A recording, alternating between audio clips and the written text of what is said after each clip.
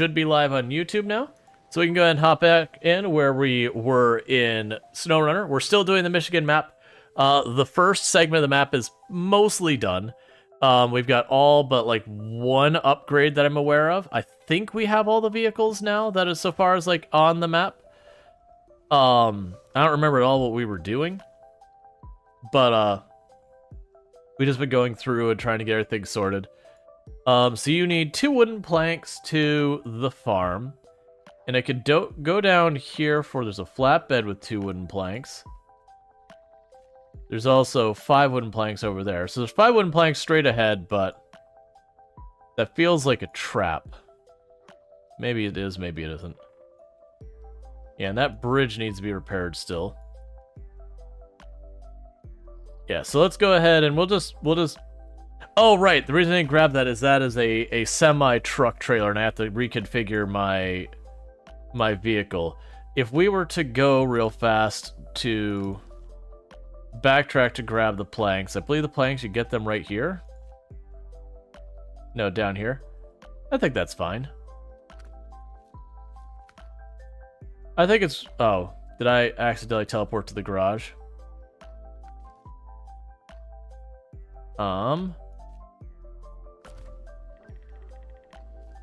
Alright, I think it makes sense for us just to backtrack and grab the planks from the last tile and not worry about it.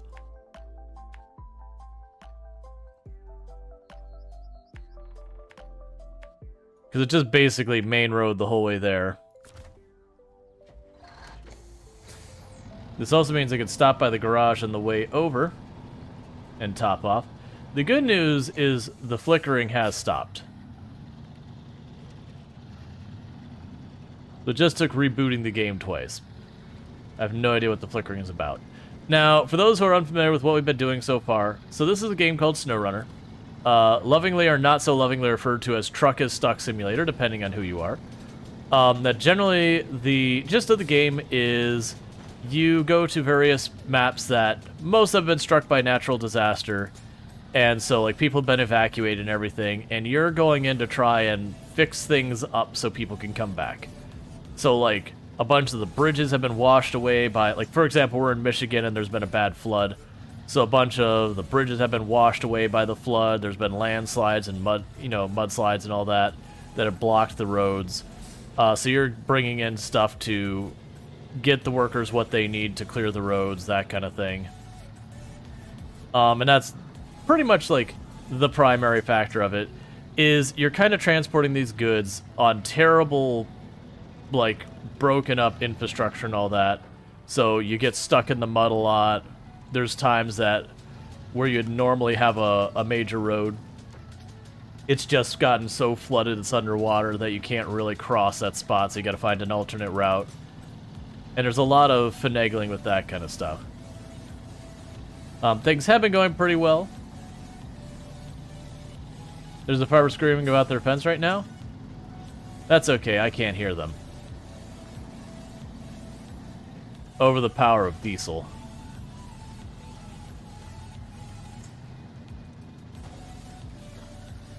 Gonna pop in this garage for 2 seconds real fast. Just to top off our gas tank. We can go right back out. But yeah, so there's a lot of stuff you do in this game so far as, you know, buying vehicles, upgrading vehicles, all that kind of stuff. The game really doesn't give you a whole lot of information or guidance on any of that. They do give you a very vague, you know, this is A tier, B tier, S tier, S plus, that kind of thing. But it kind of only tells half the story, unfortunately. Which is a problem that's in a lot of games, that they take their stats and they drum it down to just like power S, versus, you know, games that are like, okay, you have this much torque, this much this much that. And it's fine, but it is a thing to be aware of. But it does make it a little bit more challenging to be like, am I going to like this vehicle or not? And really about the only way you can figure it out is to grab it and give it a go. Oh, I forgot, I don't actually need to drive over here and do that. We tested that the other day, and I have enough power just to blast through there now.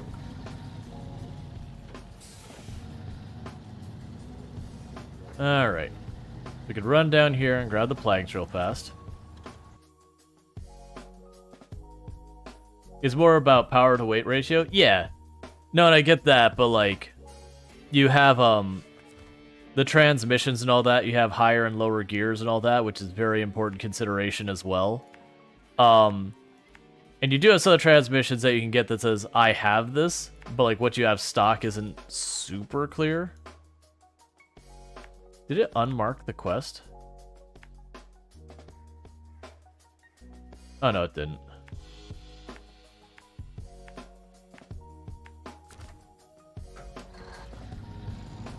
Yeah. So it's basically you have to experiment. Now granted, the power to weight ratio is the important thing for most stuff. But you do have considerations for when you're like off-roading and that. That you might have to, you know, use four-wheel drive. You might have to sit there and do, you know, want to have lower gear transmissions versus higher gear transmissions. So that way you have, you know, more torque to work with.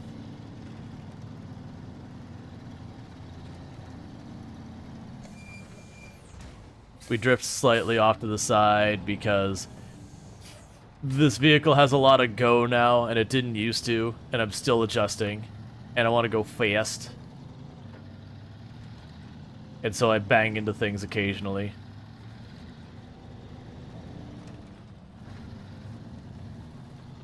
Yeah, additional weight is often needed to pull heavy things out of it. Yeah, well, it's a classic if I have two things, and they're putting a force between them to pull each other. So I've got my winch and I'm trying to pull the vehicle in. Whichever vehicle is lighter is more than likely going to be the one to move. Now, granted, you have to take into, you know, account friction and all that kind of stuff as well. You know, lighter with higher friction may be able to pull heavier with lower friction. But ultimately, assuming similar amounts of friction, the lighter vehicle will go to the heavier vehicle. As a very broad generalization. That's fine. No one wanted those shocks anyways.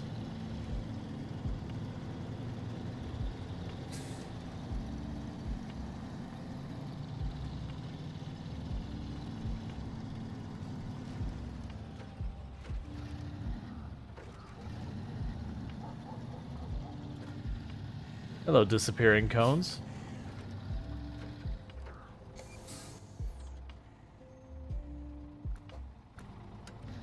Just removing the waypoint since I didn't go that route.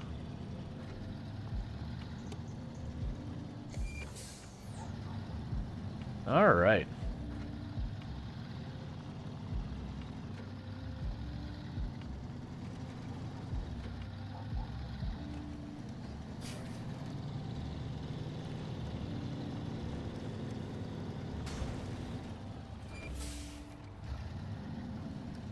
I'm gonna at this rate have to start setting myself to like low gear when I'm traveling on the dirt roads. Looks like a Project Zomboid town, completely empty. Yep. Because like I'm not four-wheel driving or anything, this is just, we have the power to not care.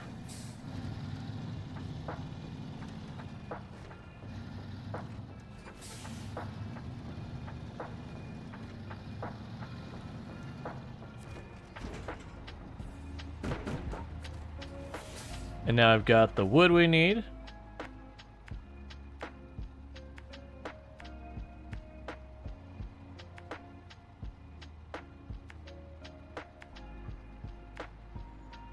So now I drive our way back. And to think, this same truck used to just get stuck here. Four-wheel drive and everything. That's how far we've come along with just better tires, better engine, better lots of things. It's still not even remotely near fully upgraded either.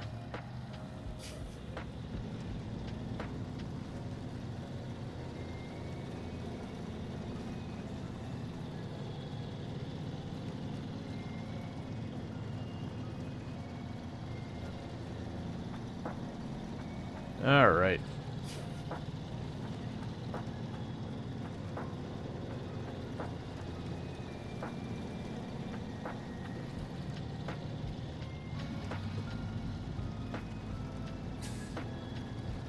But yeah, we're at the point, other than like one or two areas I need to fix up so far as bridges and that. We're at the point of mission running. I've already cleaned up most of the map as much as you can, which isn't really that much, but we've got most of our paths and all that cleared.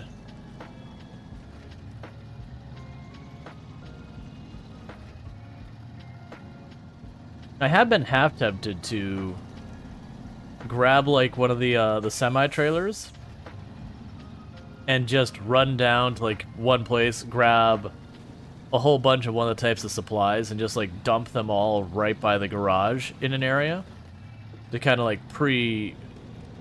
pre-allocate stuff. Hey, Elevation, how's it going? But it's like preset everything up kind of deal. That way I could go through, grab like one of these trucks with the crane and just drop things. Very last news has got 2 job interviews lined up next week. Nice. I hope you find whatever job is best suited for you and all that. Like, you know, makes the most sense, I guess I should phrase it. You know, so you have your job interviews. I hope you land whichever one is the one that you want the most.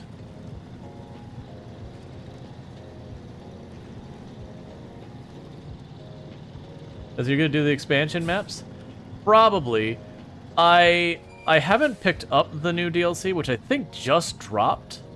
The only reason I haven't picked it up yet is, one, is I want to finish this map, and then 2, I'm a little worried if I jump into that map, it'll be intended for people who have already played this a whole bunch and have, like, kind of the best equipment. So I'm a little bit worried I will jump into it and have a frustrating time because I'm, you know, horribly under-equipped for it. It's pretty much the same job, just 2 different places. Gotcha. Well, then I hope you land whichever one wants to pay more.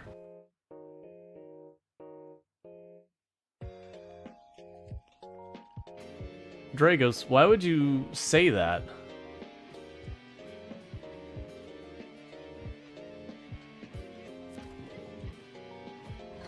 Like, I'm gonna ask you to not say stuff like that, Dragos. Because, I mean, that's just, like, genuinely just being mean for no reason at all.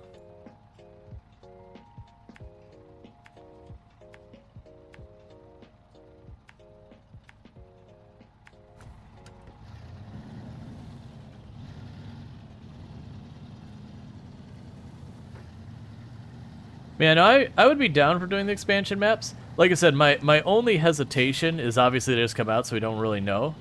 I'm worried it's going to be one of those things that I would jump into it where they have the expectations of me having really good equipment and everything, and then just, you know, bang my head against the wall. Yeah. I'm going to ask, just do better. Like, apologies are fine and all, but do better.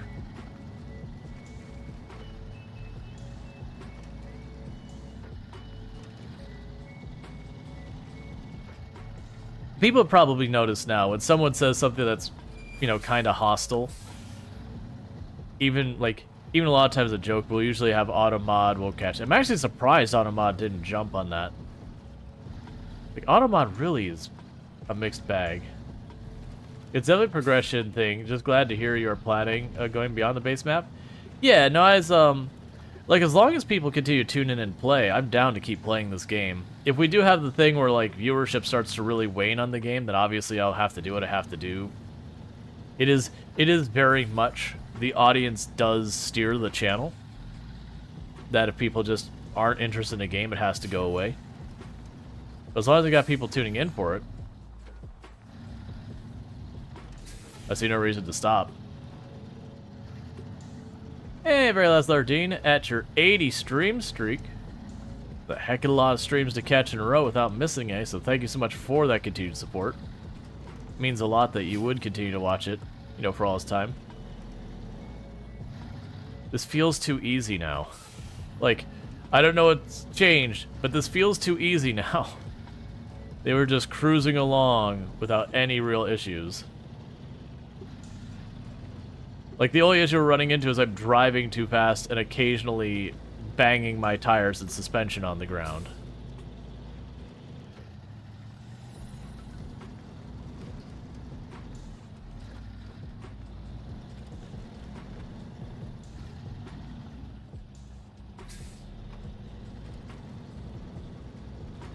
Am I using the keyboard to play this? Yeah, I've heard very mixed things from people who've used the wheel with SnowRunner specifically.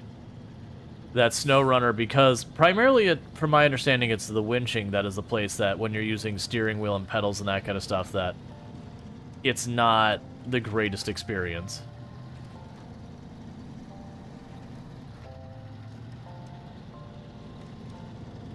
Gotcha, Dragos.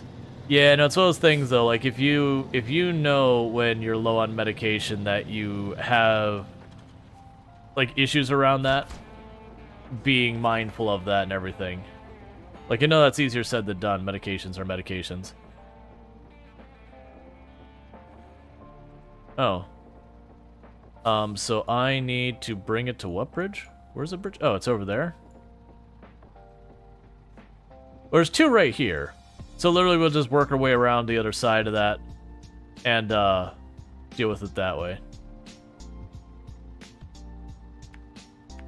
But now I can really appreciate, like, you know, not having your medication and all that. Which is one of the reasons I try to be forgiving about those kind of things.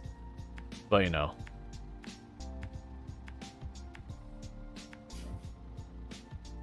I do have to be mindful of the rest of the audience and how it could impact things.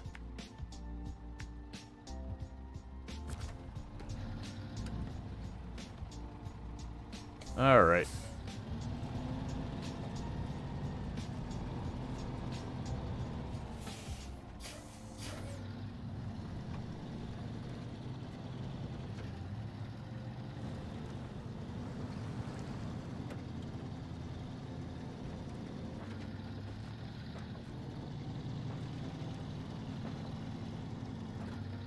We have called the pharmacy? Good.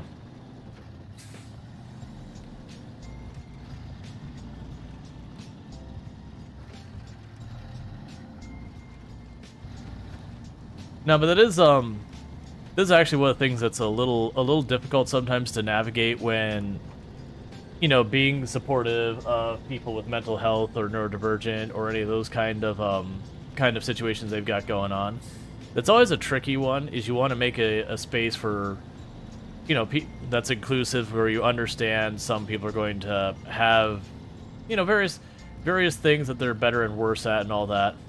But then it's also, you do have to be mindful that with all that, you also have to make sure you're being considerate of other people who might not be in a good place to, you know, deal with them either. And so that's usually one of the things that's always kind of a tricky balance to juggle. It's kind of the classic, you can be understanding of when, you know, when someone has a condition that makes them behave in ways that, you know, may be difficult, but at the same time, that also doesn't mean you have to tolerate them being difficult to you, kind of thing, if that makes sense.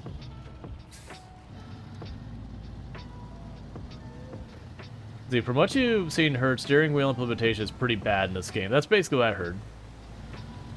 That truck looks unstable. Okay. Thank you, Lornal, for subscribing for 8 months.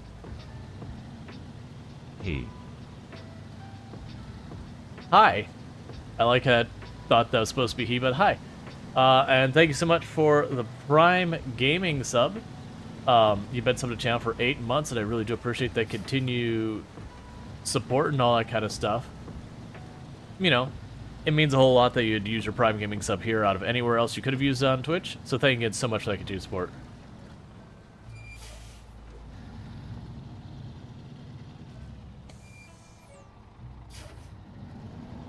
Alright, now you'll one Lego piece for that. I'll go for a little bit before we do that, in case anyone else has any like things we got going on.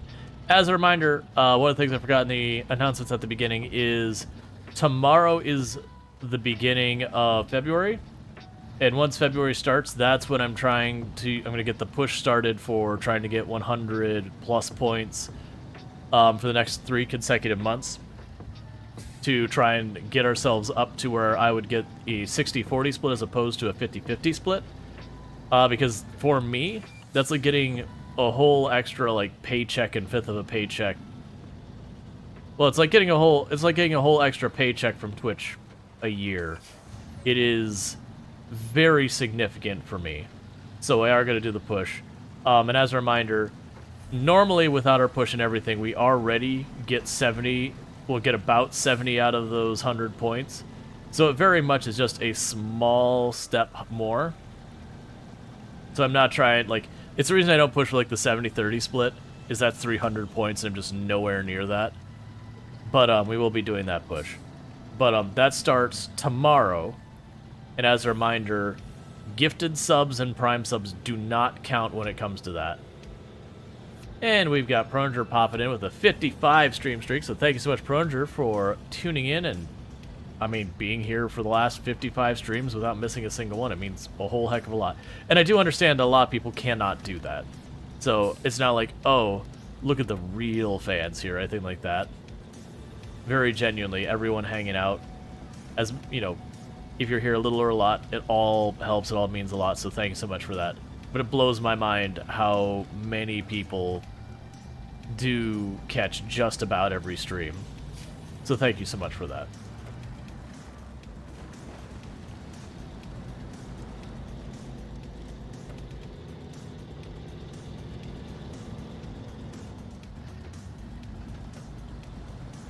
And last time we didn't really have a problem crossing this at all.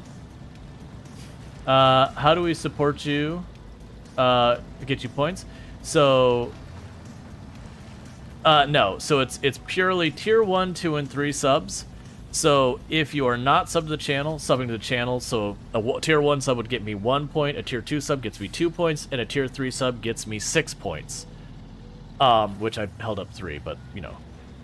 But it is literally only subs that you pay for yourself that count towards the points. And I understand a lot of people can't do that, and it's totally fine. But it is going to be a push that, you know, in the next, not yet today, hold for tomorrow, but tomorrow, like, it'll be asking those who want to do the extra support instead of gifting subs, you know, consider upgrading your sub to a higher tier, that kind of thing. Or instead of gifting sub, if you're a prime sub, you know, switch your prime sub over to a tier 1 sub or higher if you're willing. That'll be the kind of things we'll be pushing for. Because like I said, it's only 30 points I gotta get.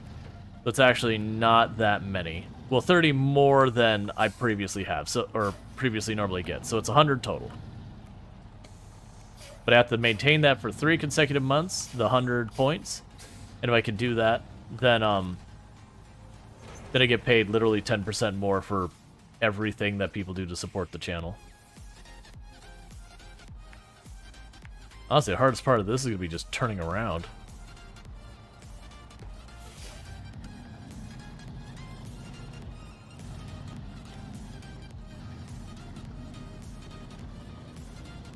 Les, can I literally just drive through your yard? Might be able to just literally drive through this person's yard. Hey man, you don't mind, right?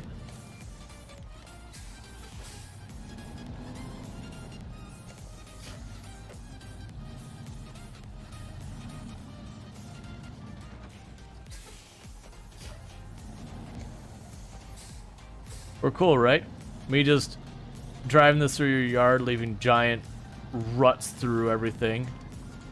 Swerving around a little bit while we're at it.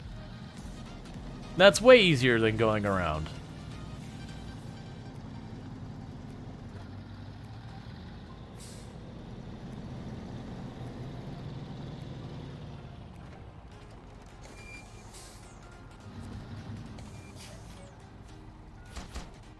And the bridge is fixed. I mean, I guess. We can call that a bridge. Alright. You want me to deliver medium logs to everyone. Okay. Well, let's start by getting back to the garage. I don't think I've seen a logging truck.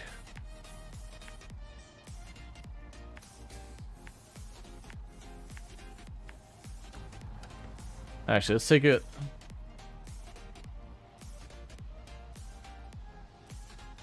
Yeah, you might get lucky. We might find a logging truck somewhere nearby where they're at.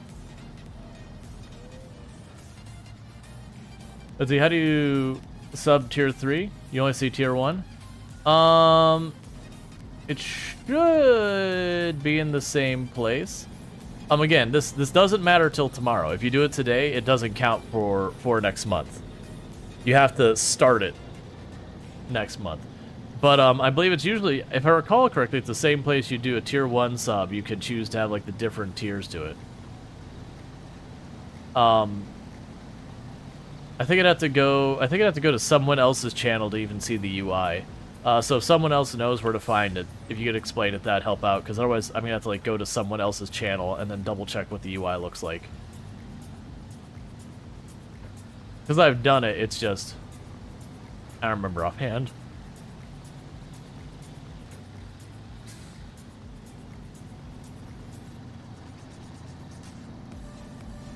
Yeah, mostly just want to drop the trailer off near the garage so I have it handy. You'll figure it out? Thank you. I mean, worst case, it's probably Google away. But I do appreciate that people are willing to do that. Because, like, to give you an idea, the number of tier 3 subs, if I had 5 new tier 3 subs compared to the normal viewership, that would already, like, that would be enough to handle it. That'd already be the goal done. You know, we'd have to do it for 3 months, but that's how little it is. That's pretty much my hope, is that all I will do is with the push that people put a little bit less effort in the, or not a little less effort, they'll move some of the bits and the gifted subs over to, like, upgrading their subs to make it happen. Let's see, can anyone give me a follow? No, that's actually considered really bad etiquette to hop into someone's channel and ask other people to follow your channel. That was over on TikTok for people who are like, wait, who is he talking to? You have to click go above and beyond, reveal 2 and 3 subs? Gotcha. It's good to know, because then that helps me so far as if I want to do a call to action to be like, hey, here's how you do it. Now I know. Actually, I'm looking at this. This trailer looks like it can carry logs. This looks like a logging trailer. It's got the bars in the sides.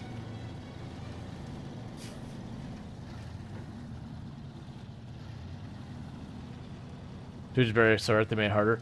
That was one of the things I was thinking. If it's hard to figure out where you upgrade your subs, that is a problem Twitch really needs to rectify. That should not be the kind of thing that you have to look for.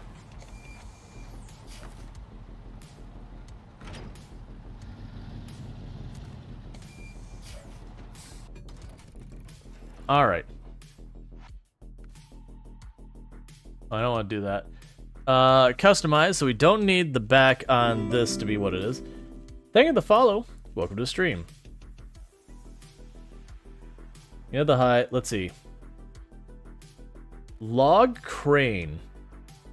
Log carrier front.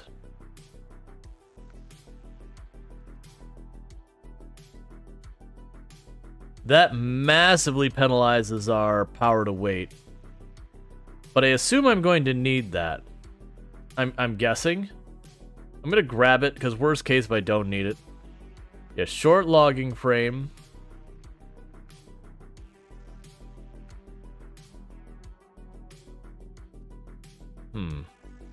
Stuff like this I don't mind. Now I see I can just trade it between my trucks.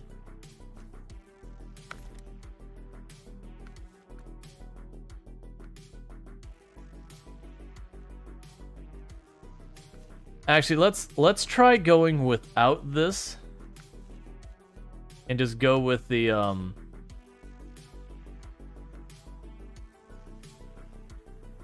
short logging frame for the moment. And see how that works out for us. And you can go from there.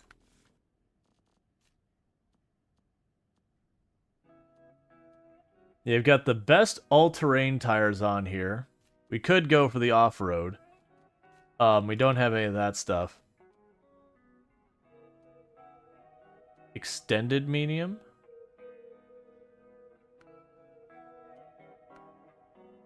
High power medium? Interesting.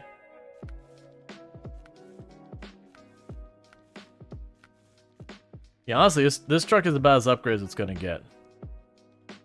So what I'm hoping we can do, and I don't know if it will be, is I'm hoping we can grab this trailer, because it has the bars on the side, which means I assume it would be capable of doing logs. But I'm hoping we can take the both of them and go grab logs. It might not be the right one, it might not work out at all. But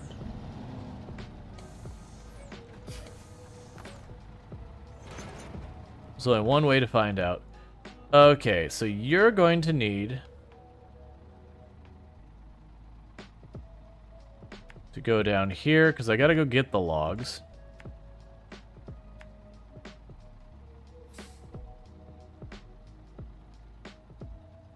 Oh, no, that's where we pick up the log. Oh, I have to take the logs from here to the other location. Never mind, so we'll go ahead and clear that track.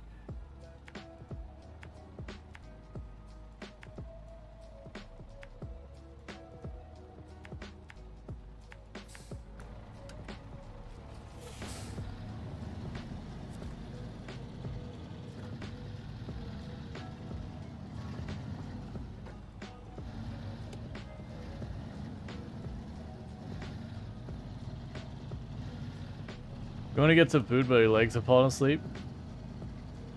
That's no fun. Yeah, no, it's, me and Toom have to do grocery shopping. That's like one of our big errands for tomorrow. So it's kind of one of those things that us in there goes like, I only got like one thing I could really make today that isn't a huge, big hassle. And so I just, you know, I messaged her, I was like, hey, this is what I can make, or do we want to pick up something? So she's going to pick up some on the way home. We've been really good about not eating out hardly at all lately. Being a bit more budget conscious since, you know, I'm not making the money I used to.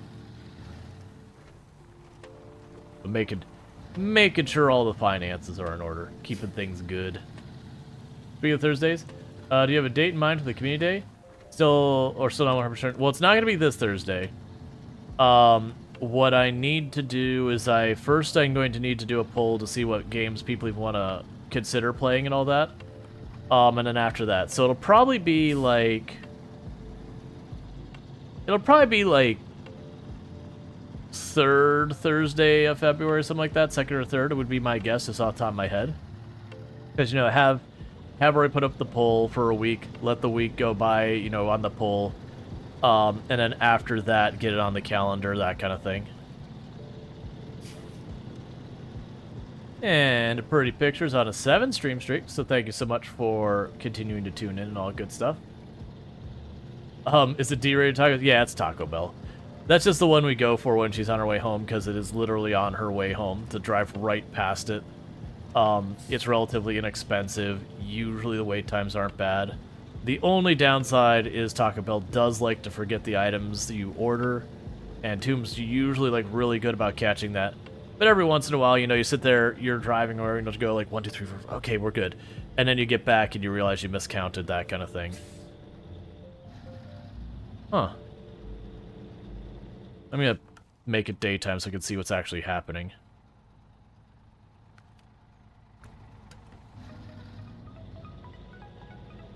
Okay, so we are just spinning tires.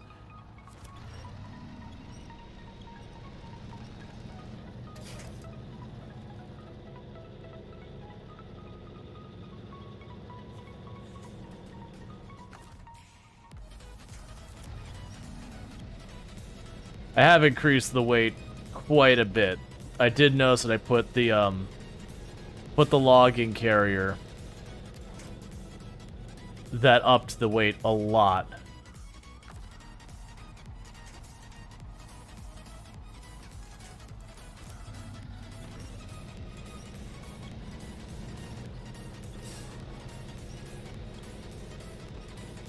It's very hard to count all the fries while people are beeping at you.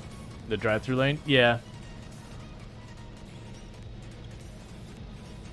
Well, it's one thing when you got a passenger someone, you know, that while you're dealing with, like, paying for your food and all that kind of stuff, that the person, well, I mean, basically while everything's going on, a person could do, like, a quick tally and, like, actually pick up items to look at. When you're trying to drive and do it, it's much, much less straightforward. So, needless to say, we're not taking this route on the way back, because I can muscle this quite a bit with just the trailers on here, but this is without the load of the logs on here. Are you sure that's the right log carrier? No.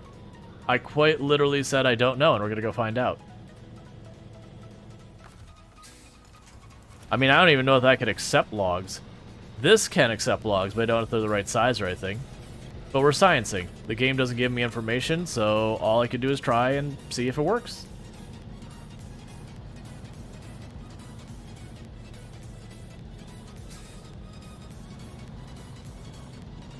In the absence of information, all I can do is try things.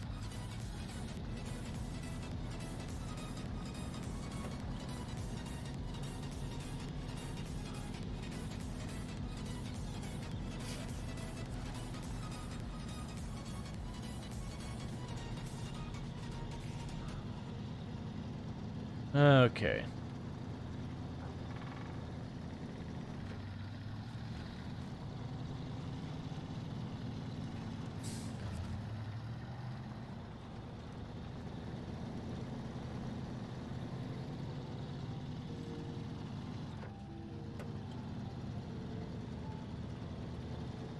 Got another spot of mud up here. I might be able to scooch around that.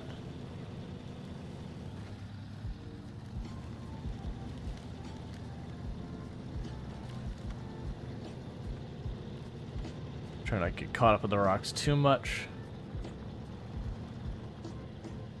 Come on.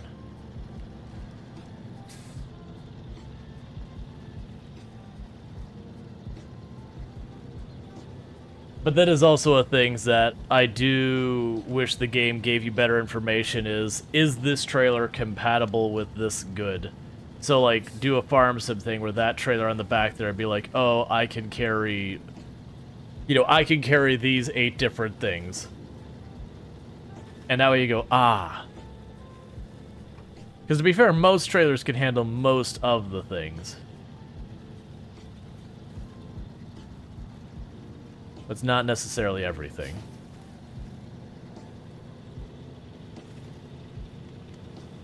Alright, so the ground there's pretty soupy. Let's just go around it.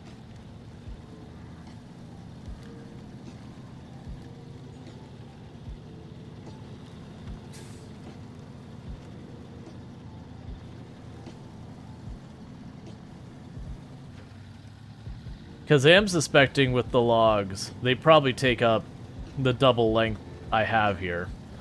And if that's the case, this would be 2 sets of logs, so I'd need to do 2 rounds of this to finish all those objectives, which is fine. Alright, so get a little soupy over here.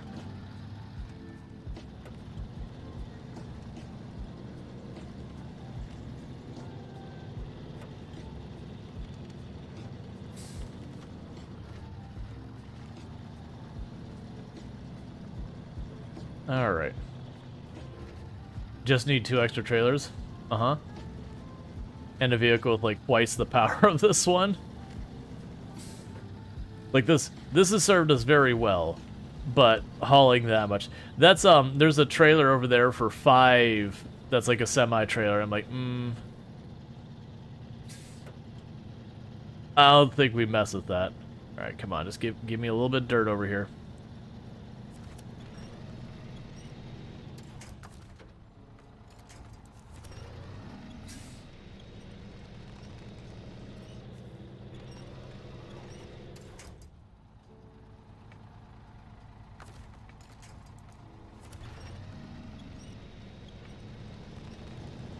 There we go.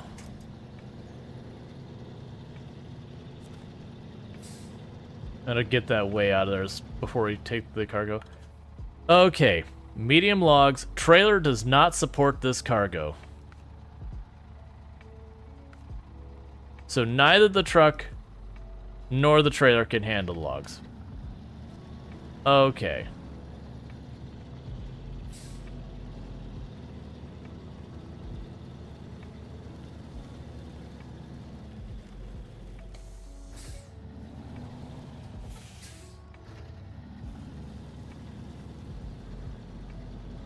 So for right now, I'm actually just going to ditch the trailer here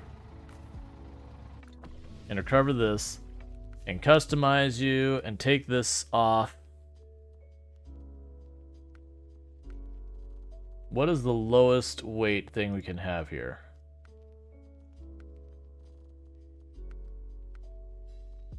That puts us down to S tier.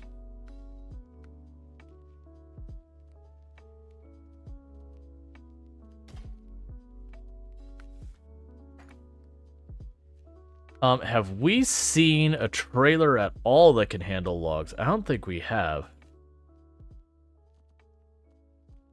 And none of these mention anything about logs. Let's go to our global map.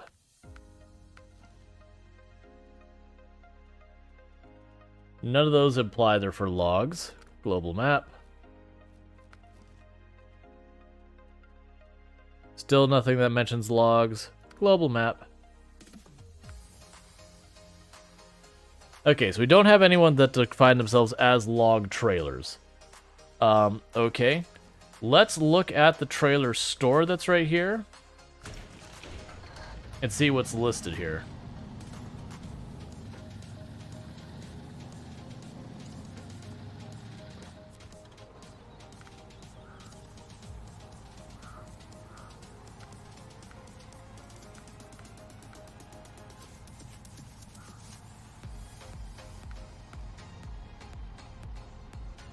So we have that one. We don't have a log trailer that's been listed anywhere else.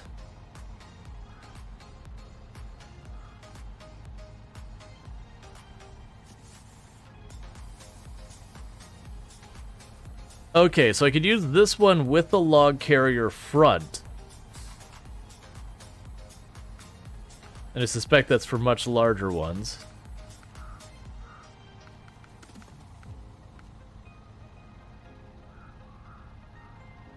Okay. I need to be bringing these trailers back and selling them. And just run around with like 2-3 trailers. Ooh, do I have enough to even buy those? Maybe.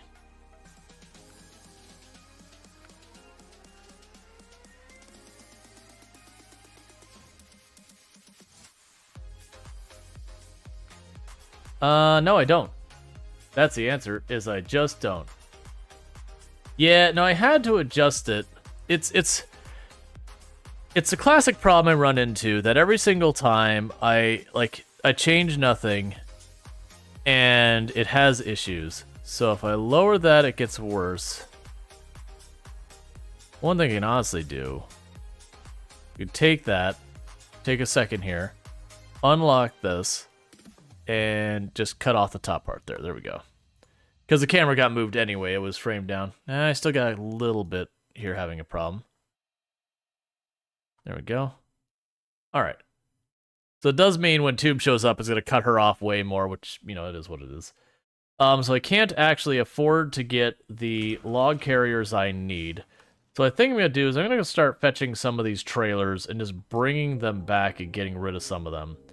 Because I need the money. They're not helping me.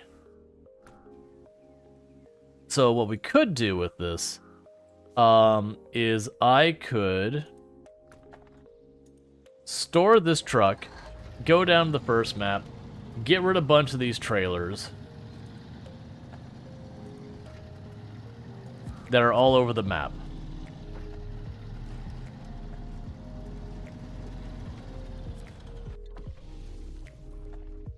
Retain you, map, global, first section, the garage.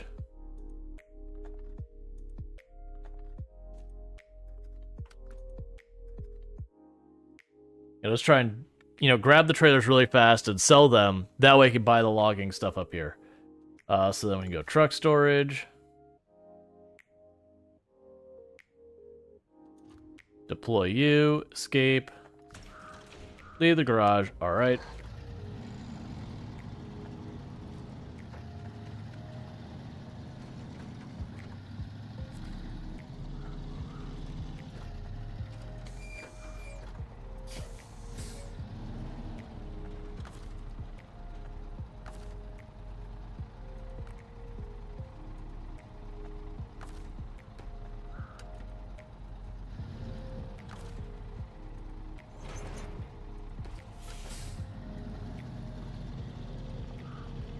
Any big progress in Farm Sim yesterday?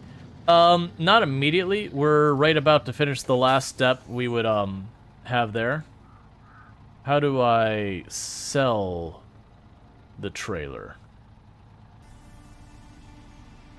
I thought people told me I could sell the trailer.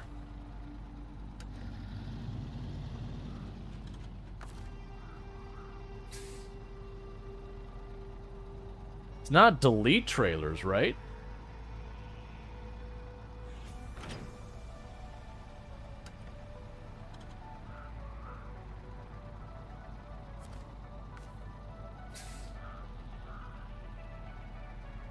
I see options for buying. What type of trailer are you again?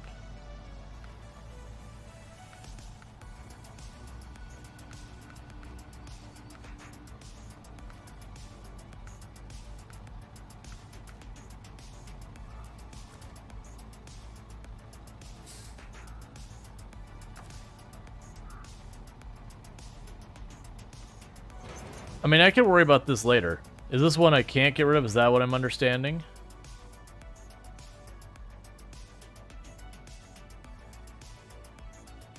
Yes, that's a service trailer.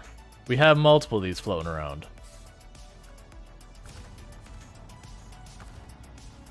So my concern is, if we delete the trailer, we get nothing.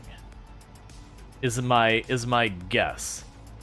Where I was told I could sell stuff back, and I'm just trying to figure out UI-wise how I facilitate that. But I only see options to buy here. Oh, here we go. Done.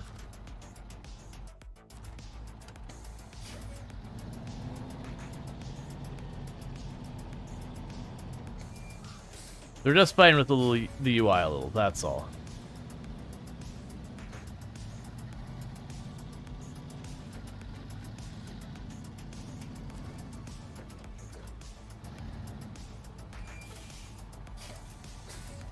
Yeah, if people hadn't told me I could sell trailers, I would have never found that.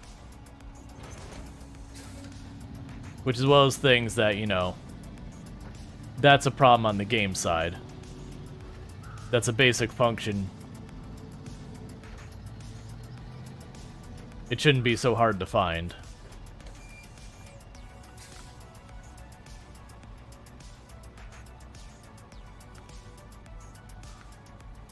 I do wish it was much easier to see which one there.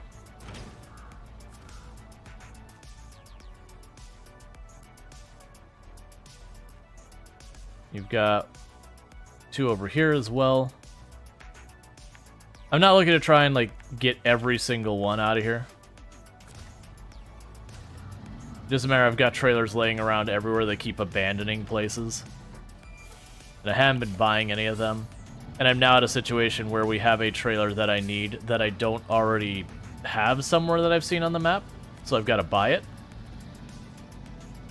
So let me go ahead and cash out some of these to try and get what I actually do need.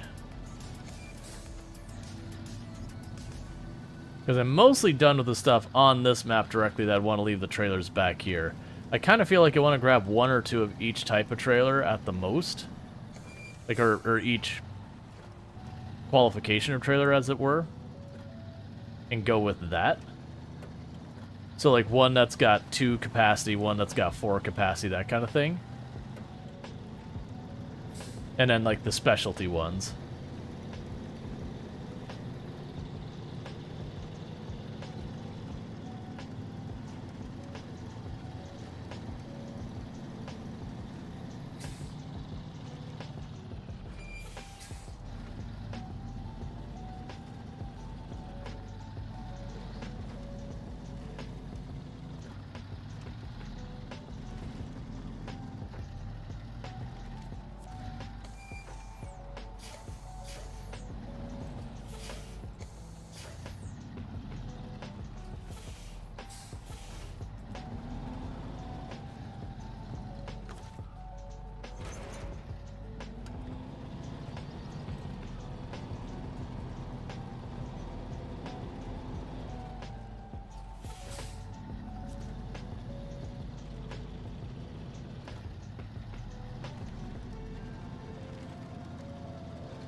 Don't mind me.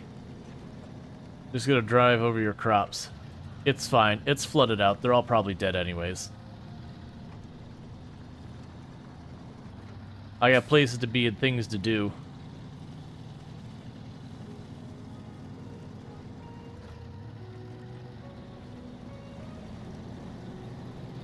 Alright.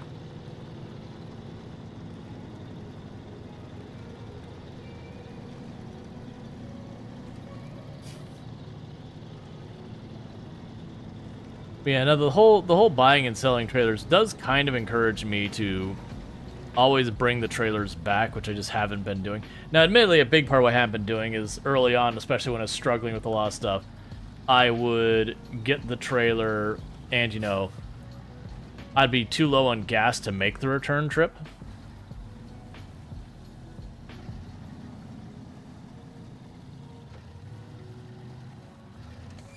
Okay.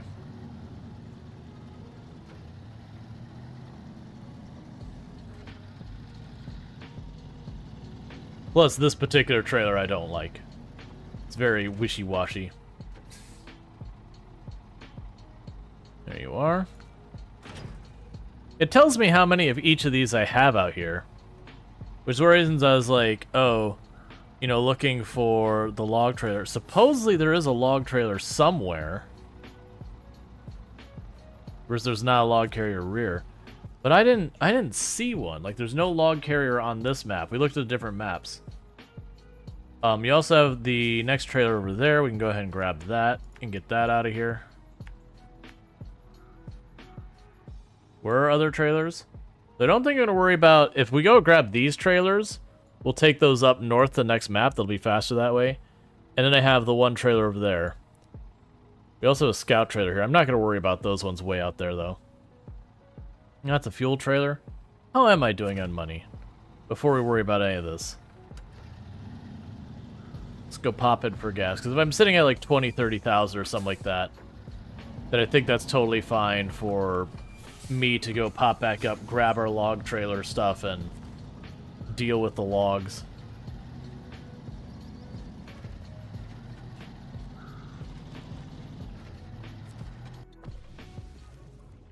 $29,000, that's enough. So we will retain the vehicle, go to our global map, go back to... Actually, I'll need it down here, won't I? So never mind. We're going to stay where we're at, because I need to grab the logs from over here. No, it'll still probably be easier from the other location. Yeah, so we are going to go to the other map. And... do that real fast.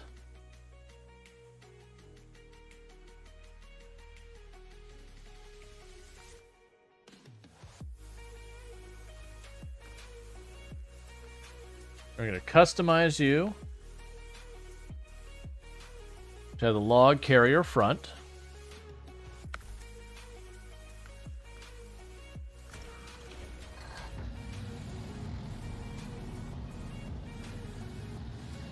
Then pop over here.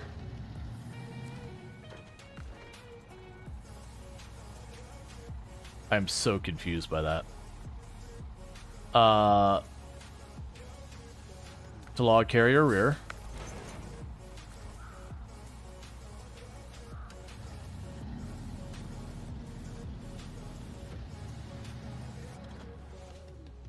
All right, with that,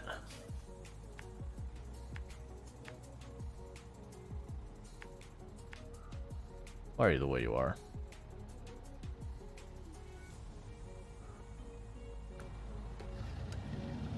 We can just go over here.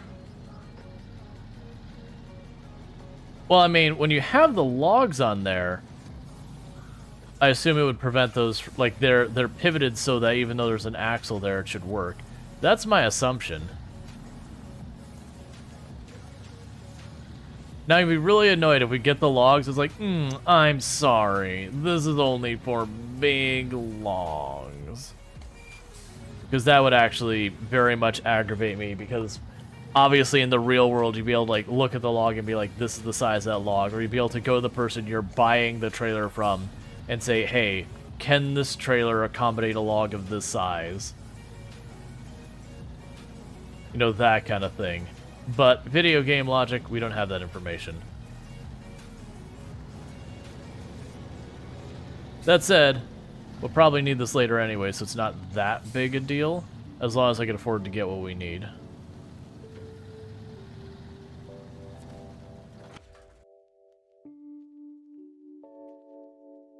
Alright.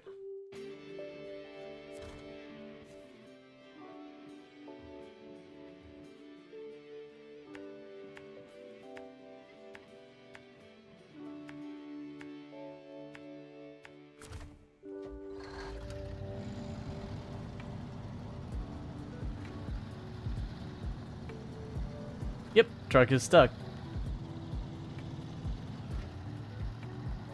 That's what we're doing at the moment.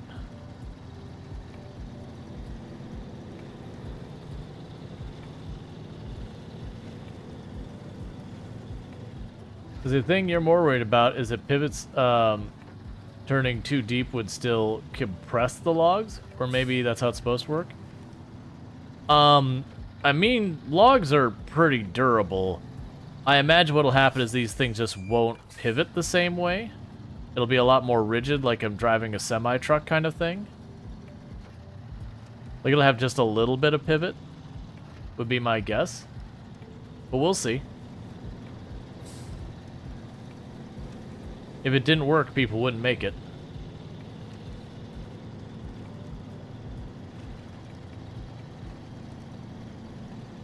As far as, like, continued successful business or whatever. Fish tail away.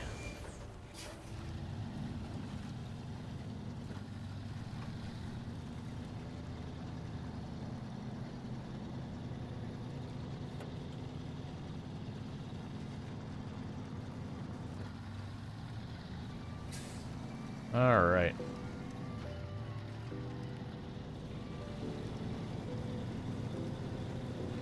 Because the good news is these particular trailers didn't seem to impact the performance very much of my vehicle, versus the other log carrier thing we put on pretty heavily penalizes.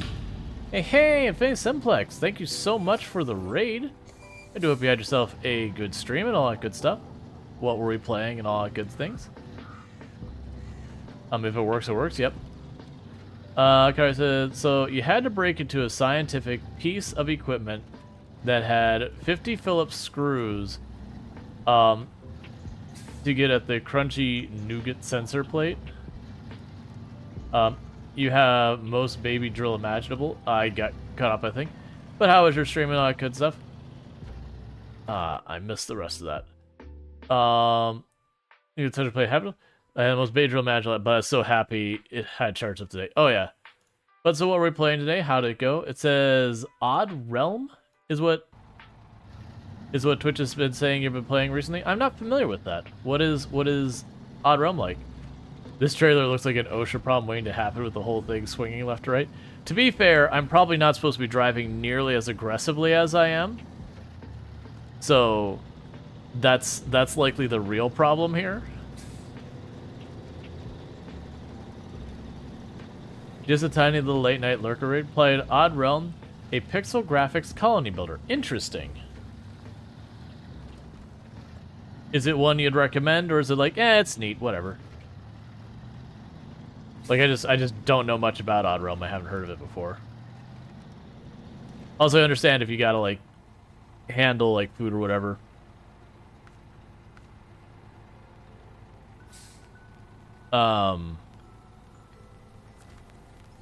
I'm going to the wrong place. What am I doing? That's where the planks come from. I don't need planks. I'm supposed to be going for logs. The logs are the other map.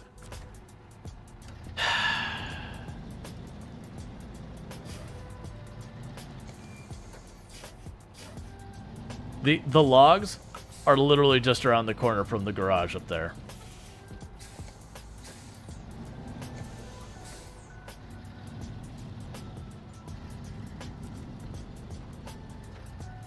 We were just cruising along. That's where I buy planks. That's not where I go when I get logs. I should have noticed the fact that we didn't have the pickup arrow on it.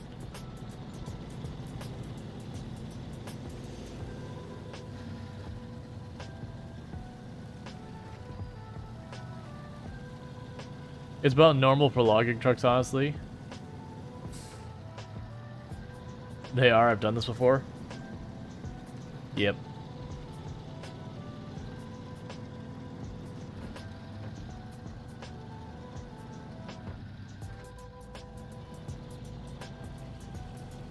We got the game with 0.2 hours played.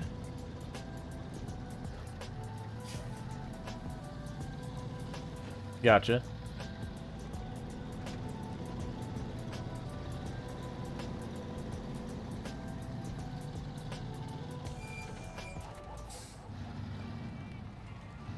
Careful, it gets to the 4 digits quick when you lose track of time. Oh, you mean this game? Yeah. I don't know what we're up to. We're probably in the hundreds of hours by now. I just don't know what we're at. Because this is our first playthrough and we're still on the first region, whatever you want to call it, Michigan. Infinity Simplex saying, I'd recommend if you can get around the graphics. They might not be for everyone, but they're very cute and complex. Though it's still easier to get comfortable with a Dwarf Fortress. Also, many people already have it. It was a big itch charity bundles. Development is going on an itch, just not Steam. Gotcha. Yeah, there's a good chance that I might have it. It was one of the big charity bundles.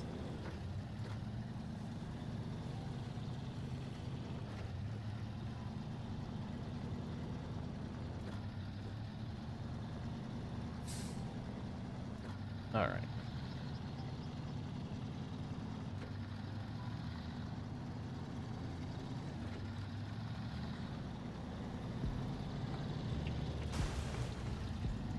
Bang to that because I was dealing with drinking things.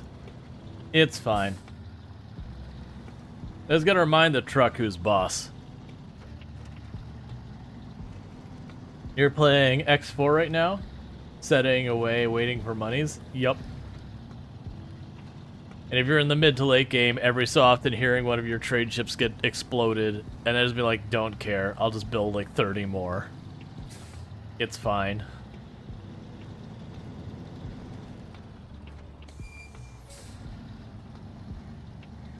I remember at one point, I stopped using the regular haulers and just going, it's like, what is the fastest thing that can carry cargo? Congratulations, that's my new trade ship. I'm tired of dealing up with that. Yeah, exactly. You gave up, you build large ships now. Yeah, no, for me it was like, what is the fastest ship that I could put an okay amount of cargo in? Congratulations, you do trade now. I don't want to deal with my cargo ships getting destroyed all the time, no matter how many people I put in patrol. There's just always someone who's going to snag one of them.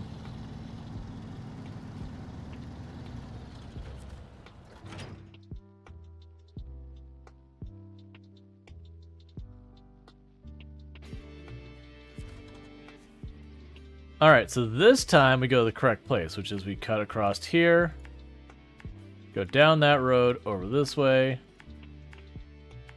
to there. I believe we pick up the logs and bring them back the way I just went. But I actually pick up the logs this way.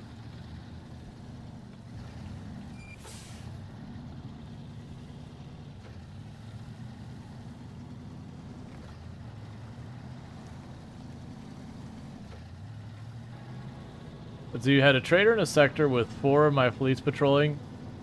He died to a pillager. Yep. Well, that's basically the way it ends up working, is it's impossible to keep the haulers. Like, basically the way it works at X4 is you either just let your haulers die, knowing the fact that you're going to make more money than they cost, therefore you're still making a very solid profit. Or you just go, okay, I'm just going to turn combat ships into haulers, knowing that they're only okay at it. You take 2 seconds and pop into the garage here to do a quick repair And gas up. Yeah, no, some of the big combat ships actually have okay storage. So you could use them as like just alright traders. That way if someone picks a fight with them, they can fight back. It's nowhere near as lucrative, but they just don't have to replace them constantly.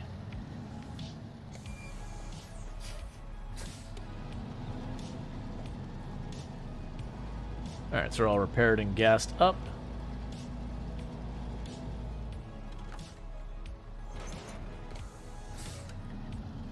Hey, Jaywalker, how's it going?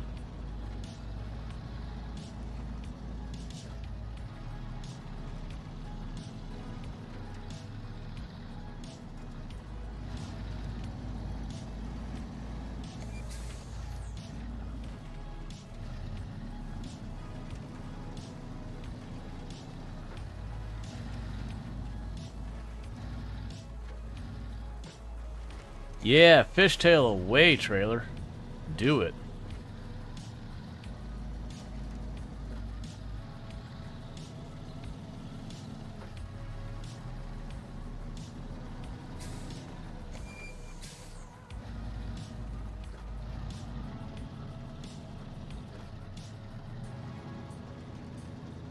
All right.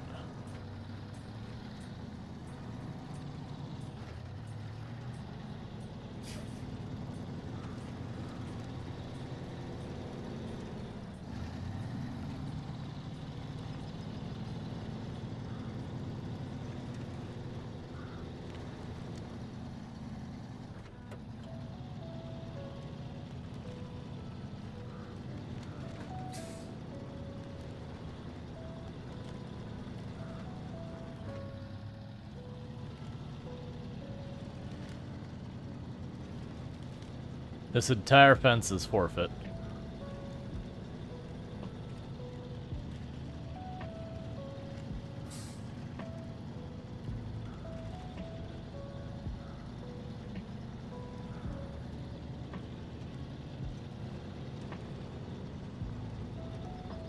Alright, so there's a good chance trying to go back that same way with the logs might end up being a real problem. We'll see. We'll figure it out when we get there. Right now, we just need to rush over here to the logging location, grab the logs, turn around and go back. I have this bad feeling that this thing's only going to be able to carry like one quote-unquote units of logs. So there's going to be a 4 trip of doing the same trip again and again. Which would be a little bit of a bummer if that ends up being the case, but it also makes me very strongly think that'll be the case.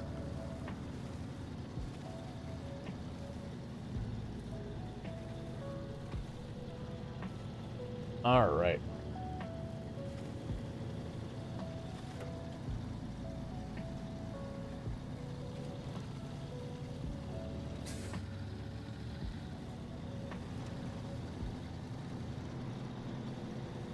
I'll take a quick eyeball to see if I wasn't going to take that farm route we just took, what would be the alternate route? And see what makes the most sense. I think I still am going to take the farm route because it's going okay enough, but the logs should be pretty heavy.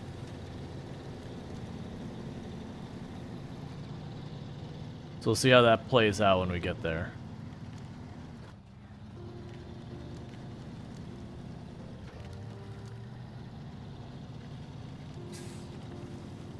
All right.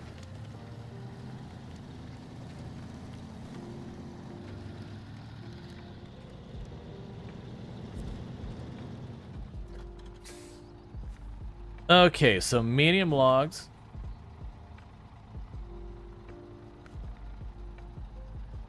Trailer does not support this cargo.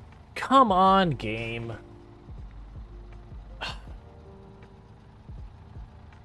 This is actually really annoying. Okay, so it still doesn't like us for this cargo. This is probably for big logs.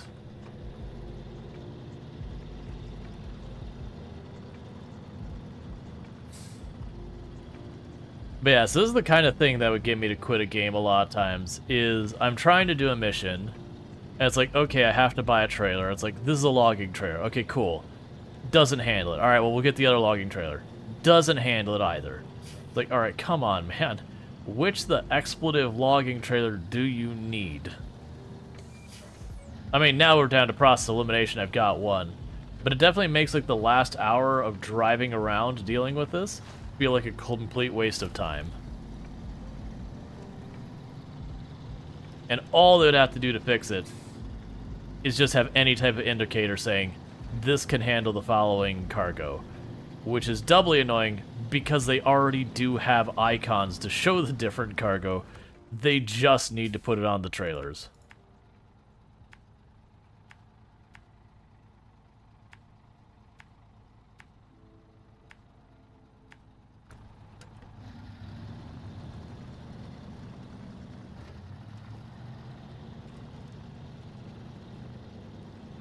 Those are like really basic UI things that a lot of games have issues with.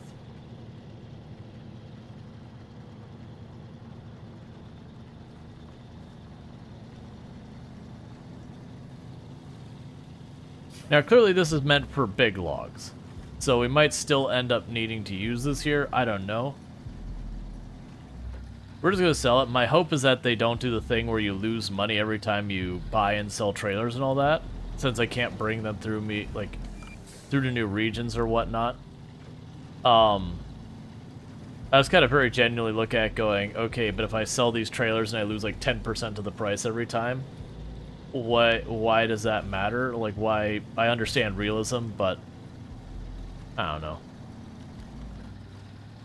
There's a lot of things I really like about this game, but there are definitely a handful of annoyances.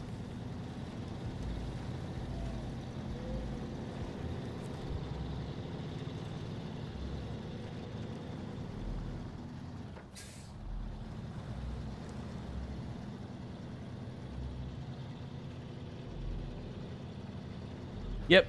Nope.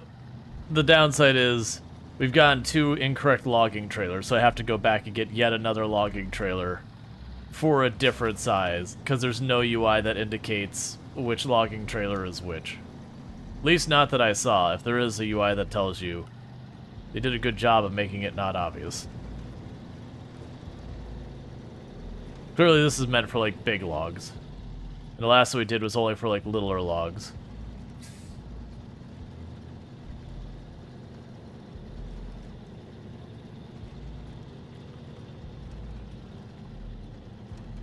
No, it's okay, Holiday. I honestly think it's perfectly good. Because, like, you know, that get to the point of, like, kind of backseating and stuff. It's like, no, well, we're taking this back right now. I just got to the place, it's like, that's not the right trailer, so I need to take this trailer back so I can get rid of it and get the trailer I actually do need. That was my whole thing. It's like, so we've wasted about an hour because we took the little trailer we went out to get there, and it's like, this isn't the right trailer. It's like, okay, well, let's get the other trailer. And it's like, that's not right either. So I need the one that's in between. Don't care. I'm literally going to my garage right now, so it doesn't matter.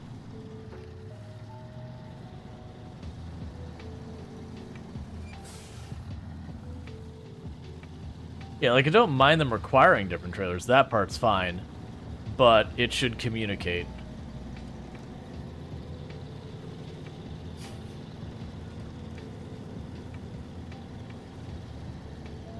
Like, that's my only complaint is, on the UI I said, I need to haul this, and there's not a way for me to go, I need to haul this. Which vehicles are compatible? Like, what are my options?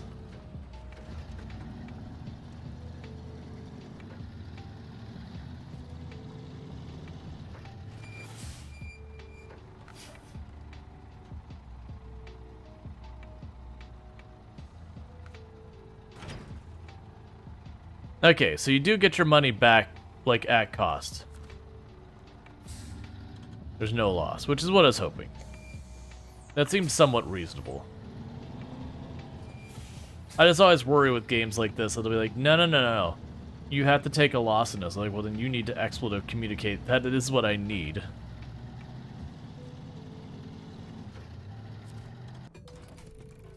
Alright, so customize. So with the frame... Yeah, so that's for short. And that makes sense. It's a short logging frame. Sure.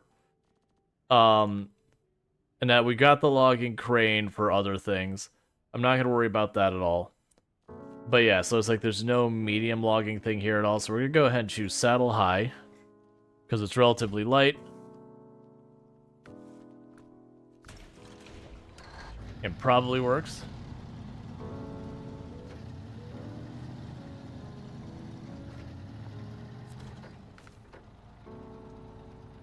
Okay.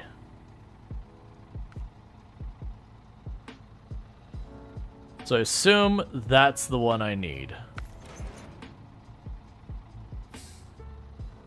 Because that's the only one I haven't tried yet.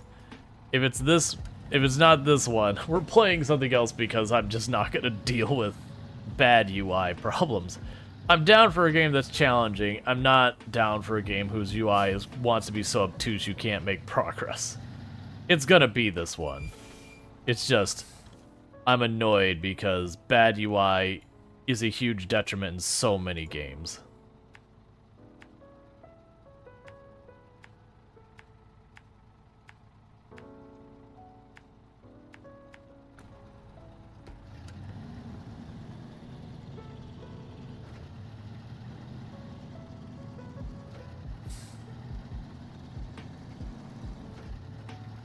Hey, T-Chill, how's it going? I need to get this Jeep out of the middle of the road. I've left it there. Actually, let's do that right now, because I've literally been leaving that Jeep in the middle of the road. I've had to go around it forever.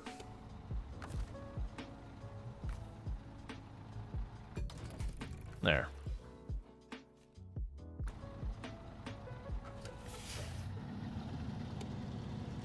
Yeah, I can imagine. Yeah, like...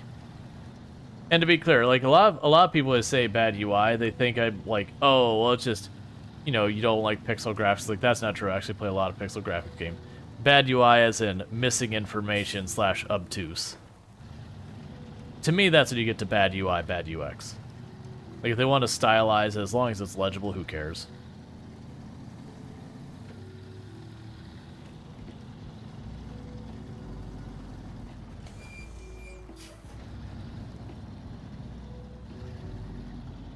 In this game? Well, I'm not saying pixel UI in this game. I'm just referring to where a lot of people... What's up?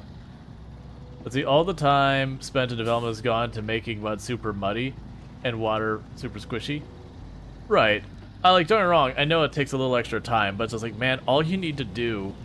All they have to do is on the trailer store UI, or even like, we go to the map, you click on a trailer. Where's the trailer right now? That when you go to the store map, it can have, like, down here, like, just a bunch of icons of what it could handle. Or they could even have just, like, the list of all things it could handle, and what's actually loaded into it would then be solid with the, you know, 5x, 4x, whatever. That's all it would take. They've already got all the bits there. It just didn't cross the finish line. But the like, at a minimum, the trailer store, and then... the backstreet vehicles would be the place you'd need it.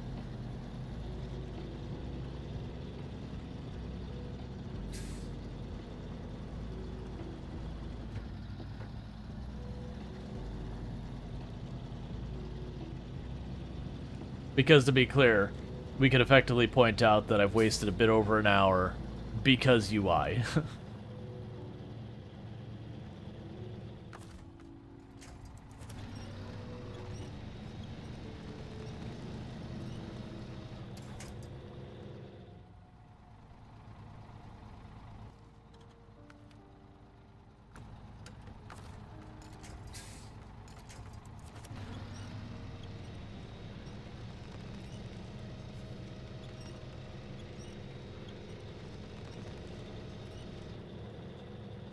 And do this right, I need to be on the berm more.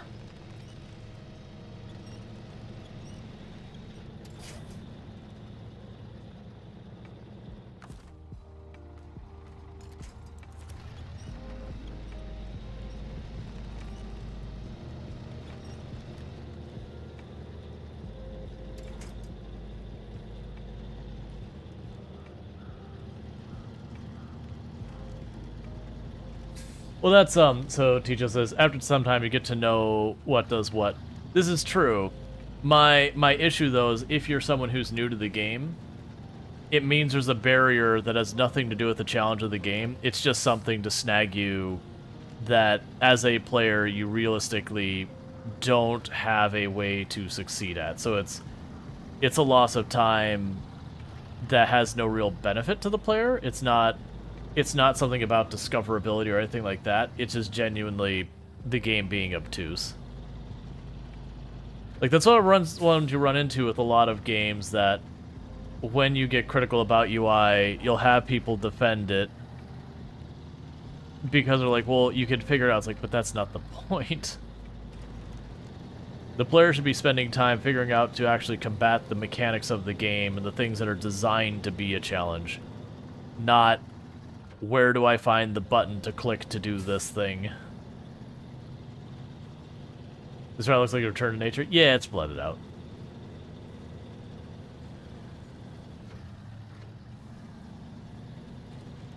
Yeah, keep in mind, Lornalt, that this is basically an area that's been struck by a disaster. It's been flooded.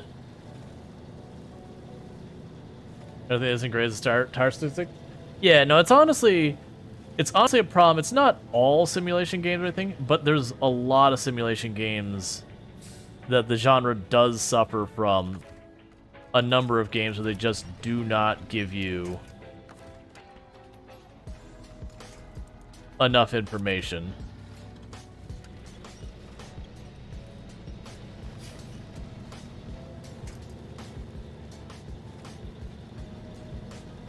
Or, like, they'll have the tutorial that's like, push this button, do that, okay, tutorial's done. And you're like, but you didn't teach me anything.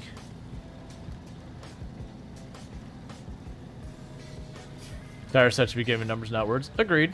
I'd say the same for, like, a lot of the other stats. Like, or make it an option. Be like, okay, this truck has an S tier power to weight. But then you can also kind of mouse over it or hold the Alt key or whatever. Have a button you can push that says, I want to see the detailed breakdown. It goes, okay, this engine, this engine has this much torque power. Maybe they have, like, the little graph where it says, here's at, like, 0 the speed, power, and all that. Whatever mechanics the game actually has built into it. But, like, give, like, the actual,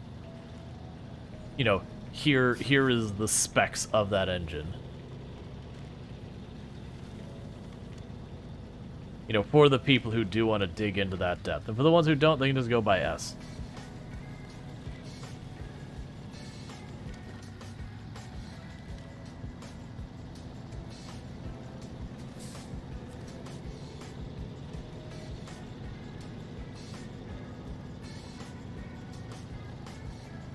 Like, Path of Exile does a good job with some of that, where,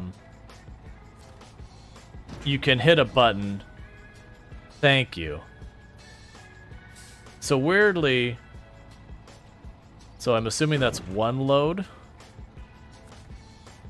That's deeply concerning. It's about what we expected. Okay, so my options are, I can go down, that's obviously worse. I can go all the way around this way. And honestly, that probably is not bad. There's water spots there. I'm just gonna push.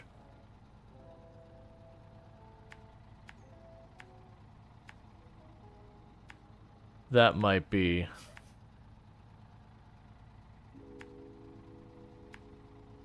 Actually, no, it's fine.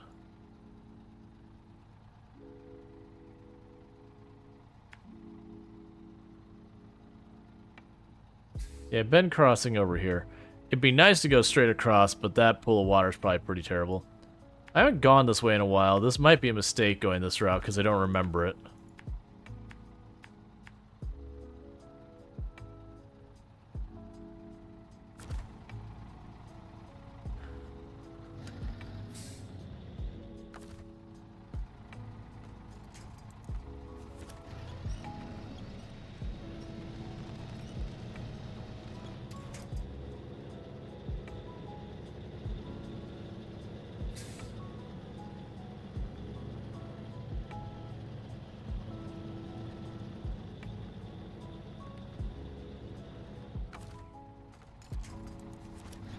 I'm trying to do is I want to actually turn around through where these trees are cut down.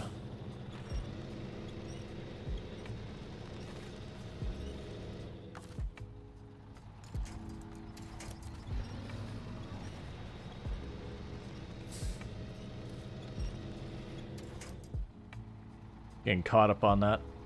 Alright, change of plan. We'll just go around the way you're this face to begin with. Hey, Bentley, how's it going?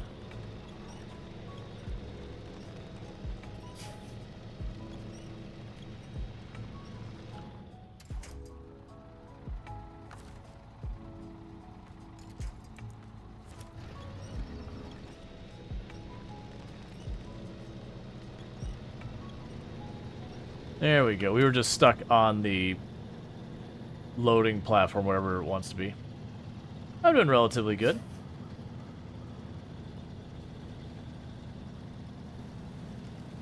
Let's go around wide, so we're not going through the swampy middle of this anymore. We have to absolutely have to.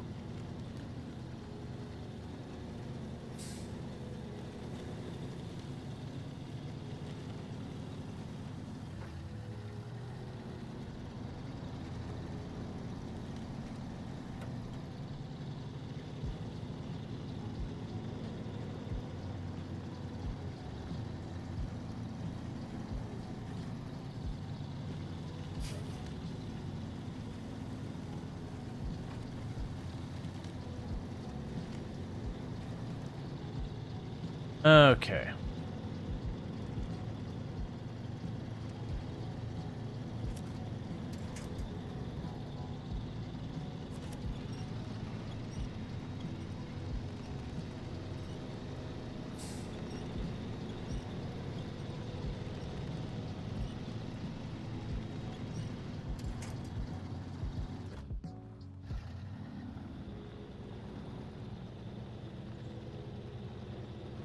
I have a feeling this is going to be a rough trip.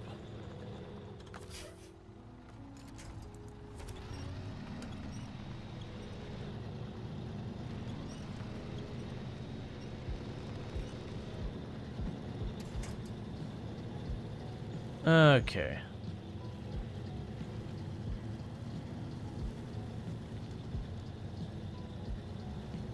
I say, please climb that.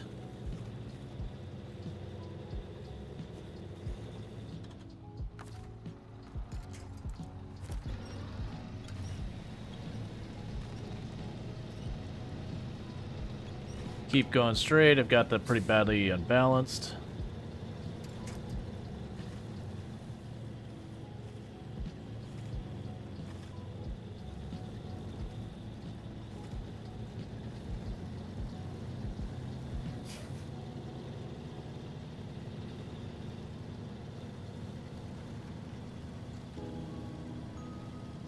Yeah, the weight's not over your back wheels.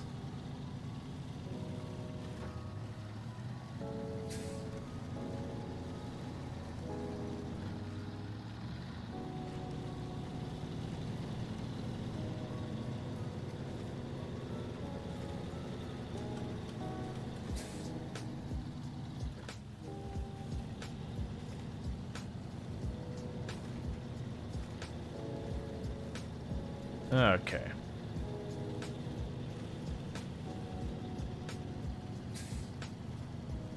I mean, I don't really see a way I could put the weight on my back wheels without things I'm not yet aware of in the game. It's actually part of the reason I wanted the other log carrier, which I'm assuming is for big logs or large logs, whatever they call them, was just very much, it would be putting the weight where I want it.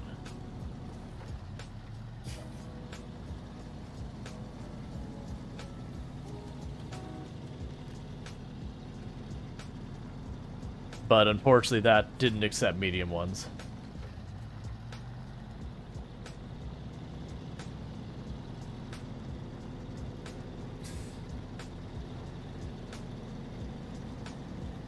Burning that gas fast.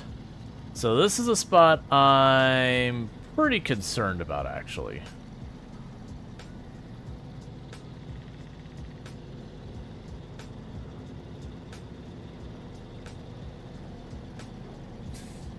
Because this wasn't an issue before, but we have a pretty heavy load on our truck now.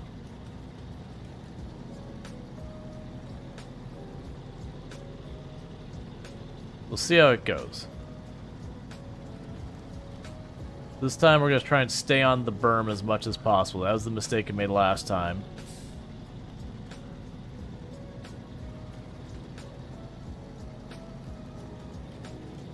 Because as you can see from like just the deep treads there, that's all soupy and churned up and everything.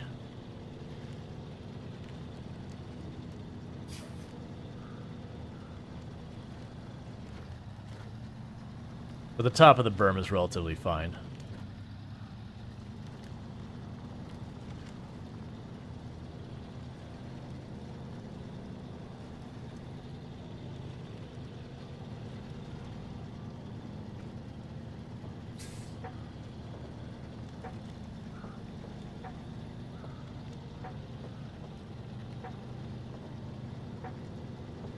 You know, I'm ignoring the route I put on there. This is the known quantity to our left. We're taking the known quantity. Field is insta-stuck. Oh yeah, I know we learned that. No, don't you flip. Okay, we kept driving straight to try and keep it from flipping, and that worked out.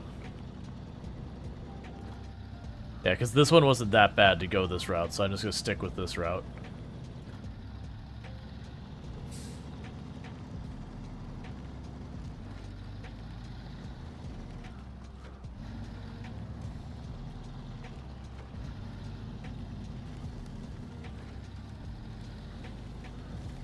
Are you sure that I've learned my lesson? Yeah, no, the first map, it was funny. I managed to retrieve the stuck truck out of the field, like, right away. But I didn't go into the square to actually get the mission to retrieve the truck. And so I ended up having to, like, try and get a scout vehicle in there and had to take good 2-3 attempts to kind of, like, learn the mechanics about how it all worked. But it was just the fact that I had done the hard part first. It was super easy. Well, it only took me like 2 attempts or whatever. But then when it came to doing the part of just like accepting the quest, it took me a good 3-4 attempts just to get to that box.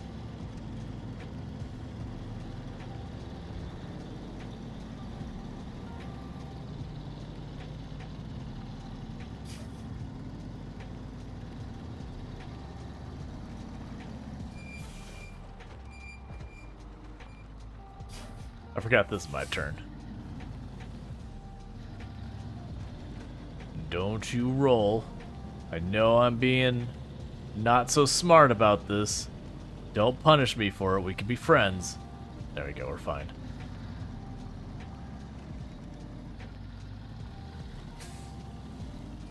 Stop. Stop pushing me. You're making it hard to steer. It's almost like having a giant trailer of logs behind you messes with everything. As you can tell, the logs are just shoving me down this hill.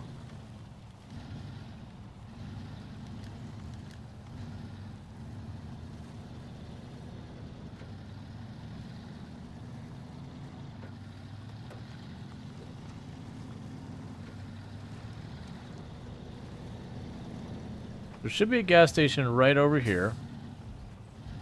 Make a quick pit stop to top off real fast, because we're already going through gas pretty quick.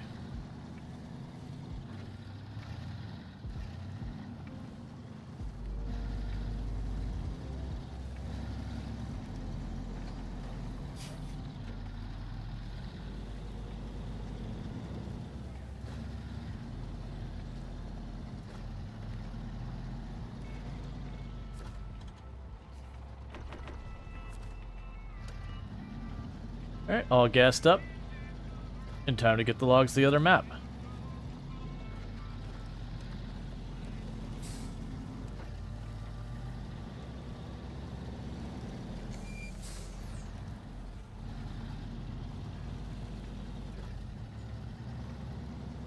I imagine the big annoyance for most people with the logs is just the fact that this is going to take us 4 trips. So it's like, okay, it's a little bit of a rough journey, sure, but it's a rough journey that you keep repeating.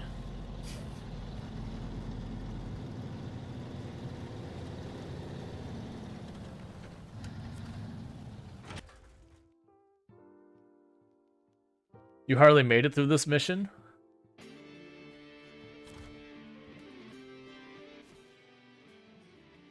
Whew, Okay, so crossing there is an absolute no-go. I remember what that spot. Crossing there is a no-go. We're just gonna have to, like, go the whole way down and around. Wait. What? Wait. I'm going the wrong way. I thought I had to go back to this tile. It's fine. It's fine.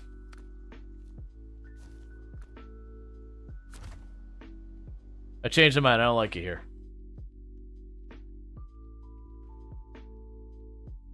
That's the second time I've done that. I keep wanting to think it wants me to take that stuff to the first tile. Okay. So we need to go... Oh, man. Okay. Alright.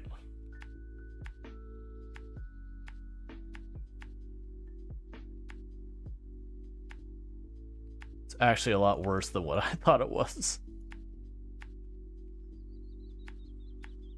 Oh, it's such a long drive.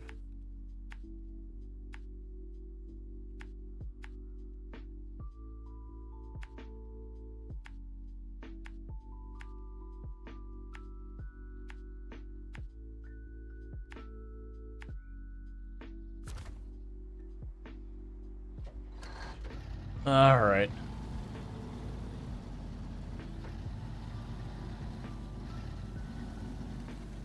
The good news, we don't have to cross back over that farm. And the worst thing is, I then have to go to the next tile and do stuff there.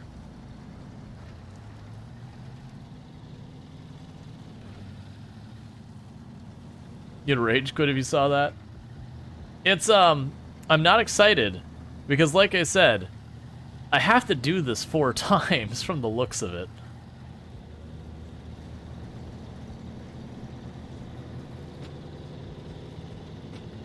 Which to me is the big negative. It's like, alright, why would you just... You came up with an idea, cool, that's fine. Why would you have me repeat the same idea 4 times? I'm assuming what's going to happen is we're going to get to the next tile. I think that's the tile that's all, like, swamped up, that's, like, really, really, really murky. And I suspect what'll happen is they'll progressively get worse.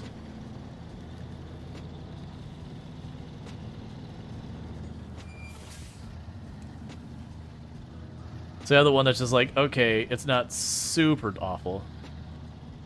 It could be 2 times in theory.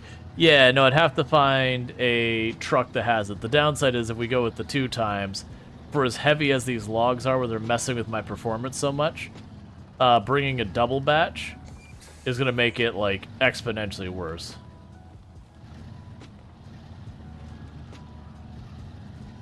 As far as buying a longer truck right now, I have no money. Not for an investment like that, unfortunately.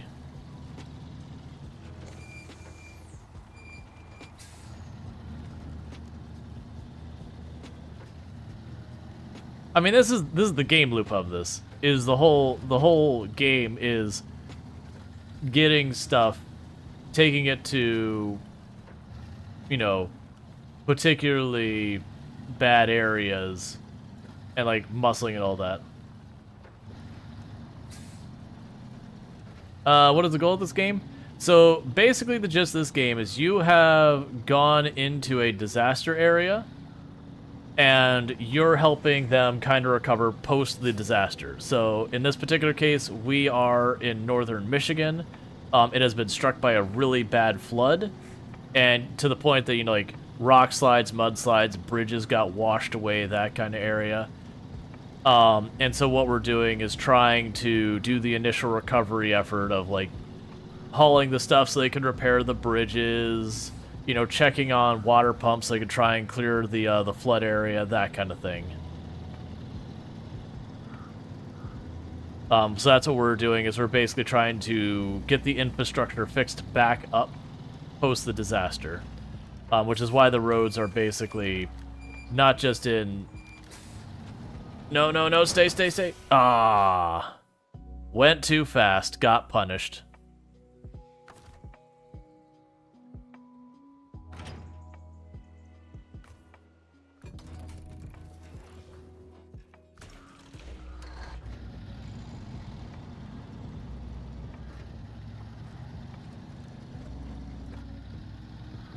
How's the drunken going? May have spoken too early.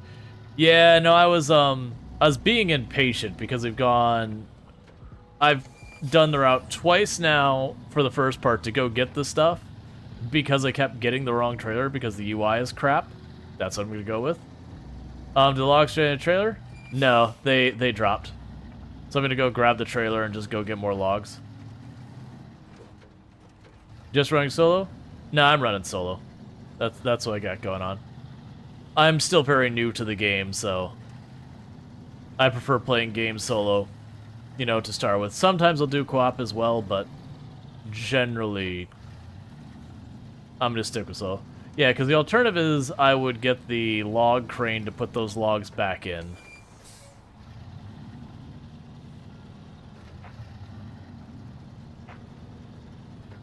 Yeah, no, I don't want, to be clear, I don't want people feeling and be like, did you know you can get this trailer or that truck to do this kind of thing? Like, I might ask down the road, but yeah, no, I actually, I don't want feedback on, like, what equipment to use. Because I try to have an authentic experience of, hey, if you buy this game, this is what it's going to be like when you first play it. Because for a person who doesn't have an entire community to feed them all the information, you know, unless you're going to go and, like, look up guides on how to play the game, this is kind of what it's going to be. And honestly, figuring everything out is part of the fun for me.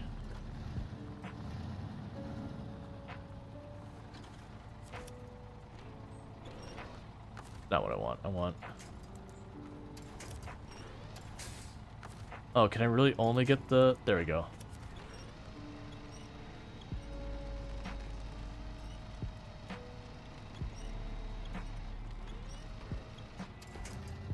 Yep.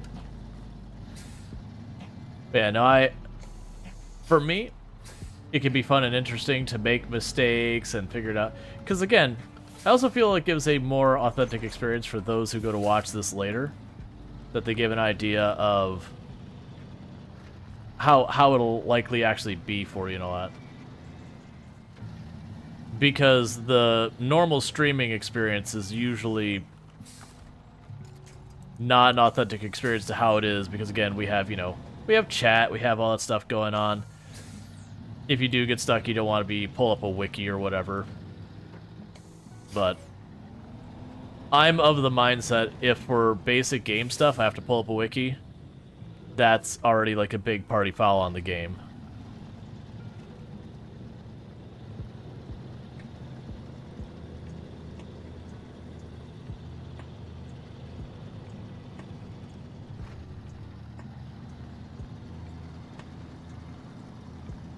Curious, as we tipped it over and there's 3 logs in there now, but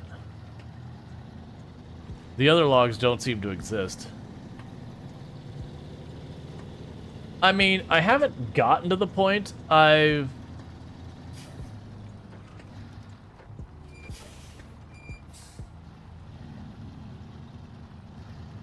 not gotten to the point I've needed to ban someone for backseating. Usually I can say, hey, please don't, and they stop. If someone decided to push it that they just didn't listen, I actually would have no problems with banning someone for that, because, you know, we set boundaries and all that, and if people choose to ignore them, then...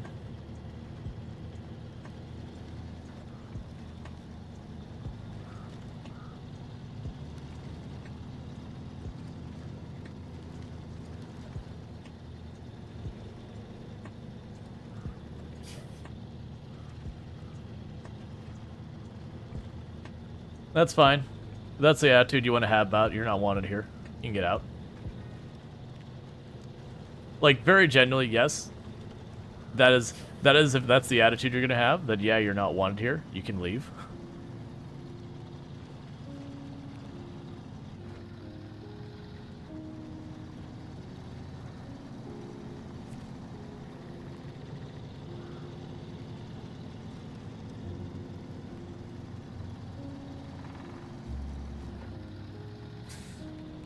Because like I said, I usually don't have to have, like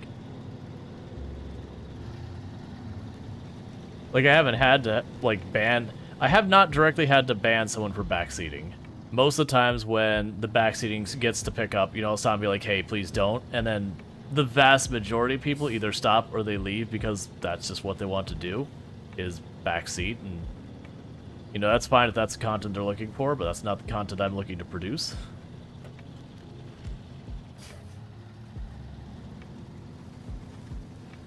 I've found there are definitely a handful of games that it's rough to avoid backseating. I personally didn't run into too much of a problem with Factorio when I played it. I mean, part of it's I already know the game because I played hundreds of, well, thousands of hours actually before I streamed it at all, because I played it before I started streaming. But oh yeah, honestly, I haven't gotten the diff lock thing. I think I've only had once or twice where people have, you know, said, "Oh, have you tried diff lock?" And usually the answer is, "You misunderstand diff lock." You are like incorrect information kind of thing. There's only very specific situations that diff lock is the correct answer. But I haven't had too much of that. Like I've had backseating, but almost all the backseating I've had in this game, like it's been, oh, you should get this truck, or this truck is better than that truck. It's been stuff like that, or you can find this thing over there. Like it's been spoiling, you know, information kind of backseating. I haven't had too much of people sitting there like telling me how to physically drive the truck. I'm sure it will happen if I keep playing, but it's been more on map discovery kind of things.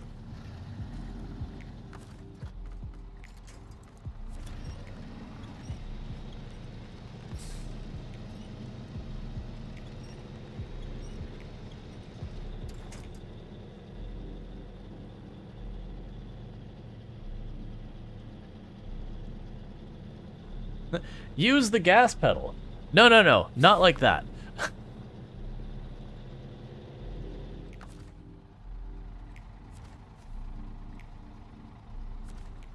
Alright, so we're going to pack the cargo,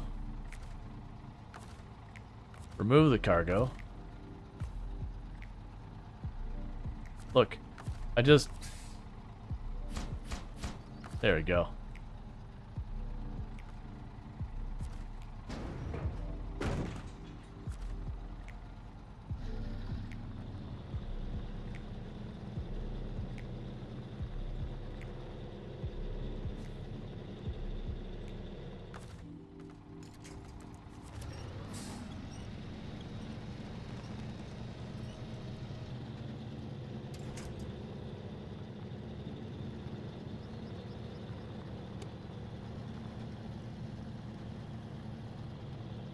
No. See, logs are trees, and trees are the enemy. Never trust a tree. I played Project Zomboid before. Never trust a tree.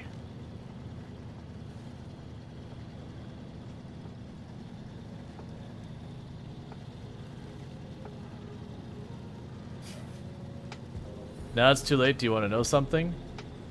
Was it related to, I'm assuming what the person was trying to tell me to do was that you were able to, because our logs were packed next, or like were on the ground next to the trailer, had I packed the logs, it would have teleported them back in kind of thing. That's what I assume was trying to say, they were trying to say, which is deliberately why I chose not to do it.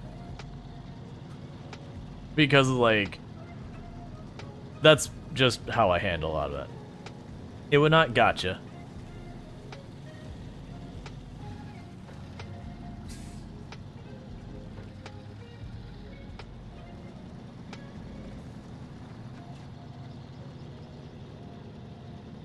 That trailer's rocking a lot more this time than it did the last time.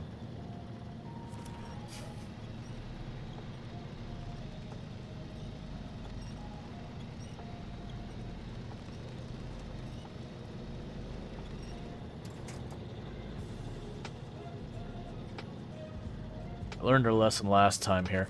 We'll need to use that to pull ourselves forward.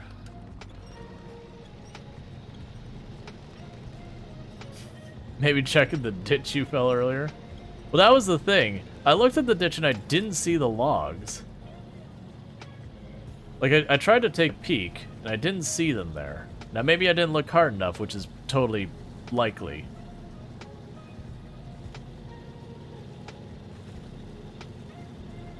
Alright.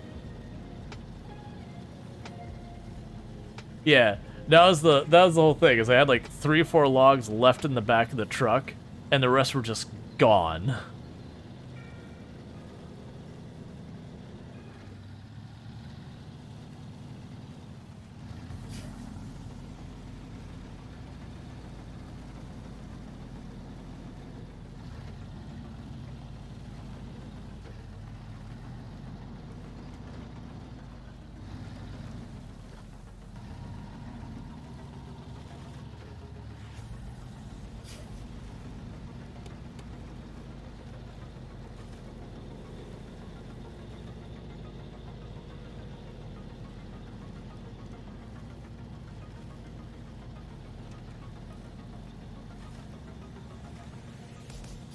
You should go down the hill just to test.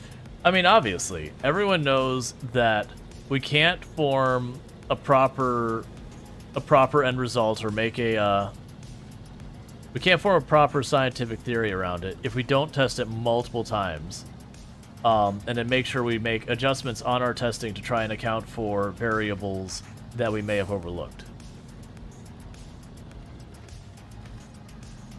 I've debated that, Urze. It is one I have debated once in a while, because I do know that I tend to be a bit more lenient. Well, not lenient, that's not the right word.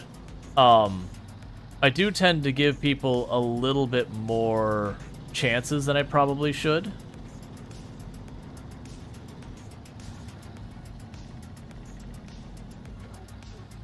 And it is one of those things like, okay, where, and I've used that in other channels where people were being basically jerks, and the person who was like the channel was, you know, were partially making like a learning moment, but also partially just kind of seeing where it would go. It's kind of one of those things that as a creator sometimes it's hard to really get a fix on. That thing's really annoying. It's a piece of like old school tractor equipment. But it's one of those things as a creator you don't necessarily know how it's hitting your audience kind of thing. That sometimes giving the audience the ability to step in is a good thing. Always my fear with that kind of stuff is people using it like, you know, there's a discussion and someone you disagree with kind of thing, so the person you disagree with times you out so they have their say and you don't have yours kind of thing. Now, obviously, I could always intervene in that case. It wouldn't make it so it automatically... I didn't think timeouts did. I know bans do. Like, if you ban someone on, like, if people get banned on enough channels kind of thing, it starts to, like, mark them as suspicious in other channels. Like, there's a lot of negatives that go with that.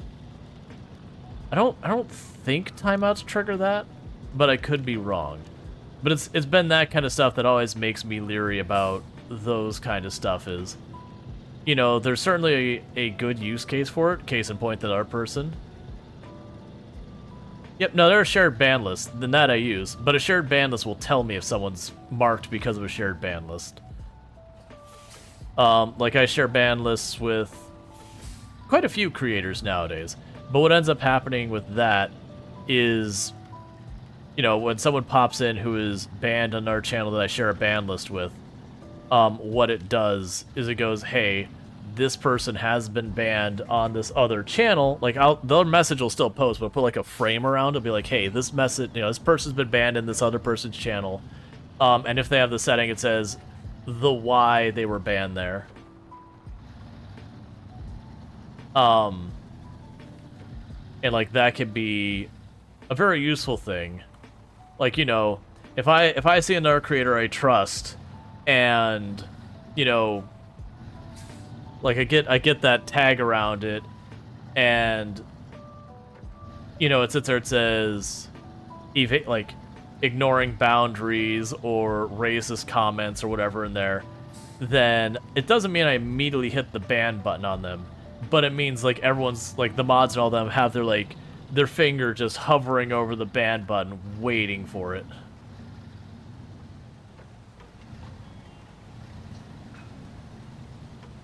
The epic destruction of public properties in this game? Yeah. Yeah, no. I don't... Because you never know the context. It could be that it was just the person was having a particularly bad day, or maybe English isn't their first language, and so they were saying something that they thought was okay because in their language it doesn't have the same thing. Like, there are certain words in English that here in the US are, like, absolutely do not cross go. Like, they're, like, the worst possible words you can say, that in other countries are not. And then there's words that I can say here in the US that wouldn't even, like, raise an eyebrow, but then you go to someplace like the UK and they're like, whoa, you don't just say that, man. So you do try to be, like, a little bit mindful that there is language considerations and all that. Now, obviously, if contextually it makes sense that they're saying it, like, an awful thing in an awful way, then context feeds in there, like, okay, it's time, like, that's very clearly meant with bad intent. Because, you know, the whole shared info thing is very buggy. You have to manually restrict people on one of the channels because Twitch can't automatically do that on one channel. Weird. You think you've been banned once? I don't think I've ever been banned a channel. Wait, was that their actual roads? Yeah. Where everything's not damaged. We are already getting low on gas. Alright. There is no gas this entire route. Okay, this is a curiosity. So, I don't know if I want to pull a gas trailer and leave it somewhere along the way to top off at. Or if it's a thing that when I get to the next tile, like, there'll be a gas station right away.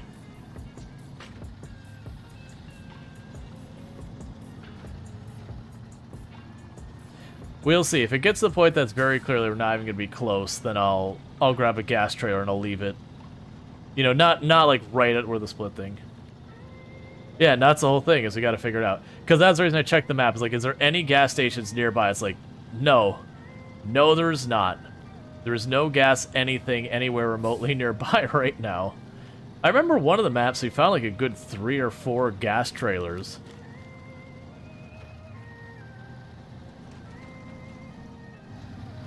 Well, that's because we're on the same map, very last Sardine. There's a bunch of snow maps. It's one of the harder mechanics in the game, is dealing with, like, snow and ice and that kind of stuff.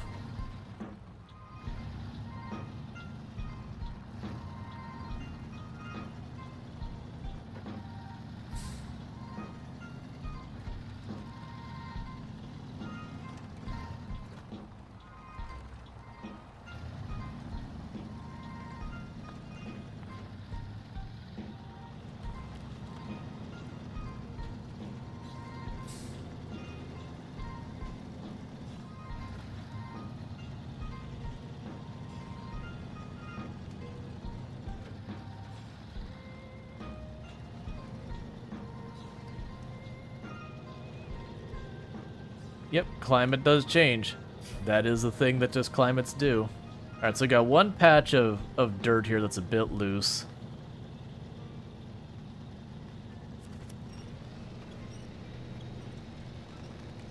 I don't even know what I'm anchored to. Is it fallen tree? I think it's fallen tree. So one rough spot there.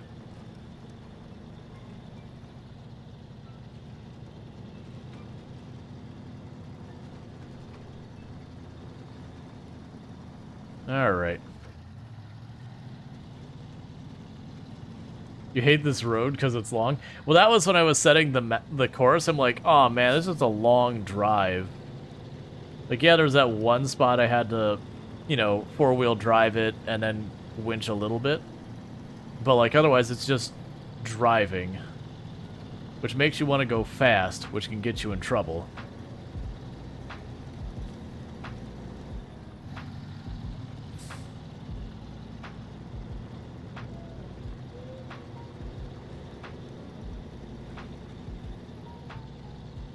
He says while going fast.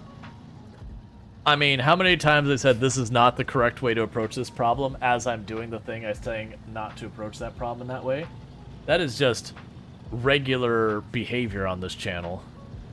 I explain the mistake I'm making as I'm making it, and then proceed to follow through with that mistake and quite often get punished for the mistake.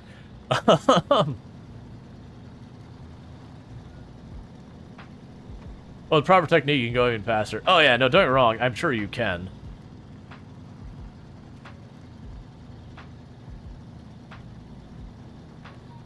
The system works. Hey, sometimes you have to teach by example. And, you know, make mistakes. Just remember, every time I make a mistake, I'm just teaching. It's a deliberate decision.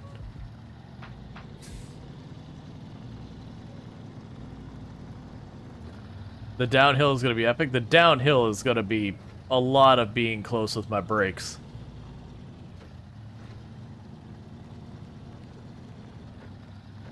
They're not mistakes, they're planned out teaching moments. Yeah. You just got to really lean in on them. This road goes forever.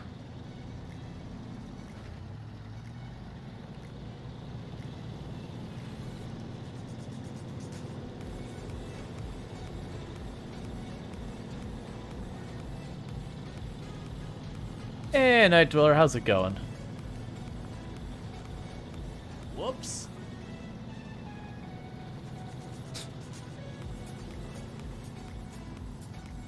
Is that what you wanted for the command?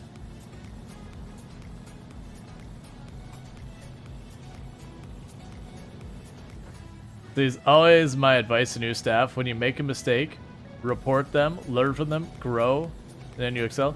That's one of the reasons there's a lot of companies out there who, you know, a person makes a mistake, even when it's like a really big mistake, like they blow out the production database or whatever, that, you know, the response shouldn't be immediately fire them.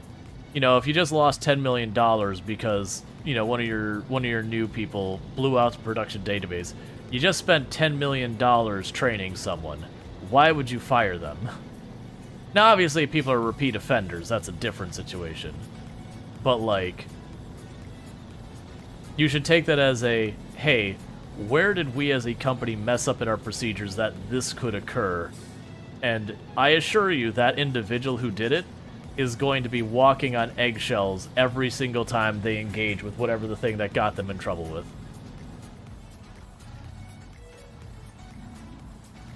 Yeah, and the new guy can just make the exact same mistake.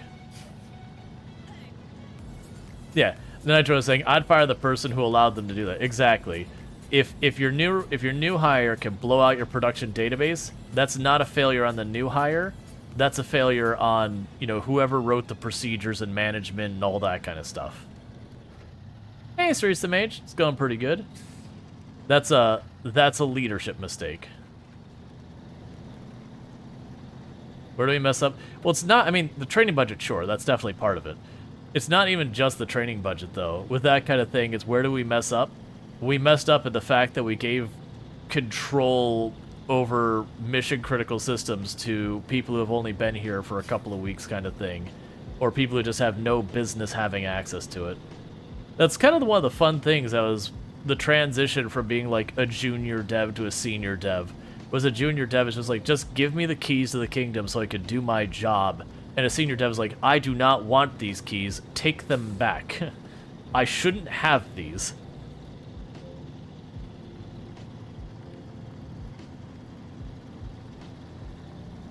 I am willing to make this work take a little bit longer to not have this liability on my neck.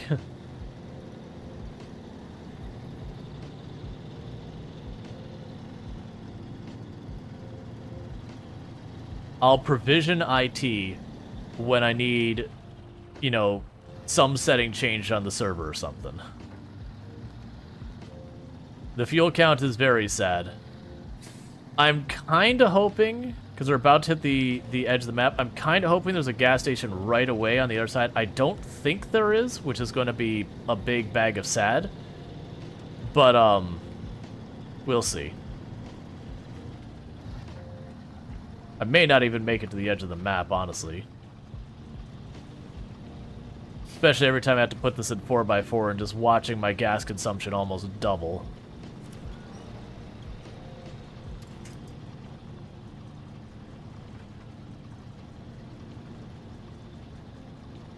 You also have, the game does simulate when your gas gets low enough, your vehicle stops performing as well.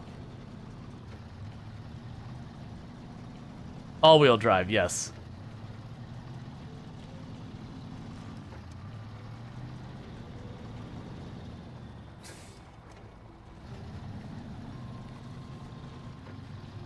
Do you know what the worst part of this is gonna be?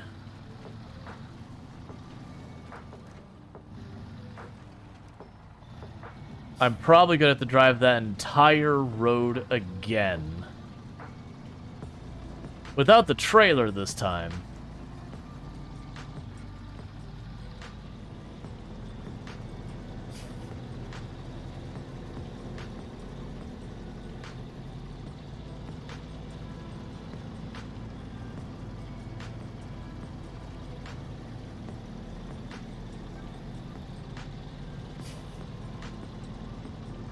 Come on.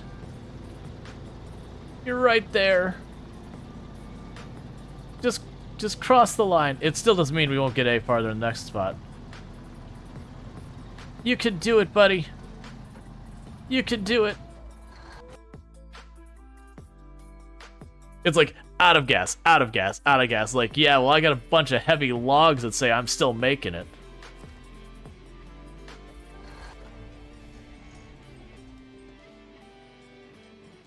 Alright, so, looking at this map... Wait, I'm confused. What? Okay. Well, that's where it needs to get to. Right there. I noticed some gas trailers here somewhere. Oh, they're nowhere nearby. Yeah, so there's one of the fuel trailers down there we used. There was another one over here somewhere when we were exploring the map in the scout. So the downside here is the fact that truck is stuck.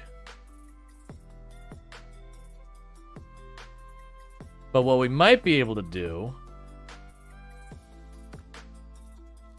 is we might be able to pop over here, because these two we don't have garages unlocked. And I'm assuming that symbol means there's no garage at all. Well, let's actually check. Oh, those are just gonna all tell me that it's fine. I was trying to see if that means there is no garage. Wait, there's a truck here? Oh, that's just where we're at right now. Okay. So we're gonna pop into the garage real fast. Tomb's gonna be home anytime soon. Any moment now. Would any additional fuel have been wasteful? No, I don't think so. So go to our truck storage. Wait, where's our...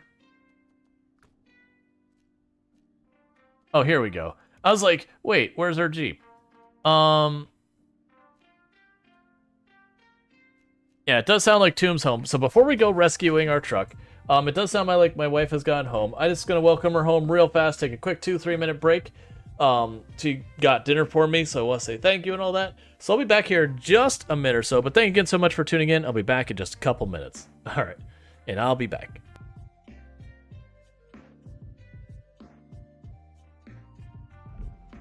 And since there's two sides of that airlock, this shouldn't be really that bad.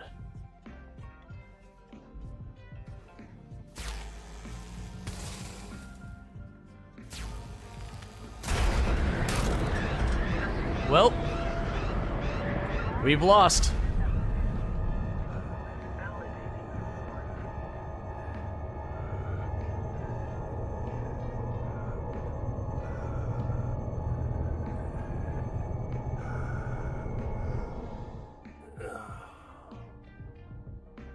I thought we had depressurized it.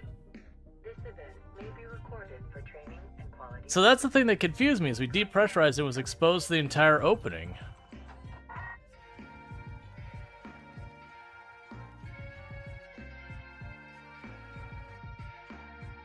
Well, And that brings the end of our hard space shipbreaker run. Sure. There we go. It's kind of wiggling to get the trailer to shift, and then turning the wheel straight so I have less resistance.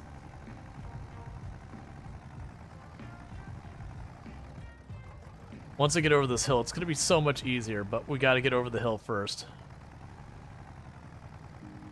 Come on, come on, come on. Oh yeah, no, we already knew we need a new tractor. I just don't have the money for it. But my hope is that this is the money for it. Oh, I just realized something. How am I going to get onto that plate? If that little incline is too much for us? Because that plate is raised. I mean, I guess we're just going to try and go for it. Momentum, carry me. Actually, it doesn't look like it's going to be that big a deal. I'm hoping. And we're starting to sell the mushrooms. In the meantime, I see some nature and I don't like it.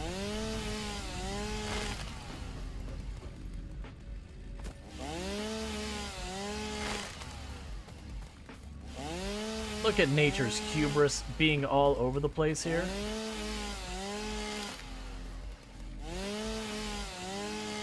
How dare nature?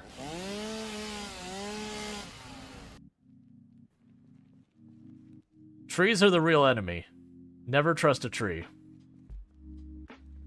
They will betray you at your moment of weakness.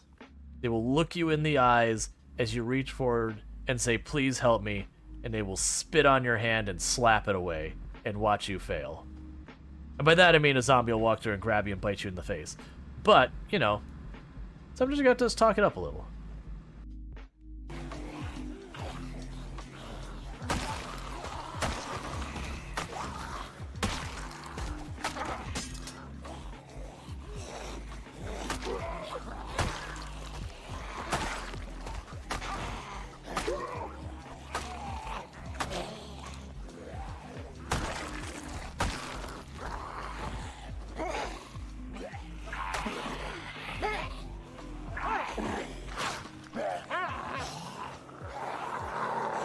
I messed it up. Don't be bitten. No! No!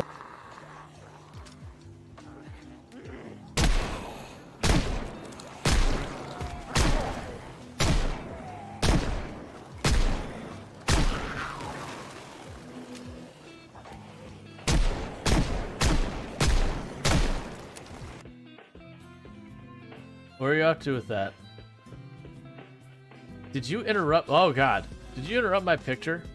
Stop getting in the way of the camera.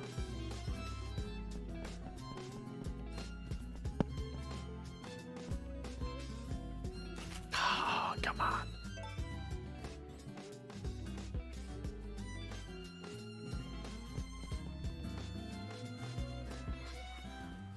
It's perfect. Oh, wait. Hang on. No, stop it.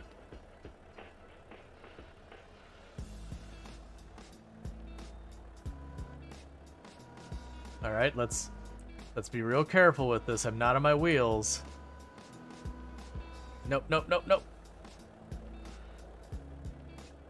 I didn't see there was a cross guard there, and I was able to drive like right over it.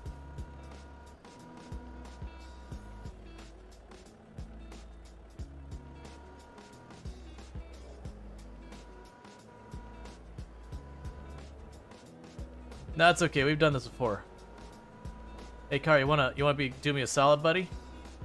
No, no, no, don't go anywhere. I need you. I don't actually need you, but I'm gonna. I can't see what I'm doing because of the light. That's like I see them stuck in the post, and I could probably move this around to get free from it, but I can't really make out what's happening here. I don't have anywhere that needs power generation right now. Take that back, I do.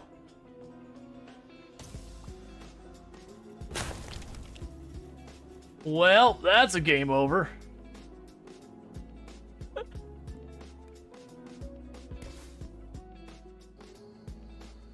Perhaps not be a jerk about it. Okay, I got some. And that's why you hold shift when you hear the noise. Don't you do that. Whew.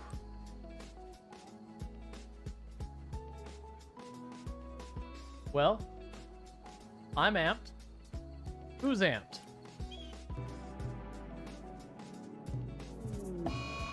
Oh no, I chose the wrong thing.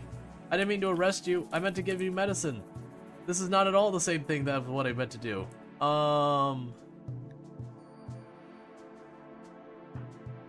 Whoops. I unintentionally did a literal kidnapping.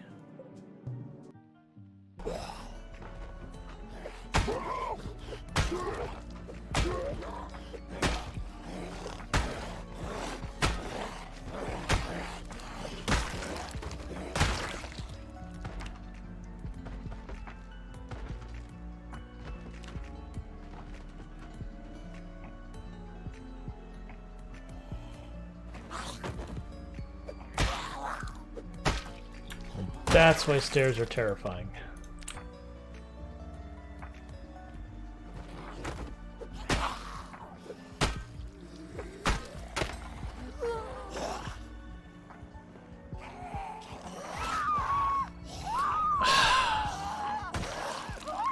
Instant takedown because I can drop on the stairs. That was a very unsatisfying way to die.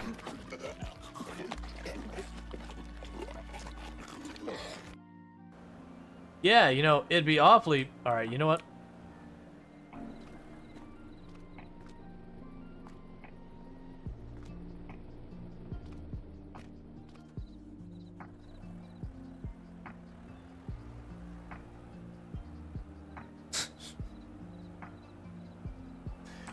It's fine with me.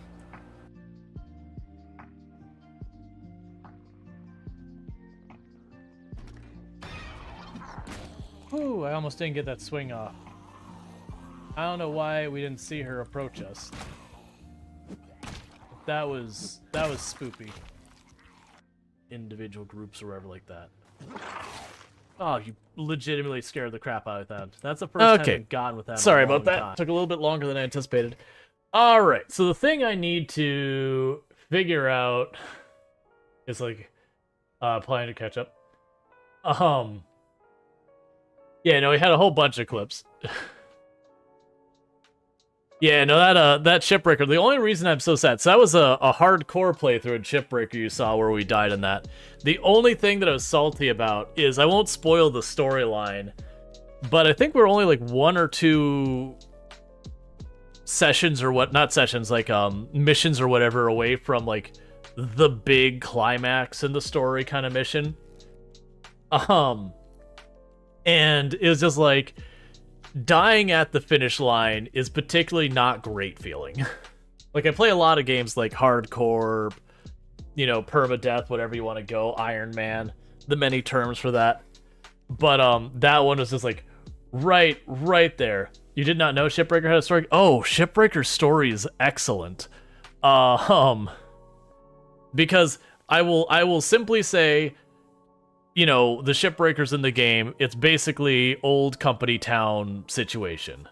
You have people who, for desperate reasons, I'm just trying to get my food out up here. I'm not gonna eat right this second. But you know, desperate situations kind of thing. They end up getting moved to a location that's fairly remote, or eat now. Now, what I'll probably do is I'll probably wait till we switch to either Bannerlord or Farm Sim to actually eat, because then we have, you know, pretty easy, put the tractor on autopilot, I can eat something real fast. Bannerlord, I can sit there and say, "Go, my troops," and then just stand on the hill and have lunch, you know, like a true commander would. But food tonight is Taco Bell because we're need to do grocery shopping real bad. But yeah, so a Shipbreaker, they do the company town thing. For those who don't know what a company town is, it was a thing that it didn't happen just here in the US, but it happened a couple places. But it was fairly infamous for the period in that you would take people out, usually like out to a very remote location, like a mining town or whatever. And so the individuals, you'd say, okay, you're going to get this job. We're going to set you up with a house. We're going to give you all this stuff. And you're like, cool, this sounds amazing. Like, things are really rough right now. This is a good opportunity. And they move you out there, and you basically can't leave because you have to pay someone to leave because you're in the middle of nowhere. You can't just, like, walk. You'll die trying to get back. And so you're kind of trapped. And then they would do stuff like, you would be paid in what's known as writ. So it was basically a voucher for money, but actually getting the money part was difficult. And because you're in a remote place, you'd have to buy everything you need from food and water and all that through the company store. And so you just go farther and farther and farther in debt to the company. And you basically, it was like, you know, an indentured servitude thing that was perpetual. You know, which granted didn't end up being that way because laws got passed to make it unlawful. But Shipbreaker kind of tells the same story where things are bad. You take this job out in this big space platform, and I'm not spoiling, this is the intro. Like, literally, it plays a video to the intro, and this is that part. But, you know, things are bad. You take this job with the company Lynx, who is the Shipbreakers, which are salvagers, and they fly you up to the space platform. They horrifically indebt you to the company, and then the idea is you're supposed to work off your debt to the company, and then story happens on what goes through. Okay, so we do have... Where can we find gas that we can ship? I don't think we have a gas truck just laying around, so I might have to get a gas trailer. Because my thought is we just take our other truck. Man, I don't want to drive all that way. I can see why people are like, this is where I quit. So I could see going all the way down here, grabbing the gas truck, and honestly, probably just... You know what? We don't even need to move it. Yes, we do, because I have a vehicle. No, actually, we don't need to move it. I could just take the Jeep, drive it down here, grab the gas truck here, drive to the truck, take the gas out of my vehicle, and that would work. Unless I need to fill... I don't know if the trailer starts with gas. We'll just do it the way the game probably intends for us to do it. Let's customize you. We're going to need the frame to have the high saddle. Purchase. Okay. We're not going to need a snorkel, spare wheel. The winch probably would be nice, but we can't afford it. Honestly, oh man, we probably want better tires. Do you have any frame gas tanks? Oh, right. I don't think this one could take it. I think this is more of a semi-truck. But we can check that. Oh, there's a fuel tank. Okay, we'll just do the fuel tank. Easy peasy lemon squeezy. This just became our fuel vehicle. That's its job now.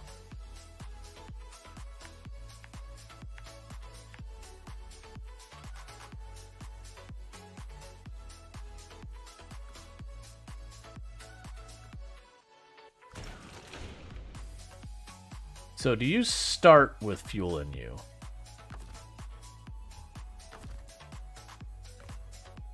You do. Okay, so I don't need to drop by the fuel tank. So yeah, the service vehicle. Yeah, so what we could do instead is we'll go down this way.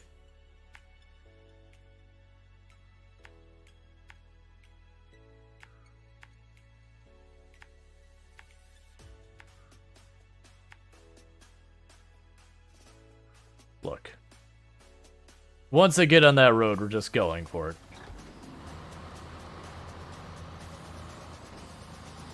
Alright, now downside is this does not have four-wheel drive.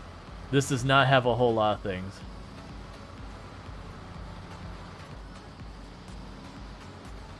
So I might have to fight with this some.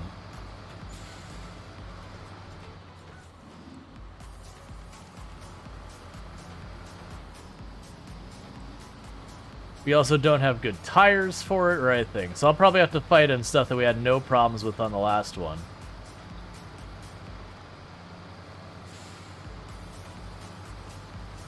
But because I know I'm going to have to do multiple laps with the log trailer, I do feel like I'm going to want this to be somewhere along that ways anyways. Just so I can top things off. I hope the game's smart enough that it won't teleport this vehicle on top of the other when I go and try and travel to the next spot.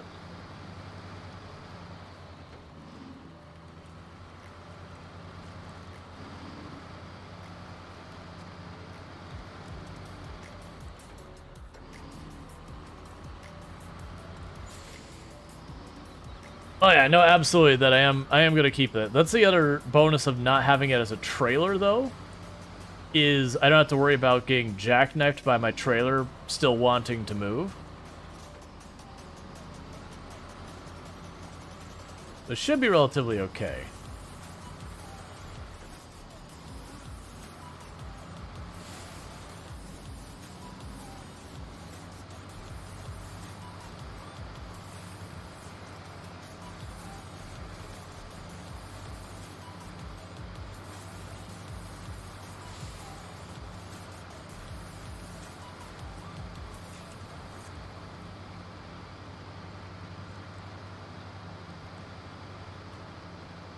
All right.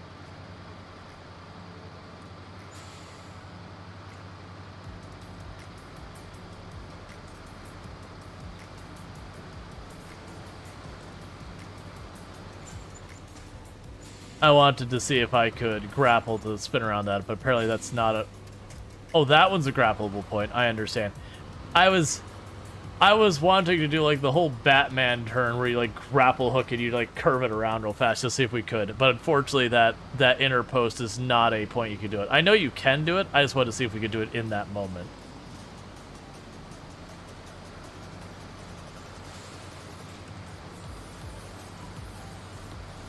So instead we just, you know, banged our engine a little bit. It's fine.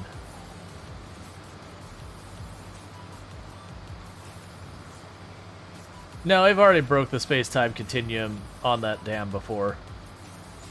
We need to let it recover for a little while before we break it again.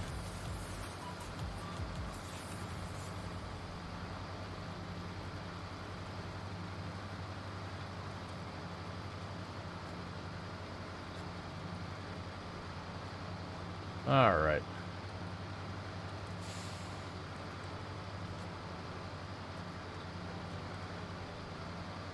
For those who missed that, the 2 days ago, whenever it was we last played SnowRunner, there was like a hey, don't go into this if you're this tall kind of sign on the dam. It's like just like a hazard sign on the top of the of a frame that went over the road. And we realized we could winch to that, and so I winched to it and just started driving away, and physics was very displeased with all of it, as it just started twirling in space. And we were able to keep driving farther and farther away, and then we almost went back, like, flipped backwards over ourselves, at different points. That it was weird stuff, because, like, we were almost, like, an entire road away before it finally was like, no, you've taken this too far.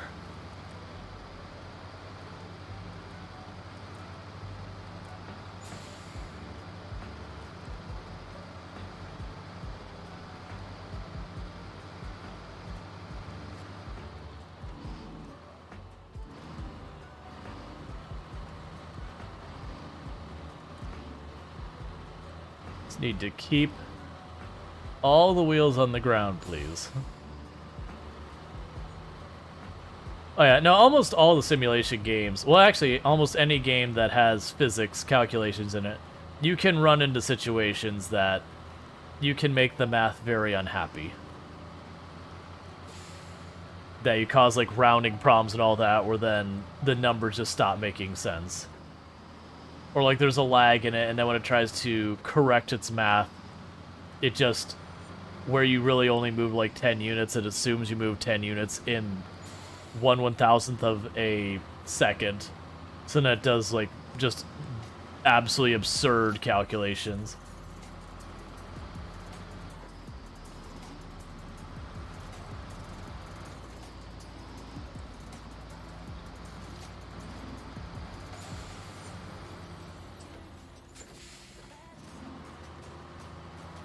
The thing I've heard secondhand was that the chain tires in SnowRunner are like actively bad for mud and snow, but they work well on ice. So that would support that claim.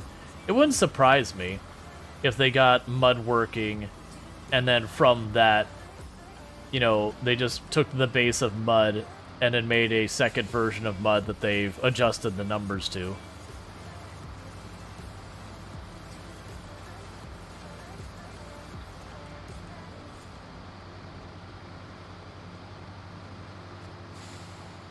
Yep, no, I gotcha. Man, that's not unusual, especially in the simulation genre, that you'll usually have something that the physics get janky. Like Farming Simulator, a lot of time it's logs.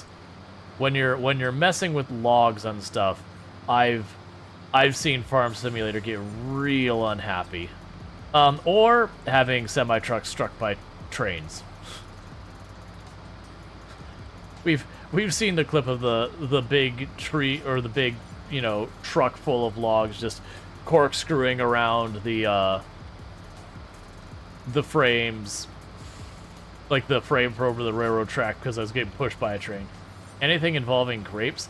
See, I've yet to do the grapes, the sugar cane, or the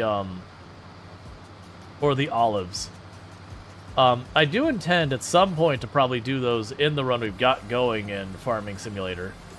Because it is going to be one of those things that as that farm grows, the rate we make money just gets higher and higher and higher.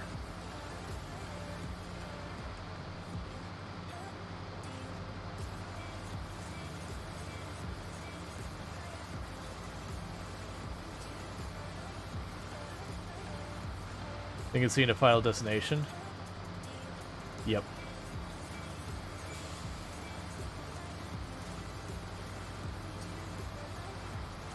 Sugar cane greater than sugar beets?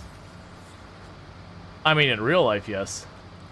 I don't know about Farm Sim. I haven't tried it yet.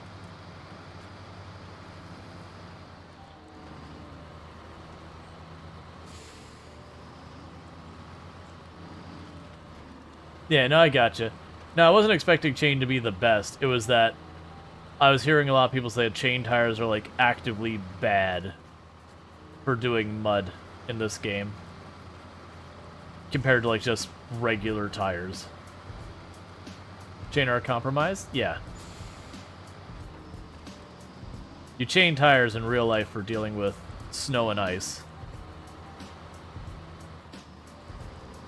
And then almost everywhere says, don't put chain on your tires, you're destroying our road, please stop it. Because it's true. When I lived up in Michigan, that was a regular thing that happened, that they're like, do not put chains on your tires. You're damaging the road, and you're not really helping yourself that much.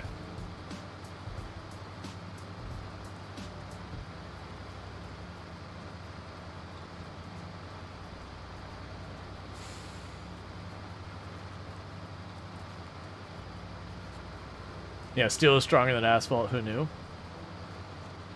Yeah, and the problem is that usually it's not that, like, if you're doing a lot of stuff where you're driving through the snow and all that, that's a different thing.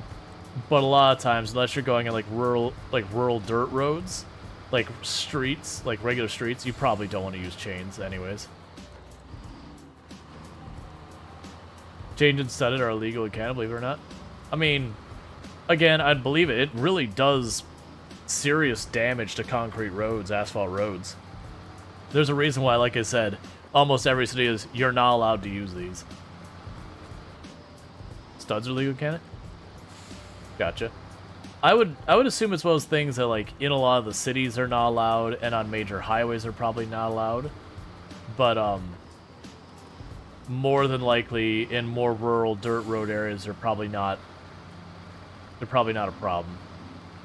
Because, like, for dirt roads, it's not an issue. Not that much.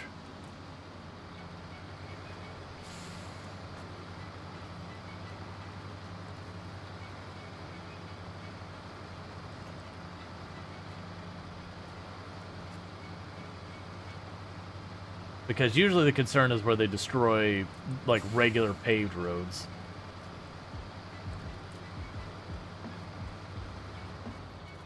Alright, so here's the question we're all wondering. At least I'm wondering, and I'm just, you know, pretending you're all wondering it with me. Is our other vehicle is currently out of gas on the pad on the other side of this.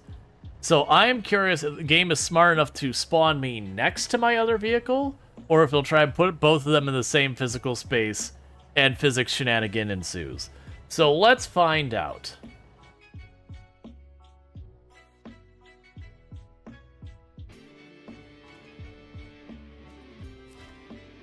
Oh. I'm actually a little let down by that. It makes sense that it would do that, but I'm a little let down by that. I was honestly expecting shenanigans.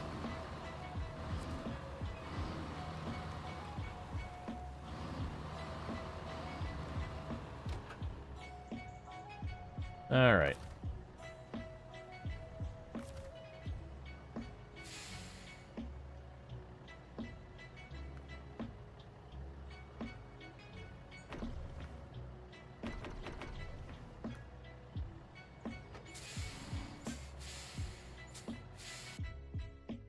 Okay, we've topped up that car.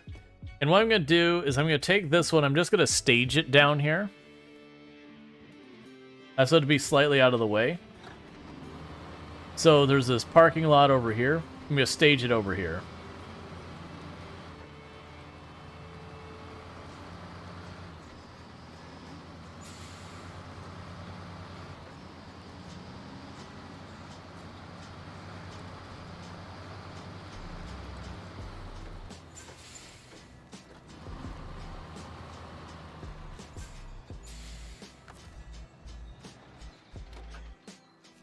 All right. And now I switch back to our other vehicle. Not you. There you go.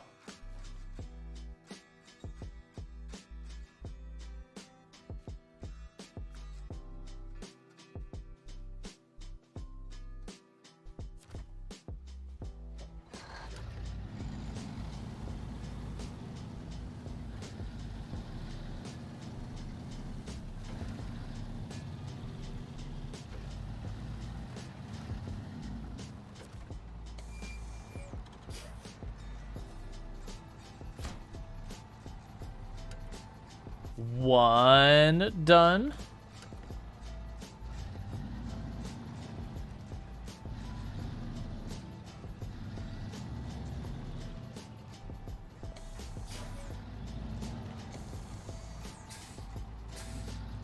All right.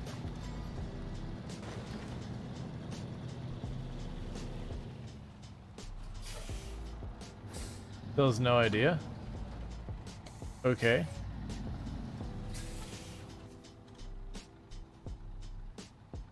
We got drop-off point there. We got drop-off point there. There's Island Lake.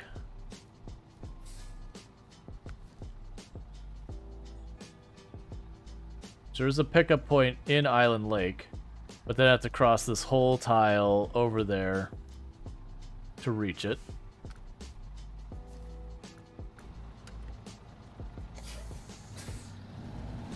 All right.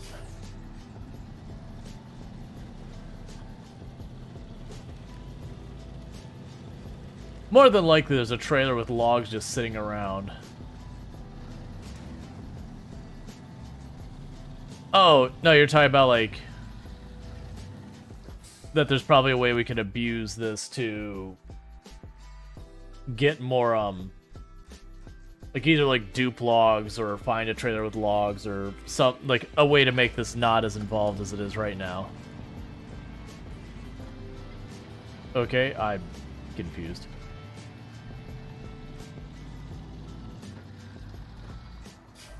I mean, I could also sit here.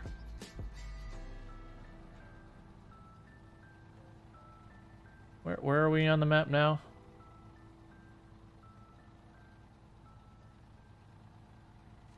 So I go to the trailer shop, and we could sell the trailer, and then teleport down to the garage by just resetting, and then grab the trailer.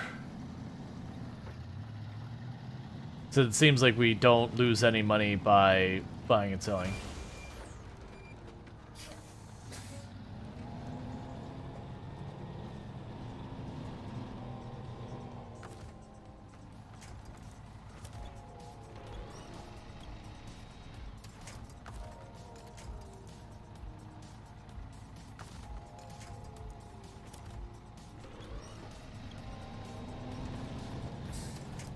That's fine.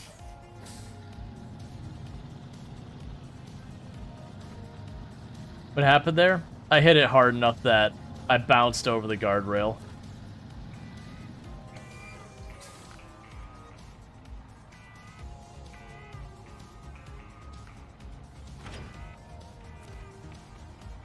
And then we can just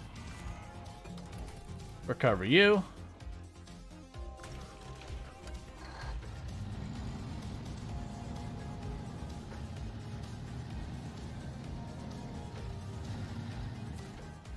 Alright, chill, you take it easy.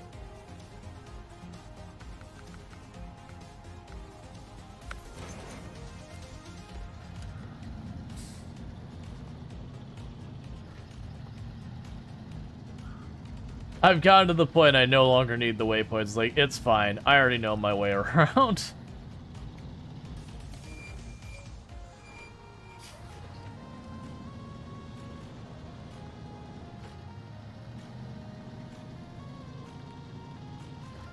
We have a good one. Thanks for hanging out.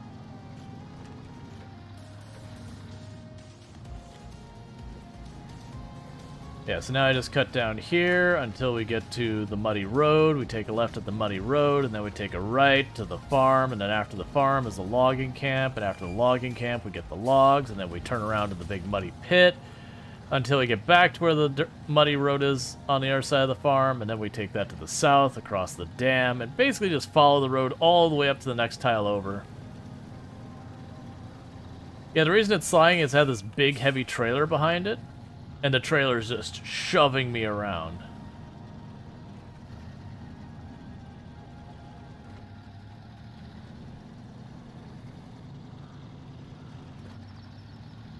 Yeah, so I can see why people were like, oh, the logging one. That was like, a lot of people were kind of giving me the, oh, the logging mission. It very clearly is a unpopular mission. And I can see why.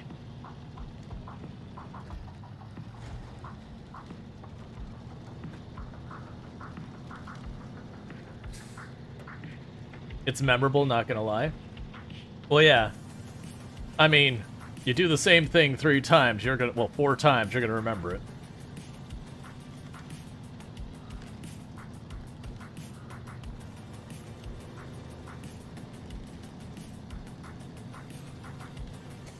That was annoying. I was trying to turn, but my front wheels are off the ground.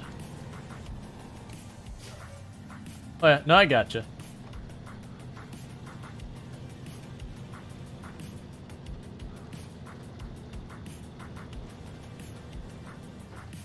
There is always that.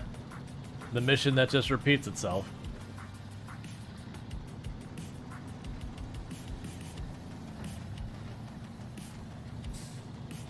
A lot of games have done it.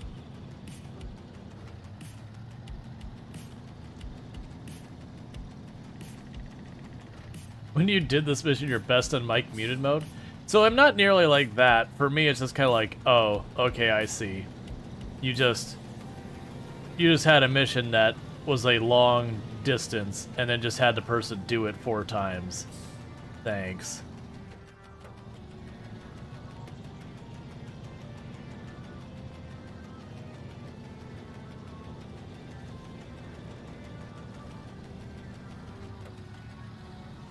Yeah, that's the reason why the moment I realized, like, okay, this is gonna be sketch on gas, I stopped and took the time. I was like, alright, we're gonna stage some gas here.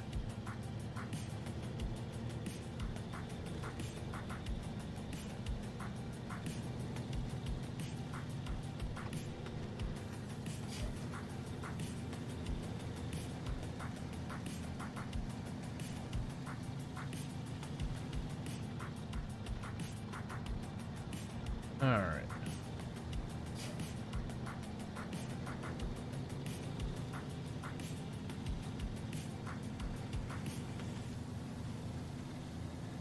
And that's there's apparently a bunch of DLC vehicles and all that apparently some of those are fairly unbalanced. Which, you know, by all means, buy it, make it more fun for yourself. That's what you want. Like, no judgment whatsoever at all with that. Like, if that makes the game more enjoyable, sure. I do kind of dislike the idea that making the game easier is behind a paywall. That I'm not a fan of, but I don't blame anyone for accepting that paywall.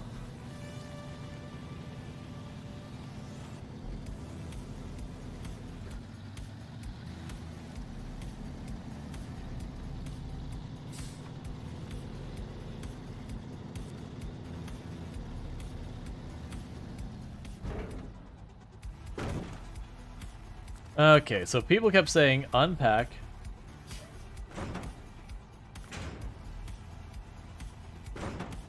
Oh, I get the cheese people are talking about. Yeah, I'm not gonna cheese it.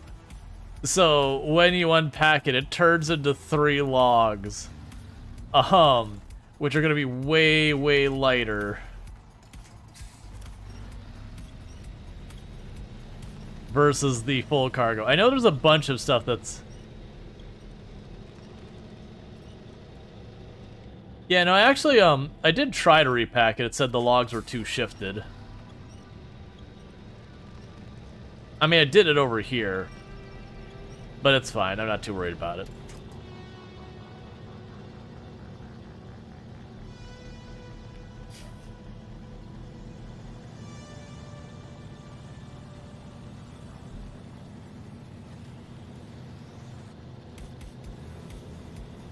But I could see ways you could probably abuse that. But I mean, I already, like, just from seeing others play it, I've been spoiled to a couple tricks that people have come up with. Like, you could take the cargo on a trailer and unpack it, and the physics gets calculated differently. Like, I don't know the specifics of how it works, but it gets calculated differently. So, in a pinch, you can unpack your cargo and keep driving with it, and then repack it when you're out of whatever is causing you grief. Which, of course, in real life makes 0 sense, because it's not like the physics behind any of it would change because you put some straps holding it in place or not. Man, you're struggling a lot more this time than I recall you doing the last time. Which is not helping our gas mileage situation.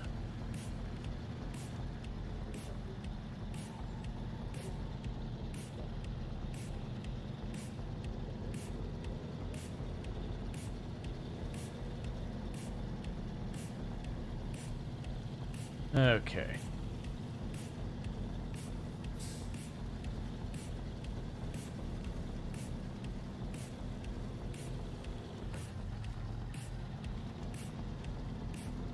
Please go faster, Gooder.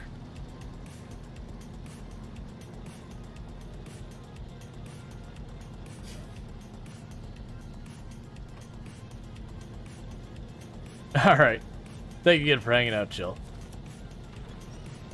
You have a good one.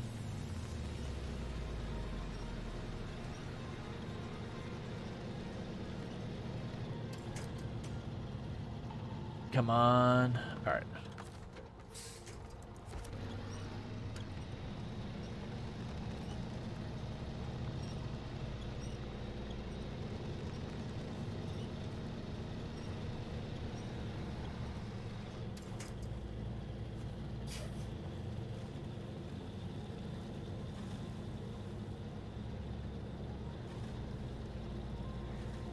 There we go.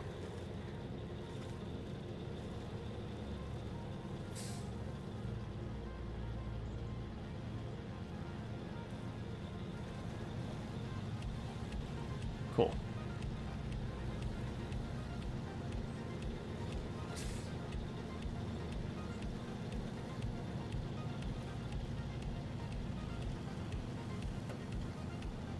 So I don't think we're making nearly as good distance per gas this time as we did the last attempt. I mean, the last run we succeeded. Which does mean we might have to have our gas vehicle meet us, but that's the whole thing, is we deliberately staged that gas vehicle around where I figured it's going to run out of gas, give or take. So it should work out fine where we just, you know, meet that vehicle where it is, and that'll be alright.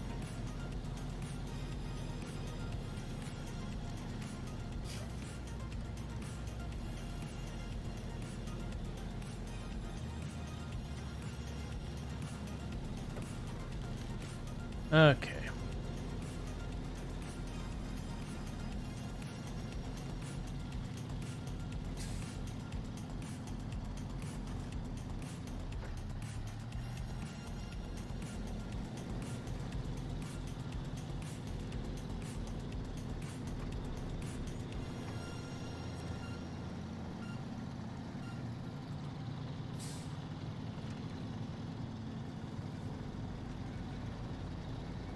Yep, so we are on to the point of the game of just running our missions. I did see there was a couple missions on the map that we're going to, where I'm going to have to fix a couple more bridges and all that we've missed, which is fine.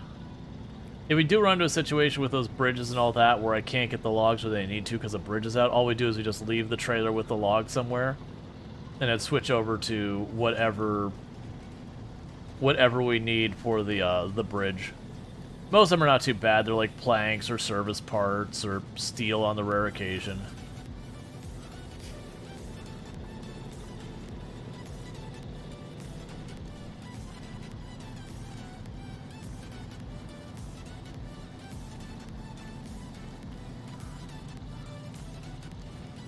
Okay.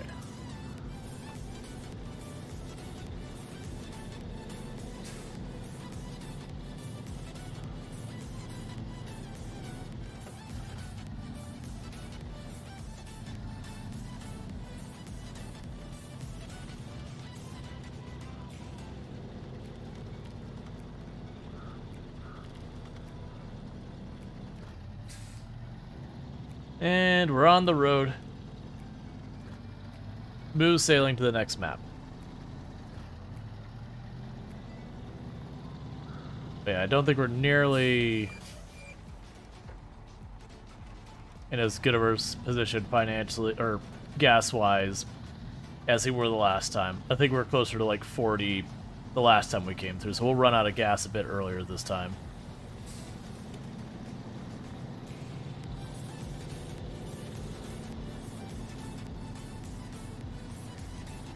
Alright.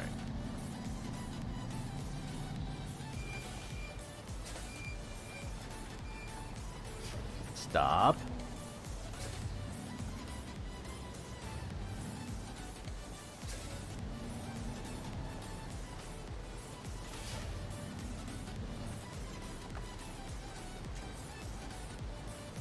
Well, this is really not convenient. We might be able to force this issue this way.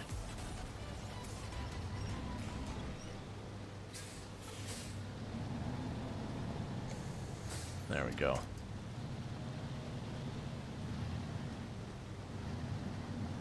Basically just use the winch to try and drag the trailer slightly better angle for me to turn around. Well, to turn.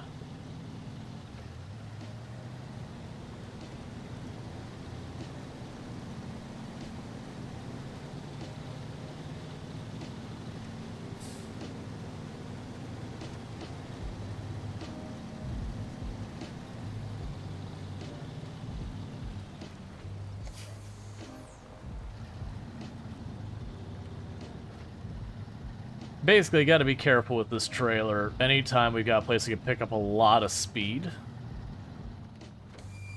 so especially on downhills, you gotta be careful because it's so easy for the trailer just to shove me around.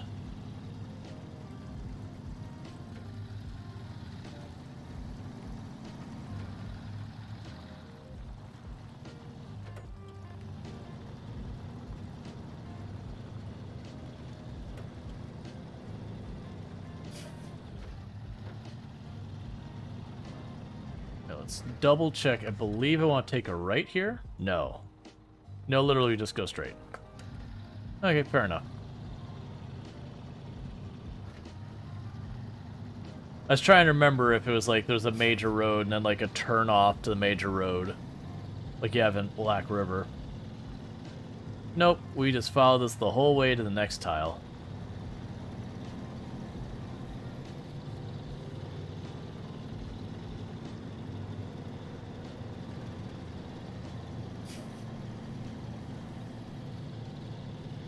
Okay.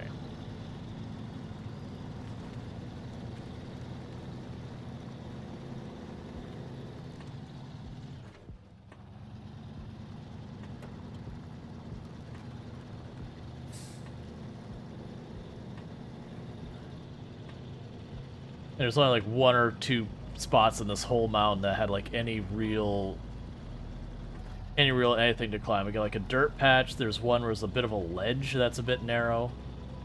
And then the rest is just smooth sailing on the road.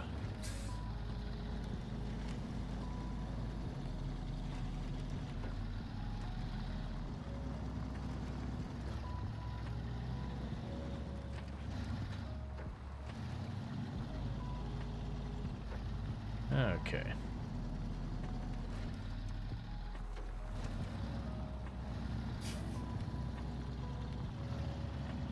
And I believe here's the ledge up here.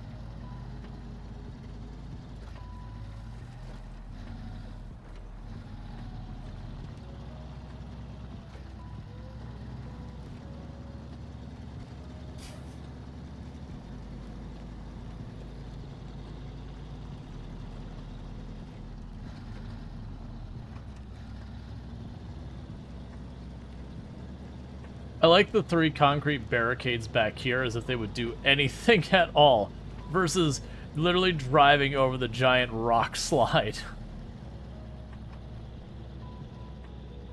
Ah yeah, don't worry, those little sunk into the ground barricades over there, that's the ticket. That'll help us.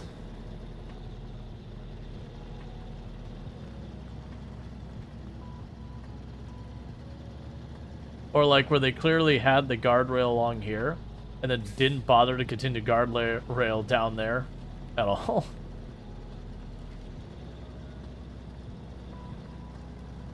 Excellent. That's precisely how all of that should have been.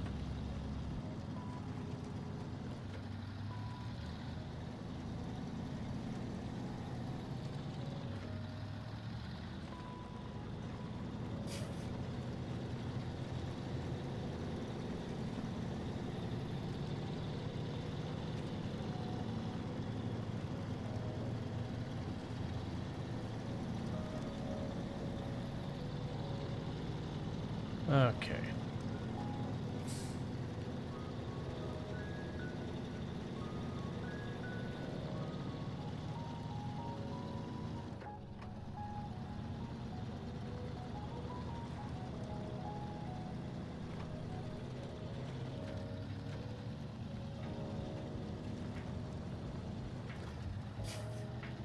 If we can manage to get up to the fuel tank, then we don't have to worry about switching vehicles and coming back to meet ourselves and all that kind of stuff. It is a somewhat amusing idea that you're out here working on all this. You run out of fuel in your truck, so you walk the whole way back to the garage to get your fuel truck and top it off and everything. Then drive the whole way up to the hill to then get out of your fuel truck to hop into this truck, you know, to finish your delivery. Then walk the entire way back to your fuel truck to move it where it needs to be and all that. Like, just in real life, how many hours you would lose just walking back and forth between these things.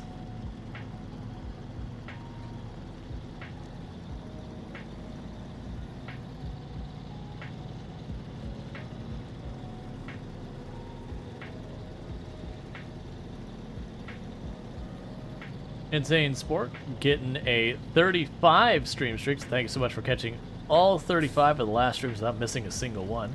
I think this is now your highest watch streak ever. Thanks for all the wonderful streams. Well, thank you for tuning in. I wouldn't be able to do these streams if it weren't for everyone who stops in and hangs out and all that kind of stuff. Very genuinely, I can't do this without it.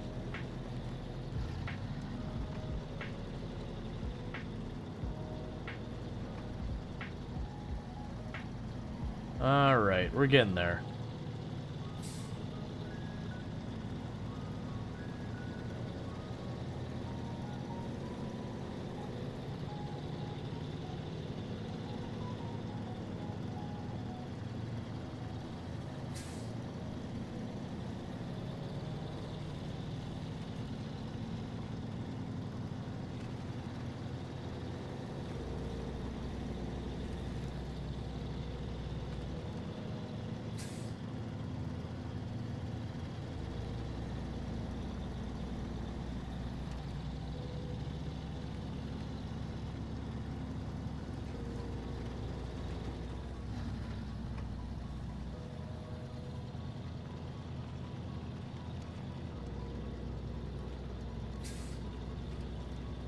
Sadly, you're a sole contractor.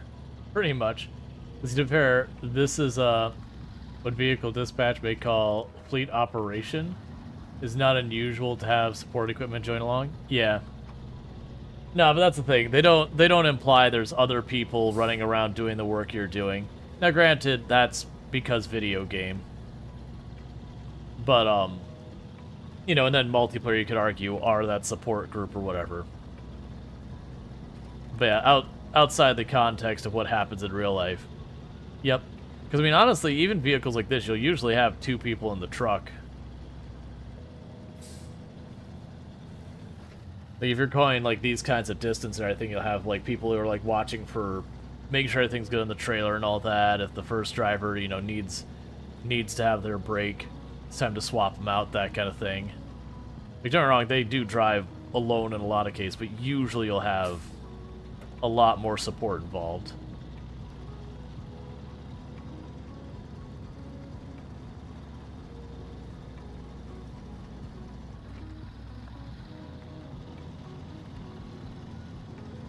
Craig says, some multiplayer groups I've been in, one person is permanently in the support vehicle just due to mistakes made.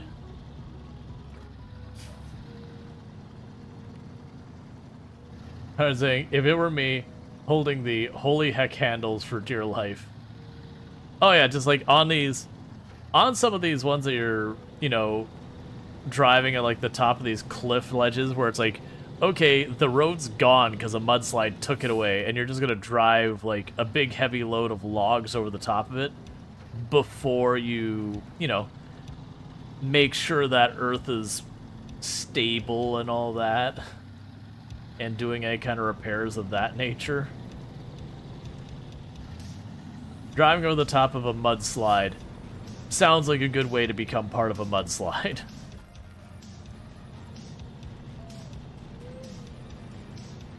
It's one of the dangers that happens with a lot of stuff when you have a rock slide and a mudslide, and that is usually takes a little while before it settles back down, and people go up and want to check it out, and then it's not quite settled, and it starts moving again, and now you've got a real problem.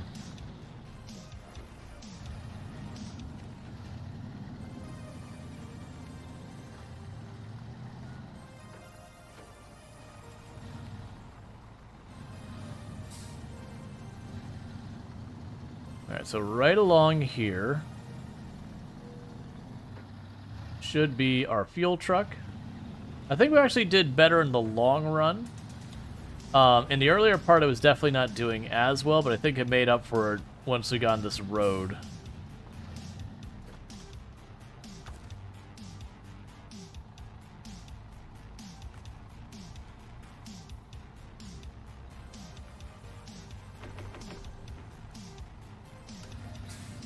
And we're all fueled up.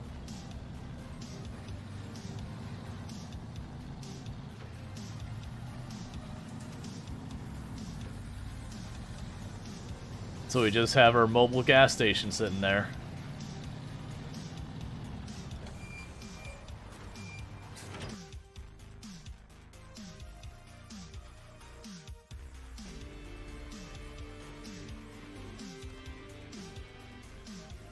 Alright, so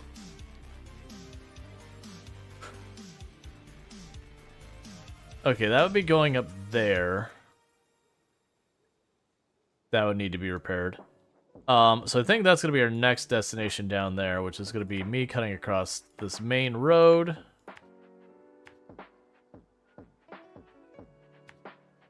That looks suspicious.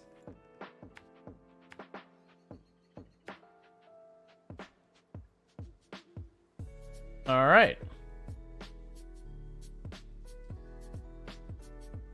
And that's the one that needs 2 rounds of logs.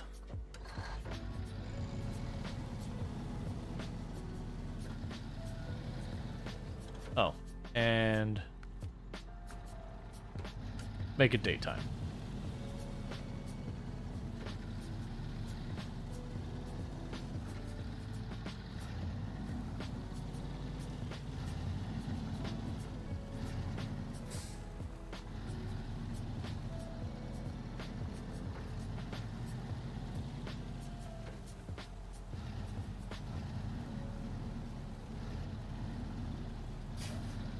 The lighthouse needs firewood.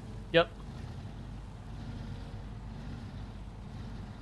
We're taking our time. We're going slow downhill.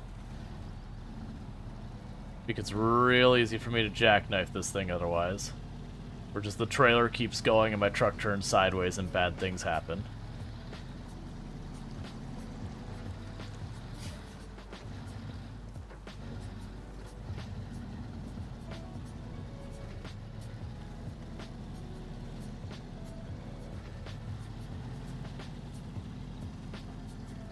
Okay.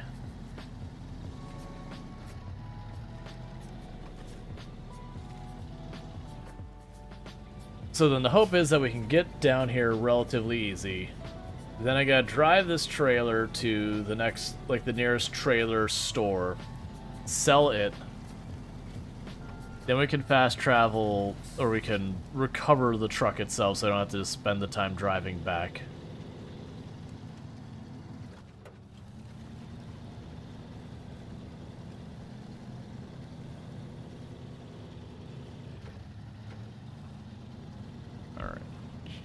Pretty soupy up here.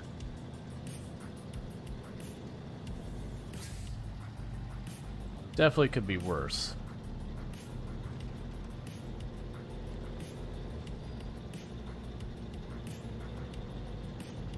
But we are digging in a bit.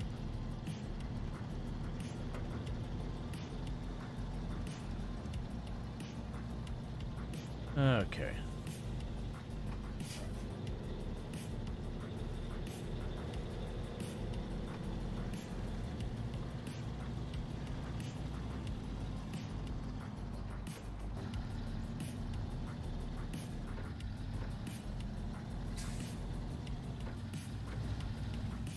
And this is the area that the map looked super sketch. It actually doesn't look that bad. It's just like the marker for the road vanishes for a couple seconds. I'm like, huh. Ooh, that's pretty nasty looking.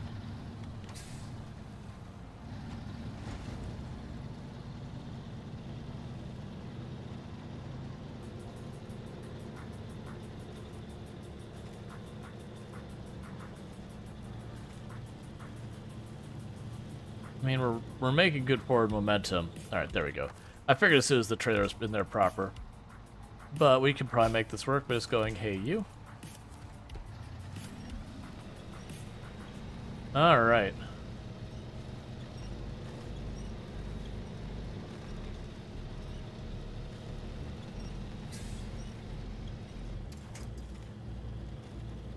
So that's a lot of up on that waypoint. Yep. Now, the next question is this one spot that looks real swampy. It doesn't actually look that bad. It looks a lot worse than I thought. Right up on the edge a little bit here.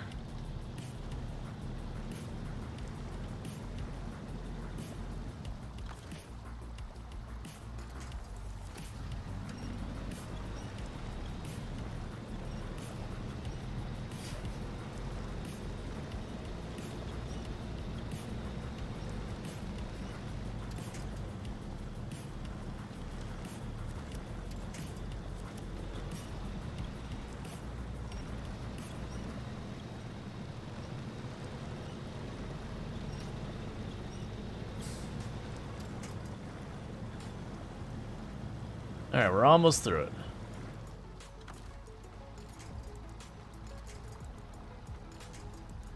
Not a huge fan of that.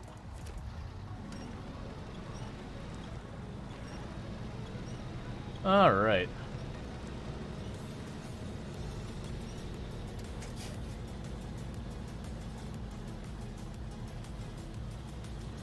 Yeah, so we just have like 2 spots along this route that are a bit dicey.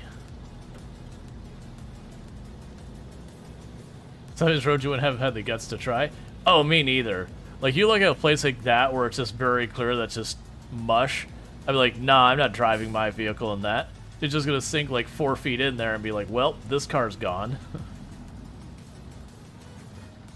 Let me go call my insurance company because this thing's gonna be totaled with how much water is gonna intrude on it.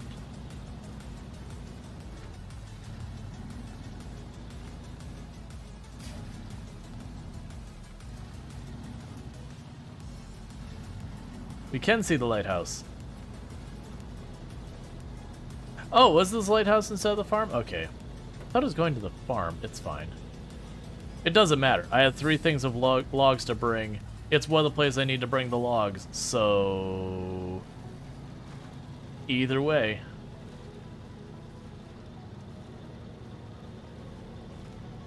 Oh, you might be able to... No, we can't go there. There's a ledge up there.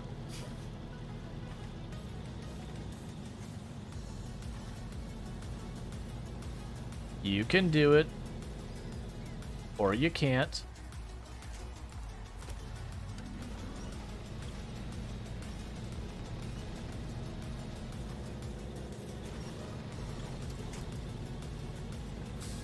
Alright. Don't drive into the water. Yep.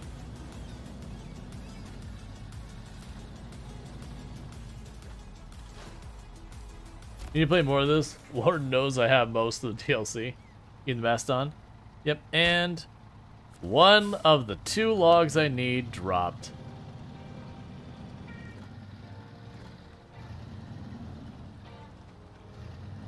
I don't think I'll be able to turn around that very easily here.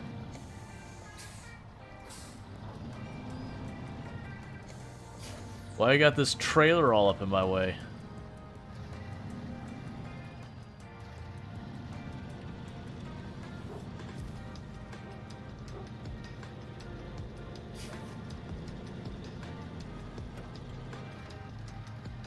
Alright, so where is the nearest trailer store? Not even on this map. Okay, I understand. Alright, so we need to go back over here. That's our turn.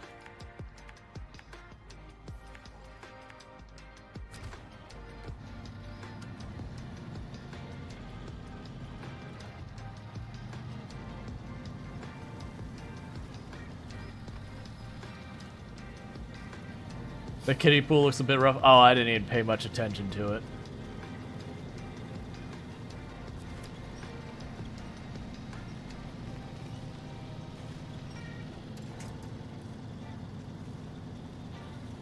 I was more thinking, it's like, I got places I've got to be.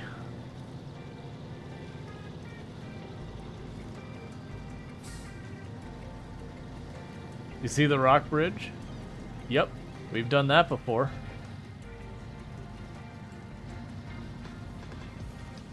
You want to try that myself? I honestly fully anticipated not making it across that. When we did that, I'm like, this looks sketch as heck. I was either expecting to go on the lower rocks and then have the engine drown because, you know, get drowned out because of the water. Or like, I was honestly also expecting the current to be extremely strong on the lower rocks, and luckily it wasn't as bad as I thought it was going to be.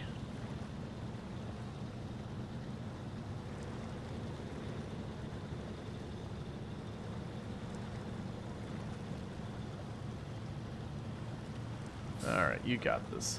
It's actually gets stuck the moment that trailer gets in there. No, actually, we might be able to just move forward. I thought the trailer was still getting into the mud.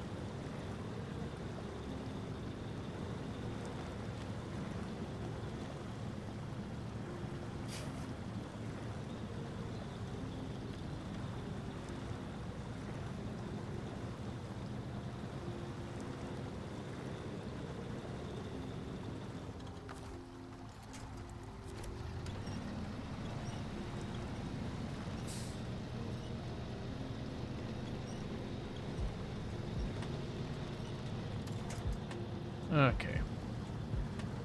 Just need a little nudge.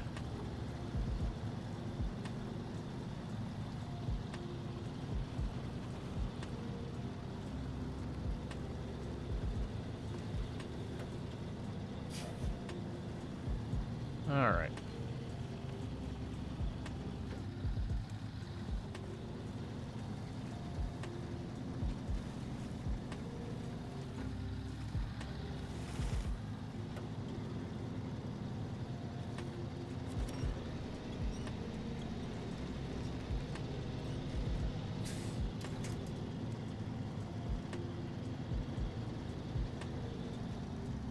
Just all these spots of mud here.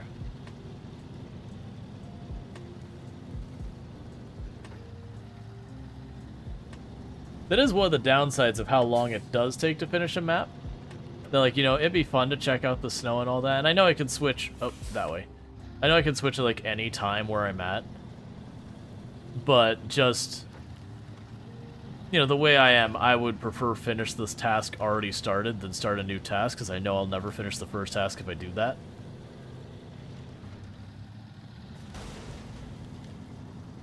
Cool.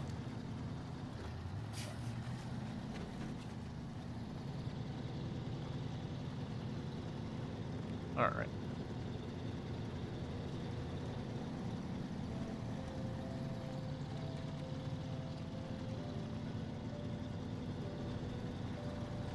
That's fine. We're making solid progress in all this.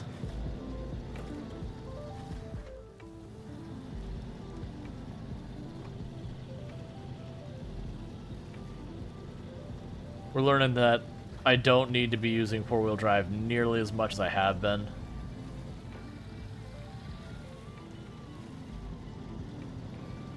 Which means it can, like, really keep our gas going a bit more than we have been.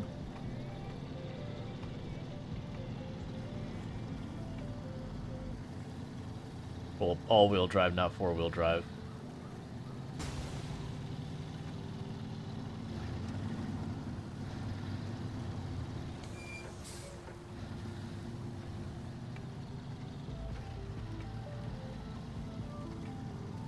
Yeah, I think I would find the hard difficulty more annoying than fun. Because, like, just the driving all the way back to the garage to, like, switch stuff out. Because the reconfiguring your truck, you know, is a necessity, but if you try and recover it, you lose a bunch of money. I feel like I'd find that more annoying than fun personally. The same way, a bit of a completionist when it comes to map zones each, where I want to finish before moving on. SnowRunner, though, does feel like it's designed where it expects you to jump between zones to be able to complete some missions that require upgrades. Make it achievable. Yeah. That's definitely the moment that this went from being, you know, really rough to being really easy. Was once we went ahead and just took the scout around and just explored everything, so far as, like, grabbed almost all the upgrades.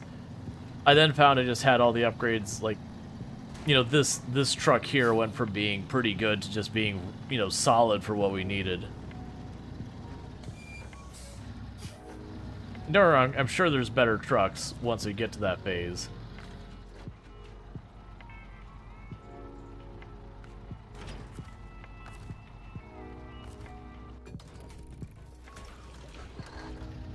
And now we do it all over again. Yay!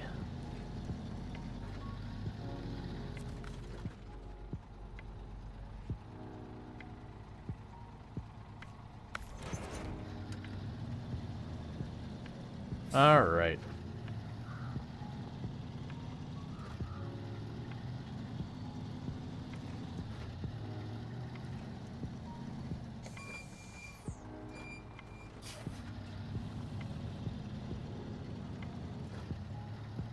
There. We got word it's gonna miss a cone.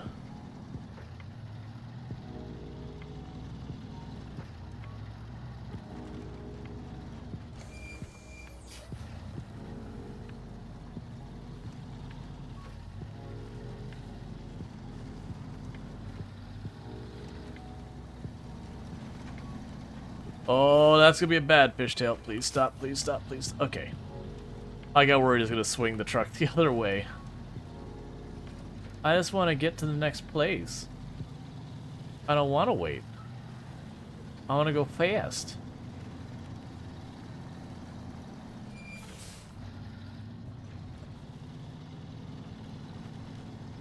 Why go slow when we can go fast?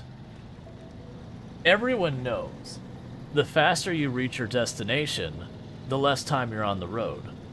Therefore, the less time you're in danger of getting into an accident. So very clearly the correct decision on limiting your risk of getting into an accident is to simply drive as fast as you possibly can. Obviously don't take that as real advice, because that wouldn't work out well.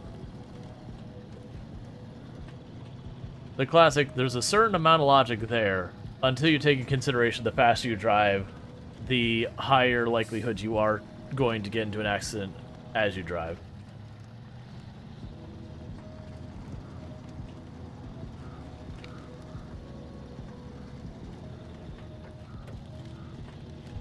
I like to think that this poor farmer here at this corner we keep cutting across is coming out like every day and just putting that fence back up.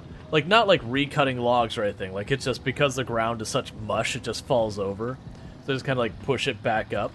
And then we go flying through there and just push it right back down again because it's in our way.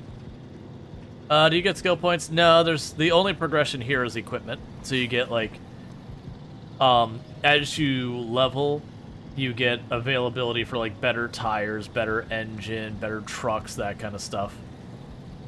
So it's a equipment-based progression. It just has a level mechanic to prevent you from buying your way to victory right away. I'm sitting on a rock.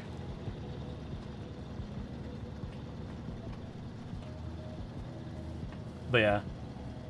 I would like there to be, I don't know. So it's like, I get the equipment progression does serve the exact same purpose as a skill point progression. Because, like, what would you have the skill points do? Oh, increase your top speed, make your vehicle more durable, improve your gas efficiency, maybe give you a little bit more grip or torque on the road, kind of stuff. Like, that's what you do. But that's, like, literally what the different tires and all that do. Would you ever want to drive a truck like this in real life? No. Not something that calls to me in any way. Generally, in real life, I actually like to drive fairly small cars.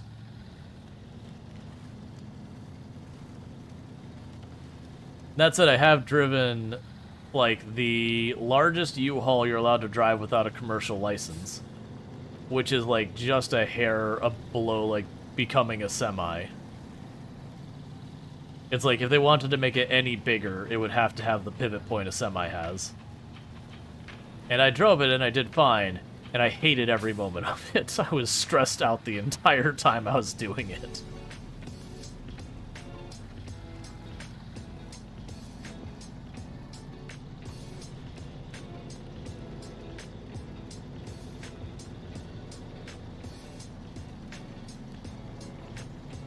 And I've driven U-Hauls a number of times. That was the outlier for, if I wanted anything bigger, I had to have, you know, a commercial license to get it. Is the biggest I could do on a non-commercial license.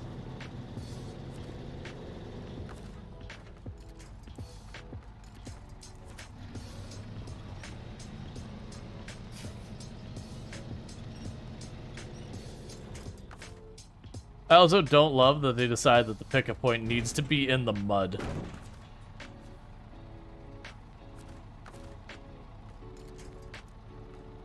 You'd almost expect, as it got soupy enough, to be like, alright, you can pick up over here for a while.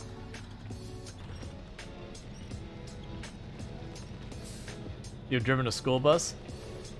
Yeah, and I haven't driven a school bus or anything that big.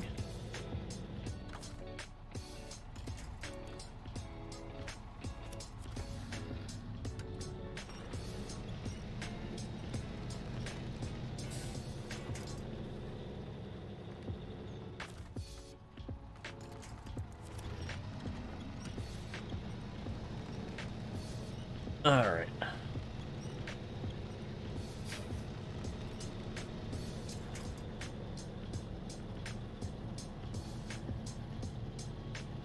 Like I said, I don't think I particularly want to. I've done fine when I've had to drive bigger vehicles. I just... You mean you were a retired school bus? It was a retired school bus? But it was a school bus. Yeah. Still. I mean, the fact is you drove the large vehicle. But like I was saying, for me personally, I've not had problems driving them so far as like I'm capable. Not school buses, like I said, I haven't done that. But like larger vehicles, but I don't enjoy it. Like it's just not my idea of a good time in real life. Like I would much rather have a small zippier little car and not deal with any of it.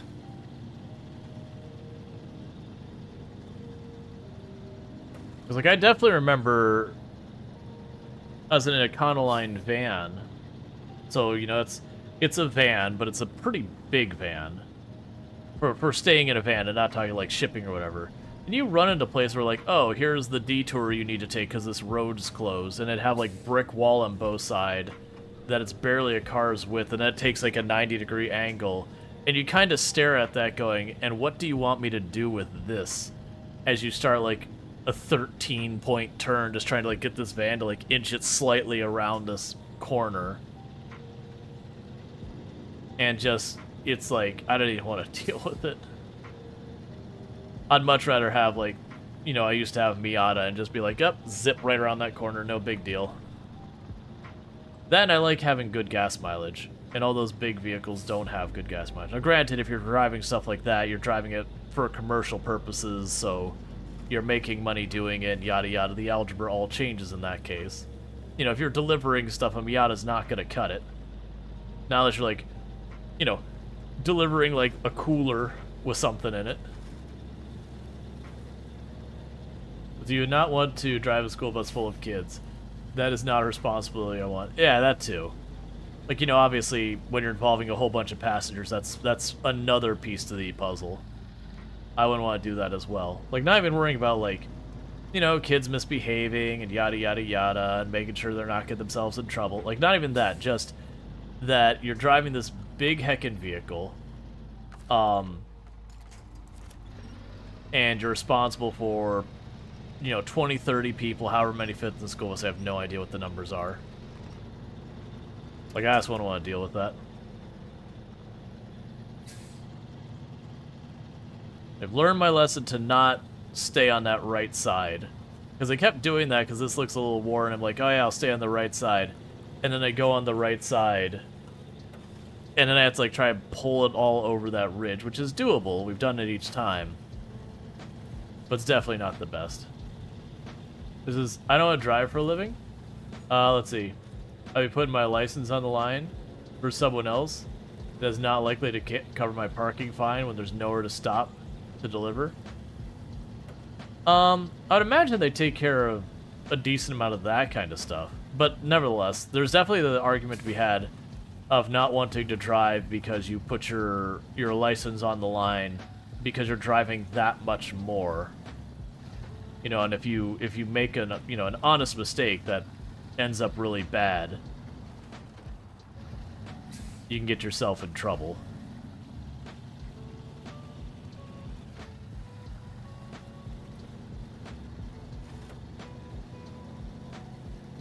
Seriously, Mage, if I have an accident, then get hurt, I would never be able to forgive myself. That was so generally speaking, I'm a fairly defensive driver. Like when I was younger, I was a little bit more aggressive, but if I had a passenger, I was still an extremely defensive driver.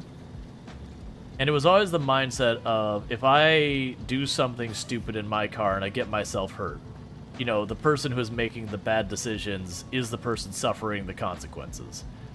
But the moment other people are involved, that entire formula changes. And to me, when I first started driving, the thing that scared me more than anything is I'd have a passenger, you know, a friend or someone. I would get into an accident and I would be fine, and they wouldn't. And that was always that was always a thing that was just a very terrifying thought to me. Because I had a friend who, it was right out of high school, who had gotten in an accident, and it was 100% their fault. Like, they made an honest mistake, but they, you know, they were at fault for it, and someone didn't make it. And they were not okay for a while. And I believe I would absolutely be in that same camp if I had gone to the same.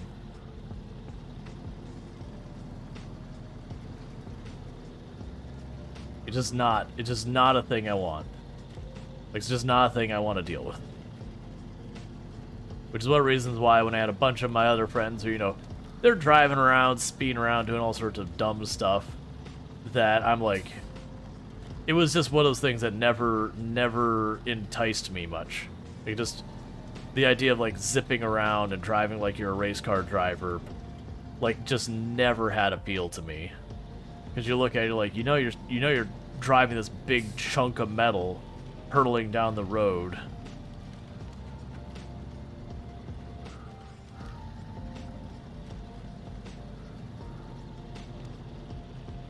You know, there's risk. Like, it's one thing when you're, like, on an actual racetrack or you're doing it in a controlled situation. Yeah, sure, fine. Like, whatever. By all means, drive fast. Like, that's what it's for. But, like, just, you know, people being dumb on the road.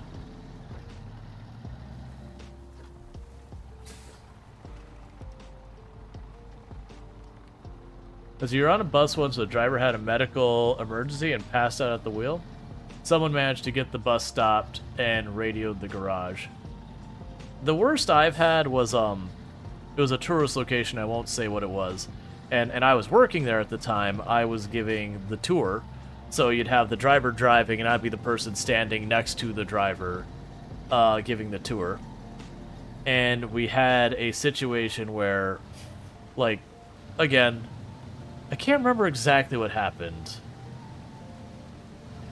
But the driver ended up hitting one of the big steel bollards.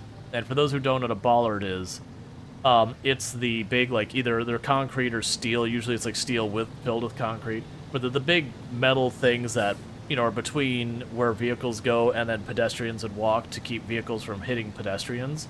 You know, usually around stuff like bus stops or storefronts, stuff like that. But hit it hard enough that it actually embedded the bollard several feet in the front of the bus.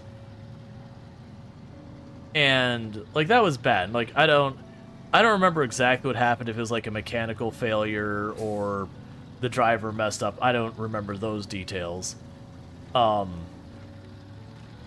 like, I remember it ended up being a big deal because the company had said, well, your shift's not over, like, go get in the next bus kind of thing, and they ended up getting union people involved to put a stop to that.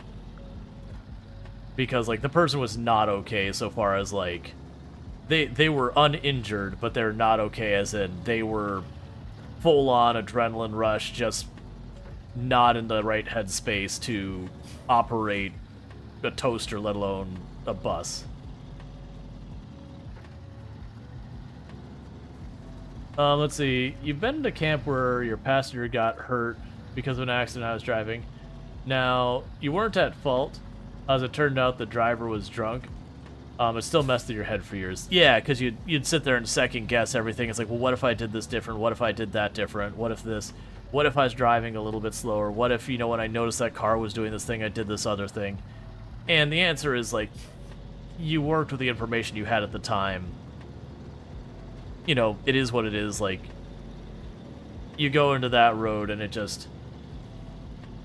there's not a solution. You can certainly look at it from the analytics of, if I would have been in a situation similar to this again, how would I play it out differently?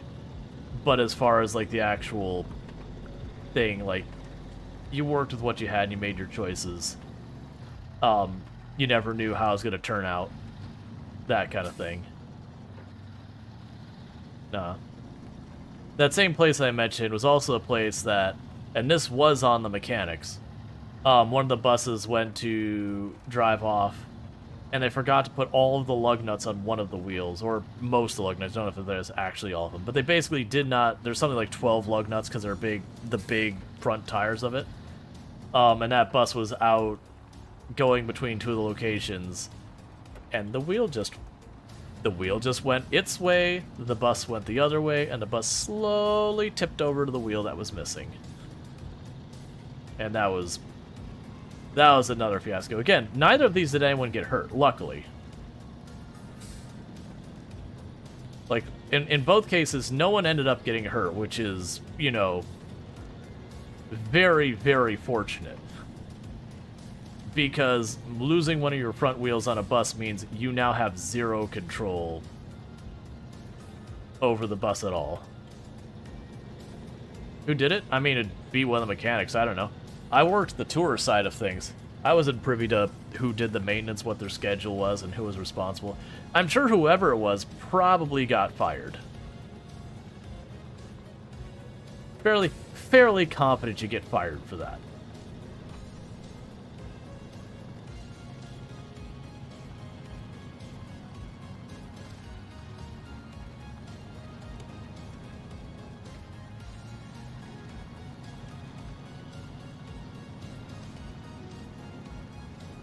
Yeah, that was an interesting place to work. There's a lot of stuff they did really well, and then there was definitely other stuff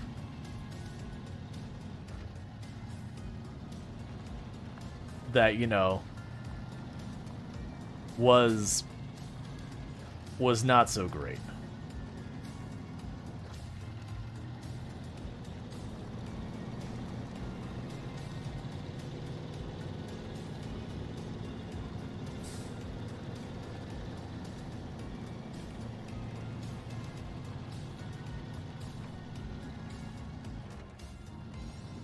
That was also the same company who kind of taught me to give zero care about certain company decisions. Because that was also the company that you could schedule to have a day off and have it approved, be on your day off, and if they reached you by phone and asked you to come in and you said no, it counted as an absence. Which was the day I turned in my notice, was the day I found out about that. And luckily, the thing I had taken my day off for, I believe it was an exam or something. Like, I knocked it out really fast, so I was able to come in. But, like, you know, it's like, hey, I have responded as you have requested. Here's my notice, and I will not be coming back.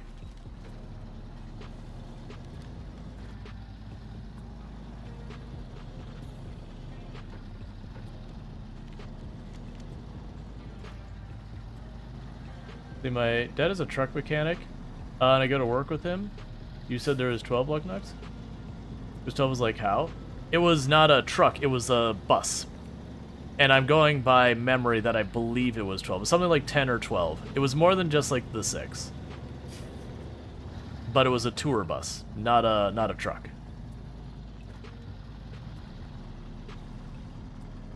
Like, it wasn't Greyhound, but it was kind of the... in that ballpark of, like, Greyhound kind of thing. That style of bus.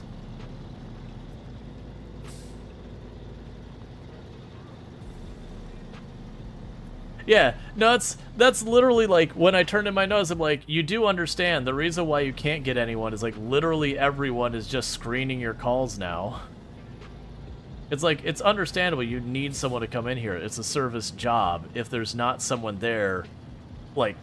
it's a problem. You have customers who need stuff.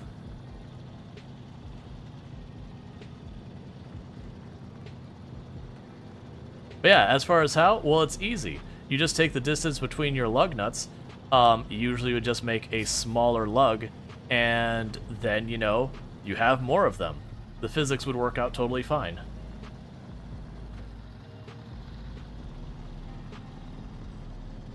It's the same thing you do with a lot of stuff with, like, any type of fastener, screw, bolt, or otherwise. You can have a couple really big ones, or a bunch of really small ones. The physics usually will work out between both of them and be okay. As long as, you know, like, within certain tolerances and yada yada. I've definitely had stuff that I've worked on as a mechanic. Not lug nuts where I've had to deal with that. Done mechanic stuff where I'll have one part being held in by just 2 bolts in one vehicle. I go to the next vehicle, it'll be held in by 8 smaller bolts. Sometimes, like, one set of bolts will be steel, the other ones will be aluminum. The big thing is just need to be strong enough to support the forces involved. So you can distribute those forces between, you know, many things, and then each one individually is dealing with less force. As broad generalizations.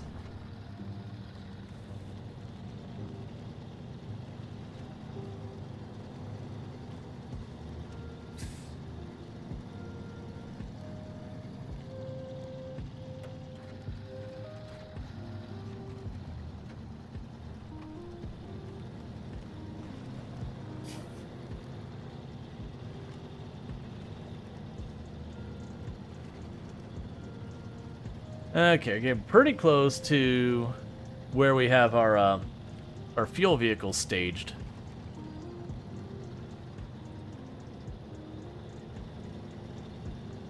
And there'll be time to run to Lighthouse to get that delivery done. Or farm. Oh, that's weird. Maybe the UI is weird, because we drove up to what looked like a lighthouse, and we put in a log, and that got credited towards the farm. So maybe it's just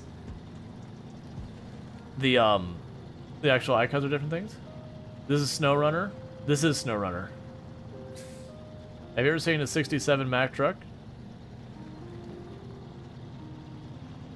I don't know what you're going on with any of this. See, the day you get contacted by my employer when I'm on approved leave or sick leave, it's anything but how are you feeling? Has it been a day? I start looking for an employer. Oh man, like that was, I was angry when that happened, because like I said, it wasn't just that I was like, oh, I just want a day off, like, you know, I just, you know, Tuesday I just want a day off, go to a park or something. It was nothing like that. It's like, no, I have an exam for college that I have to be there for, like, I can't get another day, so I'm scheduling it off, and I got approved, and I put it in like 3, 4, 5 weeks and a half. Just trying to make conversation.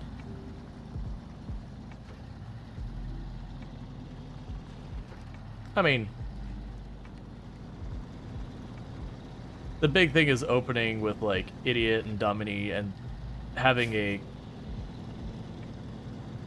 what's a confrontational tone is kind of what it is. And I could be reading more into that than there's actually there. Like, it's coming across as, like, you're wrong kind of thing. It's like, okay. We all have different experiences.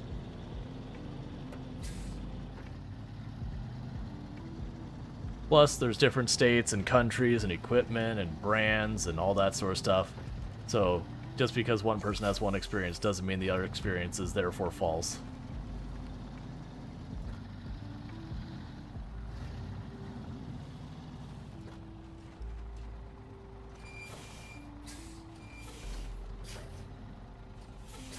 All right.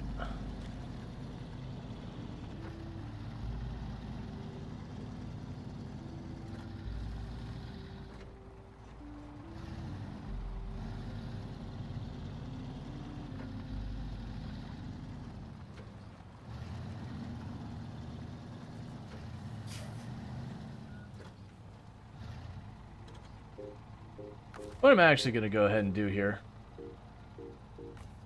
is, if you'll bear with me for just a moment, I'm going to make one quick thing, which is I'm just going to do this.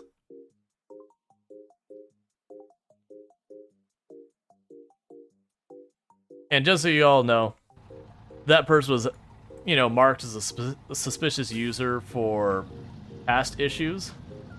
So it's just kind of one of those things that was already a person who's kind of being watched on being like, all right, is this person who needs to not be here kind of thing.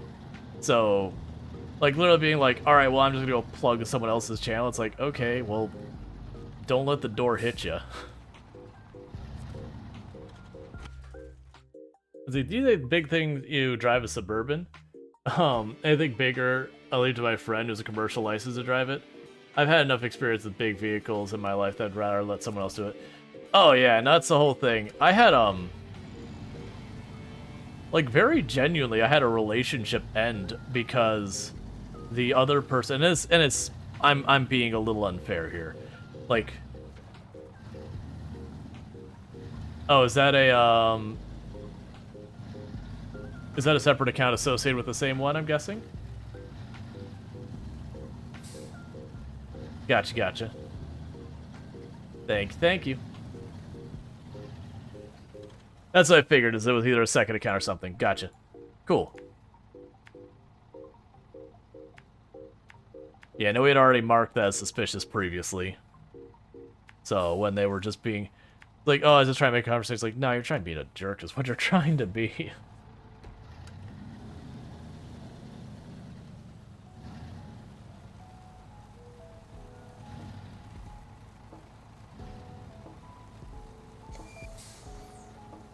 Yeah, no, so as, so it's like, this is going, like, way back, like, early college. But, I'd been dating a person for a long time, and like I said, I'm being a little unfair, there's a bit more to it than this, but it was kind of, like, the big, this is the clear moment that things kind of, you know, the split began. Was that it had gotten to the point I had been driving my first car for a number of years, and it was just not really roadworthy anymore. Like, I was still getting to A to B without any problems. But it was definitely like, okay, I've got money now, like, I've been working, you know, college stuff is, like, in a good spot. You know, it's time to get in our vehicle because I need a vehicle I can depend on, you know, for stuff I've got going on. I've had this art car too long. So it was time for me to shop around and look for the art car. And I was like, okay, I want to get a small convertible. That's what I want. I want a small convertible, and so I started shopping around for small convertibles. And the person I was with was like, you should get a truck. I'm like, I don't want a truck. I don't like big vehicles. And she's like, well, you could get a smaller truck. You get like a Sonoma. I was like, but I don't want a truck. And, you know, fast forward, I bought a Miata, which is a small convertible. Because I'm the one who has to drive the car, and I don't like trucks. Trucks are totally fine. They're utility vehicles that have a purpose and all that. A purpose I don't really need myself. I don't haul things. I just need a vehicle to get me from A to B and be fuel efficient about it. Oh, that's not my turn. Of which, a truck is not that. Well, this is... Alright, let's... Before we go and just dump ourselves off the side of the road, let's make it daytime again. So I think our best bet is to drive up this hill and then turn around up there where it's nice and level, versus trying to turn around in that nonsense. So just go around this way.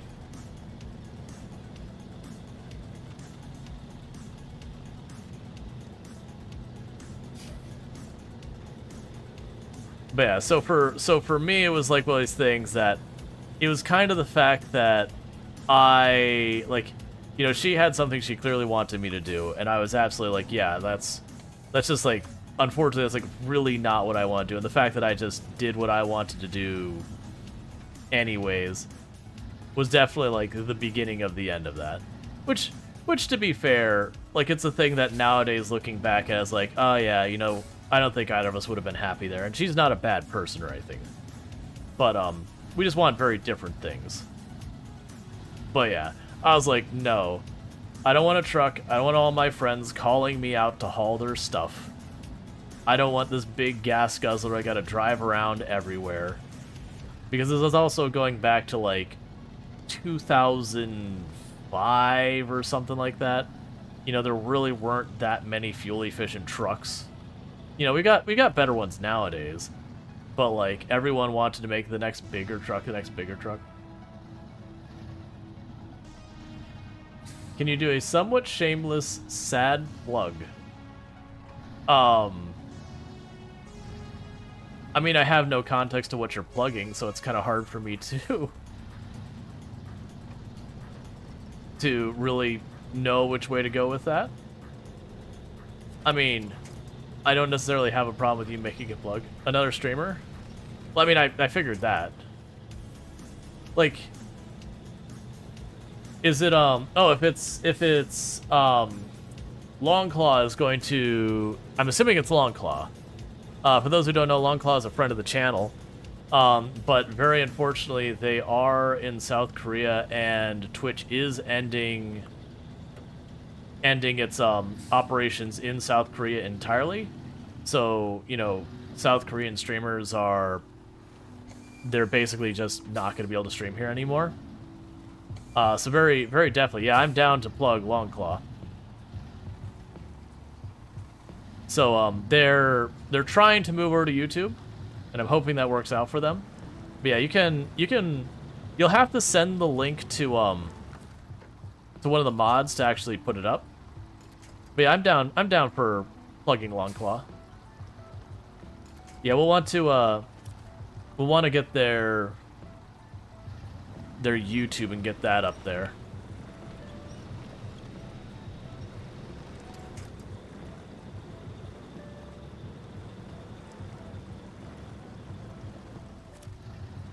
Oh, whatever we were anchored to, we're not anchored to anymore.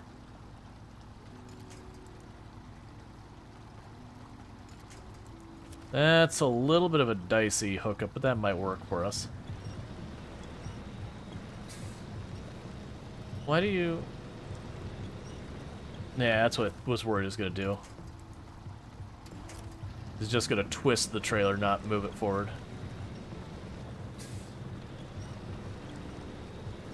Thank you, thank you. Oh, right, yeah, you're a mod. You don't need to ask mod. What am I doing?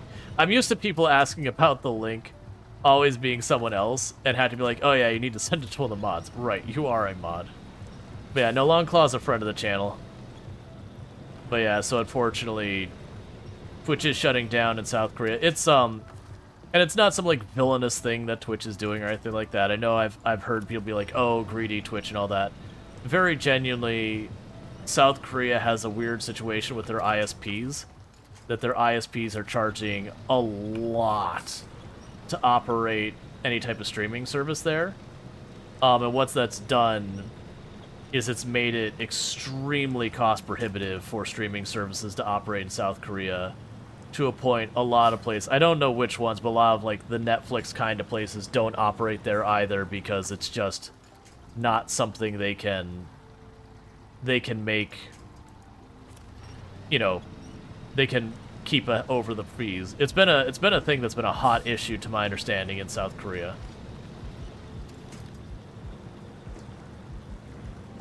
Yeah, no, I think what's happening is I think the trailer was stuck on one of those logs, is what I think was happening there.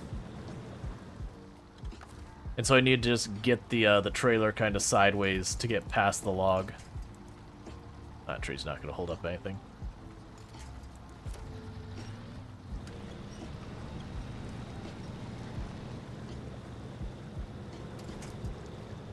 There we go. Yeah, so just... There was a log or something over there on the right-hand side. I'm pretty sure the front wheel of the trailer was stuck on it. So I was trying to shift the trailer to the side. That's the reason I grabbed the back first. It's just it was swinging the back around, pulling it more in line with the obstruction. So that was the reason I was like, this is a bad idea. Or it's like, I don't think it's a bad thing. It's I don't think it's going to work. You'll be starting in about 30 minutes? Yeah.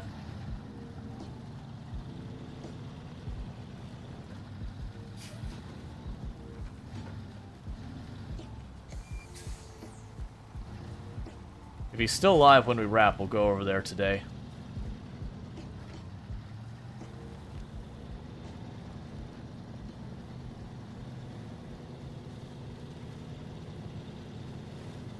Yeah, no, we met Longclaw through, I believe it was it's Project Zomboid we met Longclaw through. That we were both playing Project Zomboid at the same time.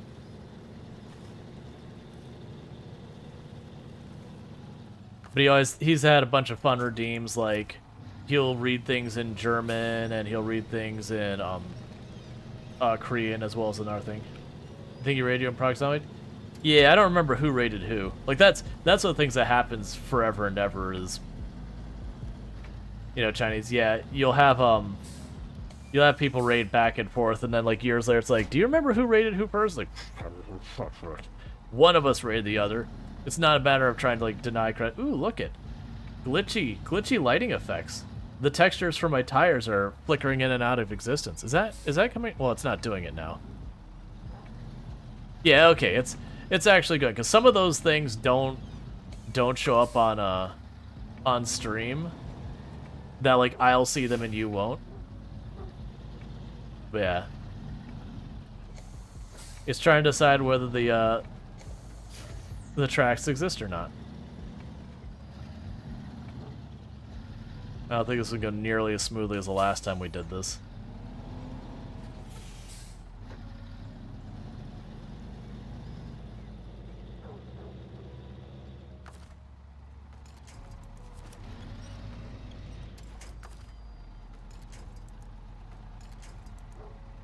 That'll actually work.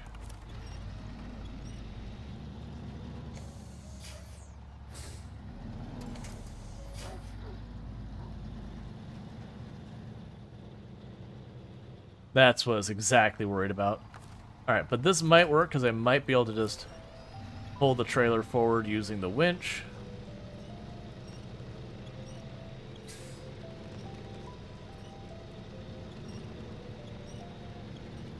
There we go.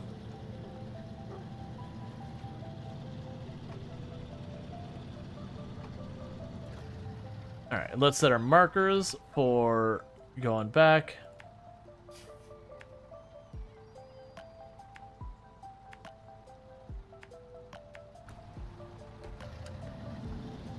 When in doubt, slam it in.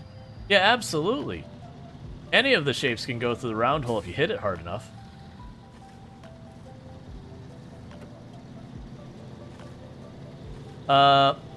It probably would have. I debated it, but then I'm like, this is the last time I'm taking this over there, so I could move it, but it's the last time I need to deal with it. So, yeah.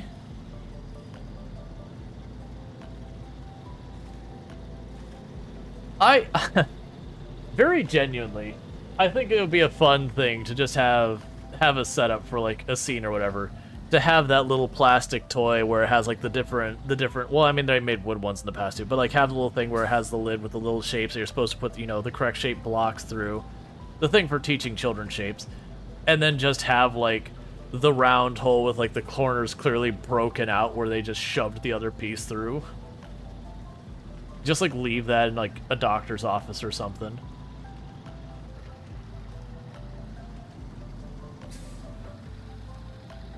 Yeah, well, not necessarily doctor. Like, just leave that somewhere where someone's just like, walks in and finds just like, I mean, clearly it went through.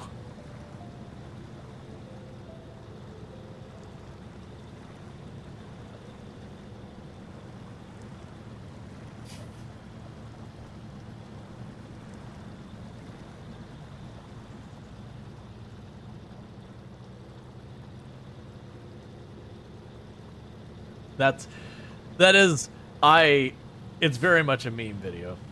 Speaking of pieces, did you do the Lego for the one sub earlier? Oh, yeah, I did not. I forgot about that. Thank you for keeping me honest. Let's go ahead and do that now, because I will absolutely forget otherwise. So I do owe in a Lego for the Prime Gaming sub way, way earlier in stream. Oh, did I change which button that does? Okay. I'm working on another stream-o-matic. Okay, cool. I'm working on a another scene I'm going to be adding, but it's not quite ready yet.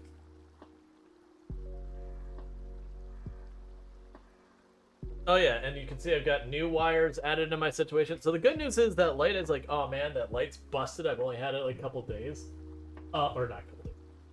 Like a month or two. It ended up not being busted. I had to use a power adapter, and the power adapter is busted, but the power adapter didn't cost like anything. It was a spare I had laying around. So I had to fish the wire past me. What was going on with this? What am I looking at?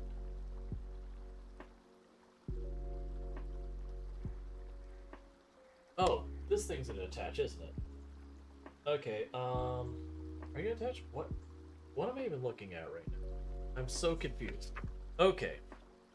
So I finished building this thing, which goes like this. And we then attach that. Oh, I skipped a page. I see. I got 2 pages that didn't quite separate. I was like, look at this, like, none of this makes sense. I don't understand. What am I looking at? This isn't how any of this works. Okay. This makes way more sense now. So that this is going to connect here.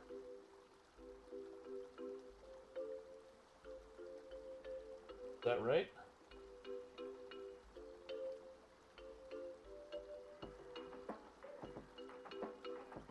Okay. That's that built. And then I need a couple more pieces I gotta find real fast. I need that. I need you. And I need 2 of these.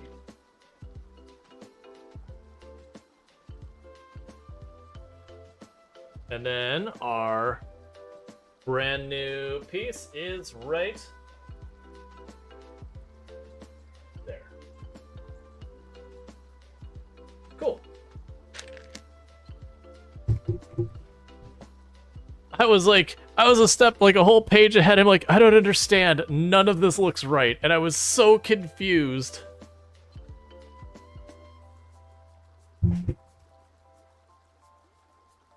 I personally don't agree on, like, you know, it's a lot of people sit there and be like, you know, these people can't pass these basic tests, and you know, pick your poison. They'll put like lawyers, politicians, you know, everyone will have someone there. I don't necessarily agree with any of that. Like, very genuinely, a lot of the people in those positions are not dumb people. Not that there isn't anyone there who is, you know, not particularly the smartest, but it is also those things you'll have people like, oh, high schoolers can't solve this, and it's like most of the time it's like, no, they actually can. So it is just kind of picking fun at people. Well, sure, you know, picking fun at politicians punching up, but picking on a high schooler is usually punching down, because you're usually talking about someone's early career and all that. Like, to be genuine, I found a lot of the kids coming out of schools are way smarter than a lot of people that I knew coming out of schools. I mean, hell, we have entire television programs that are like, you know, are you smarter than a 5th grader and all that. Now, granted, part of it's because they cover subjects that have to do with academia and all that, which is a little unfair, but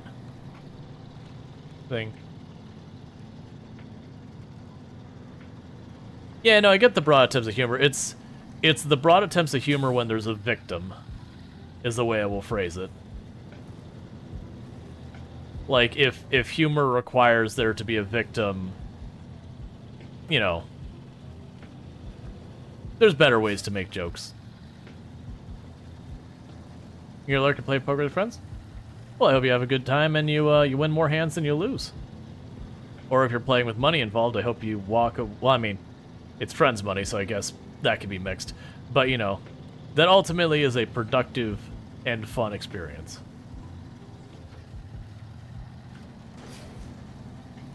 Yeah, but generally you'll find I'll try to avoid humor that is, again, that you're making fun of someone kind of thing. Even if it's, you know, even if it's joking or whatever.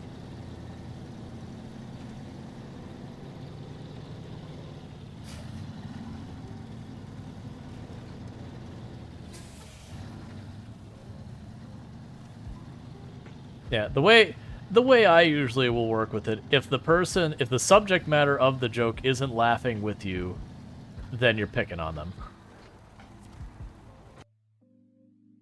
Now, obviously, we don't have those people here, and this isn't me trying to, like, you know, pick at you for that one joke, but that's just trying to do the broad, like, it's kind of my personal stance approach, whatever you want to do with that kind of humor. Like, if the person that's the subject matter of the joke isn't also laughing, then they're being picked on.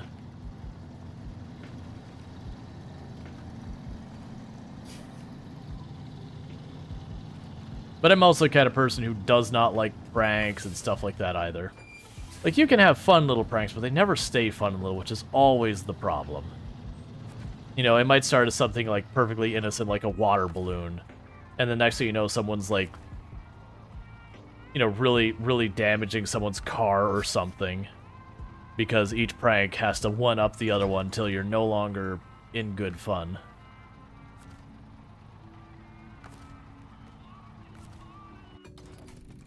All right, how are we doing in time? Okay, I figured we were over.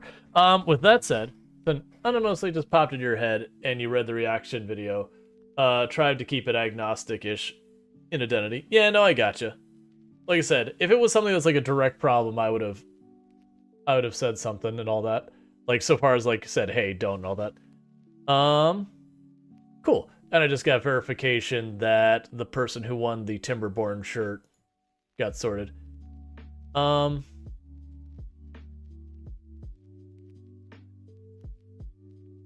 Gotcha. And then I also had one of my mods sent me some information just to clarify something. All good. So with that, what's going to end up happening is we are at about the halfway point of the stream. For those who are new here, what this usually means is I get to the point of switching games. No worries on the explanation. Very slow to feel targeted or take offense. Yeah, no, I gotcha. But so with that, what's going to end up happening here is we're going to be stopping with SnowRunner for today. So for those over on YouTube and TikTok, those streams will be shutting down for a minute because I cannot switch categories in those platforms. Meanwhile, over here on Twitch, we are going to be switching games. Now, I don't